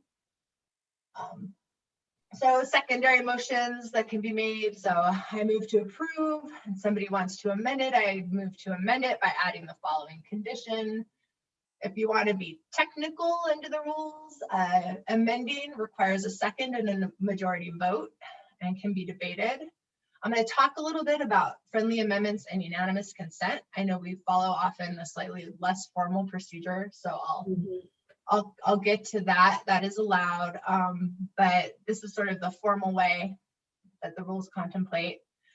Motion to postpone can be made while the other motion is pending under the rules. So if it's I move to approve and then suddenly we realize we don't have a complete application, you could actually postpone without even taking a vote. The trick is that I think the motion stays on the table. So if we postpone to a date certain of June 8th, then it becomes June 23rd and we don't remember what motion was on the table. It's a nightmare for Melissa. We can't remember what's going on. So it's probably best to be tidy about it, but it is allowed. There are ways to end the debate and vote. One of the main things people say sometimes is, I call the question. And folks use that as like, I'm done talking about this. We're going around in circles and we need to move on. So that's something you can do. The technical name for it is I move the previous question. Calling the question, sort of the informal thing people say, and that does require 2/3 vote. But if a case ever gets to where somebody says, you know what, we've been talking about this case for 3 hours and I think it's crazy and I think we've covered all this territory, you can move the question, or you can, you would need to have a motion on the table to approve or deny or whatever, but you can sort of end the debate in this way. And if everyone 2/3 agree with you, you can do that. There's other ways to limit debate. Let's all talk about this for 10 more minutes and then call a vote. Let's end this hearing at 9:45. You can do stuff like that, but those do require a 2/3 vote because you're shutting down the debate by other members. More on putting the question. This is actually basically when Cecilia says, is there anything else, and asks for a roll call vote. That's what we're doing here. So that triggers the vote. Under the rules is normally the chair would announce the outcome. Of course, we have a nice procedure where our stenographer is able to take the roll call vote and announce the answer. And I think that's perfectly fine. For me, as long as I can tell what the vote was, who voted how, and it's sufficiently clear, that's a good way to do it. The outcome of our quasi-judicial cases requires a majority vote of a quorum of members. So when we have sort of what we've had the last couple of meetings, what I call our skeleton crew of 4, we still need a majority vote of a quorum. So we need 3 out of 4 to pass those. Melissa and I are a good team in terms of trying to keep track of that. Some of these motions do require a supermajority. So if we're trying to rescind an action at a previous meeting, we're going to get to that. That one requires a 2/3 vote. Those ones I talked about like putting an end to debate, those require a 2/3 vote. I think you all know that the chair votes only to make or break a tie, or when the vote will provide the necessary number of votes required to take action. So occasionally Cecilia votes. We did that tonight. We don't allow voting by proxy. Quick recap on motion is I move to, I second. It has been moved and seconded that. It's stated, make sure everybody's clear. You debate the motion. When there's no more debate, the chair calls the question. We do our roll call vote and our result is announced. So there's a couple of ways we can correct mistakes. We got to practice this one tonight. The motion to reconsider is I move to reconsider the vote on whatever, make it clear what you're talking about. As we noted, you need to be someone who voted on the winning side to make this motion. So if you were against the decision, you don't get to reconsider. But if you voted in favor of a decision and you're like, wait, we should have done that differently, you can move to reconsider. This one is only for the same meeting as the previous action. It can be debated, and if it passes by a majority vote, then we go back to the substantive motion that was on the table. And we may not have done this quite precisely right tonight, but I'm going to get to kind of custom and unanimous consent and sort of our ability to be slightly less formal and what those contours are. But I guess technically, if you're reconsidering the motion to postpone and that's successful, then now we have a motion to postpone, and then you would want to all vote against it, and then you would have a new motion to postpone to a date certain. But that's like kind of an extra layer that may not be very useful in my view. So you can also rescind something from a previous meeting. So when member Bienvenue said, I'd like to move to rescind, I said, well, actually it's reconsider. Rescinding would have been something at a previous meeting. And when you do this, anyone can do it. So even if you voted against what happened at the previous meeting, even if you weren't there, you can move to rescind. It's best to provide the advance notice of this. I think especially for quasi-judicial, we want to tell our applicants and we want to put it on an agenda. But under Robert's rules, if you haven't given previous notice and say maybe it's about, I don't know, the Heritage Preservation Awards or something a little that doesn't implicate somebody's property rights so much, you could potentially do it without advance notice. You're going to raise this at the meeting, but it will require a 2/3 vote. I don't know. I think the best with the Open Meetings Act and all of the other requirements, it's always best to give advance notice. You could either say it at the meeting, I'd like to notify you that at the next meeting on June 8th, I'm going to make a motion to rescind our decision on something. or you can contact staff and say, can you please put this on the agenda because I want to give folks notice that I'm going to be moving to rescind. I think we did this one time since I've been here. Again, it was Plaza Del Monte, and I believe it was a case where there was a lot of structures that had a status review kind of all at once. And I think it was, I remember member Beachhead thought that we should have made more developed findings for the findings of fact and conclusions of law. And she moved to rescind so that the board could talk about each structure more individually at a subsequent meeting. It was a successful motion. The board, as a result, made better findings, I think, at the subsequent meeting and considered each structure. So worked out really well in that context and may have avoided an appeal. And so Sally, on a motion to rescind, yes, you have a time frame that you have to abide by? Under Robert's rules, not really. It kind of suggests that like if it was a motion to spend $5 million and you've spent the $5 million, it's too late. So I think we have to apply kind of the practicalities of what was the decision, right? And if the decision was something like approving or denying a case and it's already been appealed and someone has already exercised their appeal rights, I think in that situation, it's probably too late because you've already got a pending appeal. They've already exercised the right to appeal. I think that if somebody has already submitted their permit application and started work on their house, I mean, there's a point where we are starting to interfere with somebody's sort of vested right to proceed with their project. So we would want to look at it. I mean, you would probably, I would say you would want to talk to staff. You'd want to talk to me and say, you know, kind of think we screwed this one up, but kind of like to change our mind, you know, how far has this gone down the path? So we can explore that. There's not really a time limit. Something like approving minutes, you could do that anytime. You can amend those anytime, you can fix those anytime, but if it's a decision in a case and we've already adopted the written findings at a subsequent meeting and there's a final action, it's starting to get questionable. If you haven't adopted your written decision yet, I think you're on solid ground to rescind. If they've appealed or something, you're probably locked in while that appeal is pending. And if they've gone for building permits and you want to rescind, I mean, it could put the city in a position of having to pay those folks for any money they may have spent in reliance on our decision, something like that. So there are definitely considerations of timing. Point of order. So, you know, I've already raised a few things that we don't perfectly follow all the time. And I think that's okay, but I want to empower everybody to raise points of order if you ever are not comfortable with the procedure that's being followed. So if you think we're violating the rules, you can call a point of order. The rules do put Chair Rios in charge of basically ruling on the point of order, whether it's well taken or not well taken. So if Chair Rios is like, oh, you're right, we missed that on the agenda, point of order is well taken and we need to go back to item F, then good to go.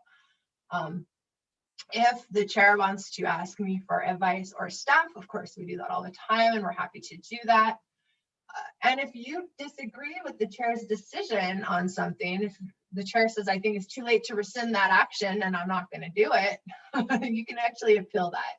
So the way an appeal works is if you say, you know, I move to appeal the chair's decision on the point of order and somebody else wants to talk about it, you can actually debate it and overturn those procedural decisions by the chair. Usually it's just a matter of we forgot something or we messed something up and you're just trying to keep everybody on the rails, in which case, or you feel like a more formality and adherence to the rules would benefit the effective running of the meeting. You can always raise a point of order, and I think everyone should feel comfortable doing that, especially because this group does follow some customs. So sometimes a group gets in the habit of doing things the same way all the time until it becomes an established custom. So we use friendly amendments in a way that isn't exactly the way they're contemplated in the rules. I think that's probably okay. Calling questions and things like that. If a custom violates a written rule and somebody asks for a point of order, then we have to follow the written rule. If they're right and that's the rule, we got to follow it. But if something's uncontroversial and you're not worried about it, and your process is working, and your meeting's running in a super efficient, effective manner, then we don't need to worry so much, in my view. You know, I'm a kind of an informal person, but to me, if it's working, I'm good with it. If it's not working and anyone wants to call a point of order and the point of order is well taken, then we need to revert to following more strictly the rules. So that's something y'all can certainly talk about. One thing this slide I should have put on here, there's sort of this idea too in the rules called unanimous consent. I think that kind of captures a lot of what this group does. So under Robert's rules, it has all these very specific requirements about, well, how do we move to amend a motion that's pending? And you need to move and second to debate and vote on a motion to amend a pending motion. And it's all very cumbersome. And sometimes it's really not a big deal and nobody really cares. It's not really worth debating it further, right? And if everyone agrees on that, you can approve stuff by unanimous consent. And I would characterize a lot of what we do in terms of like clarifying motions and things like that as sort of being done under that sort of unanimous consent umbrella. And if anyone ever objects to that, again, call a point of order. If the chair is ever sort of getting uncomfortable that we're straying out there, you know, you can always say, if there's no objection, we'll call a vote on the motion as amended. Or does anyone object to that clarification? We do that in kind of a, you know, fairly informal way, but the chair can always sort of acknowledge that we're proceeding as if there's no objection. So if you object, go ahead and object. So that's sort of the other idea that I think kind of fits into this slide. And it's something that I think this board uses very effectively most of the time. So that's really all I've got. I know it's a lot. I could say more, but I think that's plenty for today. And I will open it up to any follow-up questions on that. Any questions, board members? Or are you too tired? Do you want to go Betty bye? I guess I have one question, Sally. Thank you so much. It's like really informative information, really good reminders of things. I think what I noticed we do maybe as a habit with the friendly amendment is we sort of leave it to the maker of the motion to accept or deny the friendly amendment. And I wonder, is there another way to debate that, or is it really just up to the maker of the motion? Oh, that's a good question. Yeah, I mean, the rules contemplate, like, I move to amend the motion by adding this condition, and then member Benvenuto would second, and then we'll vote on whether we're going to amend it by adding the condition.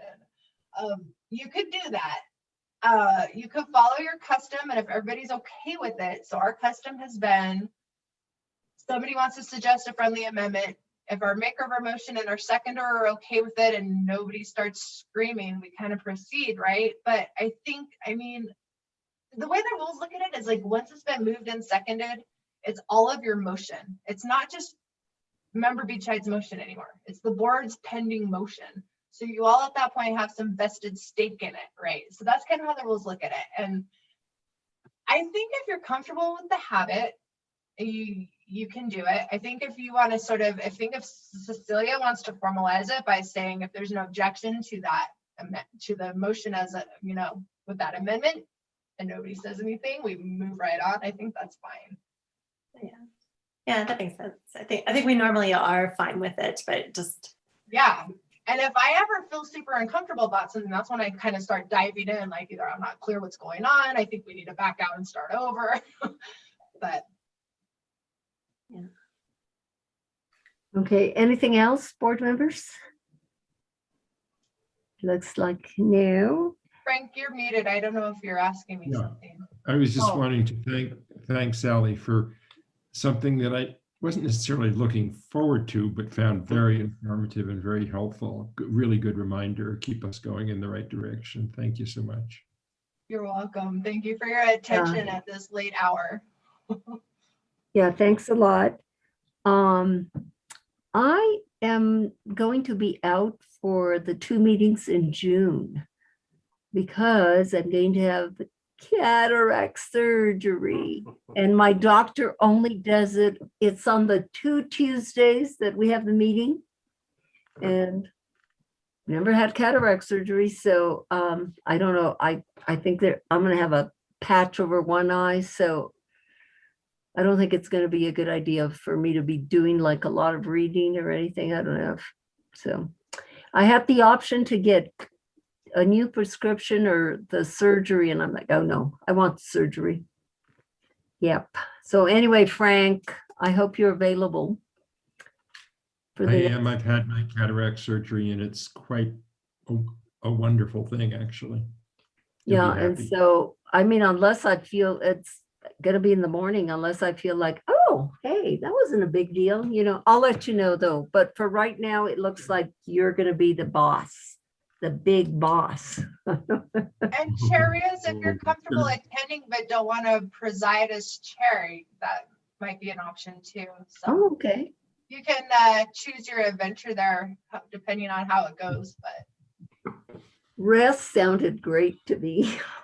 you're also But anyway. allowed to miss a meeting for your procedure. But Anyway, if there's nothing further, board members, it is 9:54 and we are adjourned. So see you whenever I see you. It might be in July. Oh, hey, we might Good be luck. seeing each other in person. yeah, I was gonna say there will be more updates regarding our in-person status and whatnot. I'll keep you all in the loop.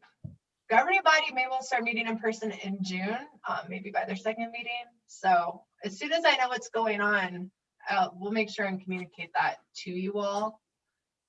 And if you want to email me any thoughts or suggestions too, there was a couple of them that said things like, what do these other committees want to do? And it's like, the 9 of you all think 9 different things, and every single committee, like each board thinks 7 different things. But to the extent you want to weigh in, I'm happy to route those suggestions to the city manager and city clerk, because folks are interested in your input. It's just, I think everybody's got their own opinion right now, so it's kind of hard Just to. curious, can we continue if, let's say the majority wanted to do Zoom for a little while longer?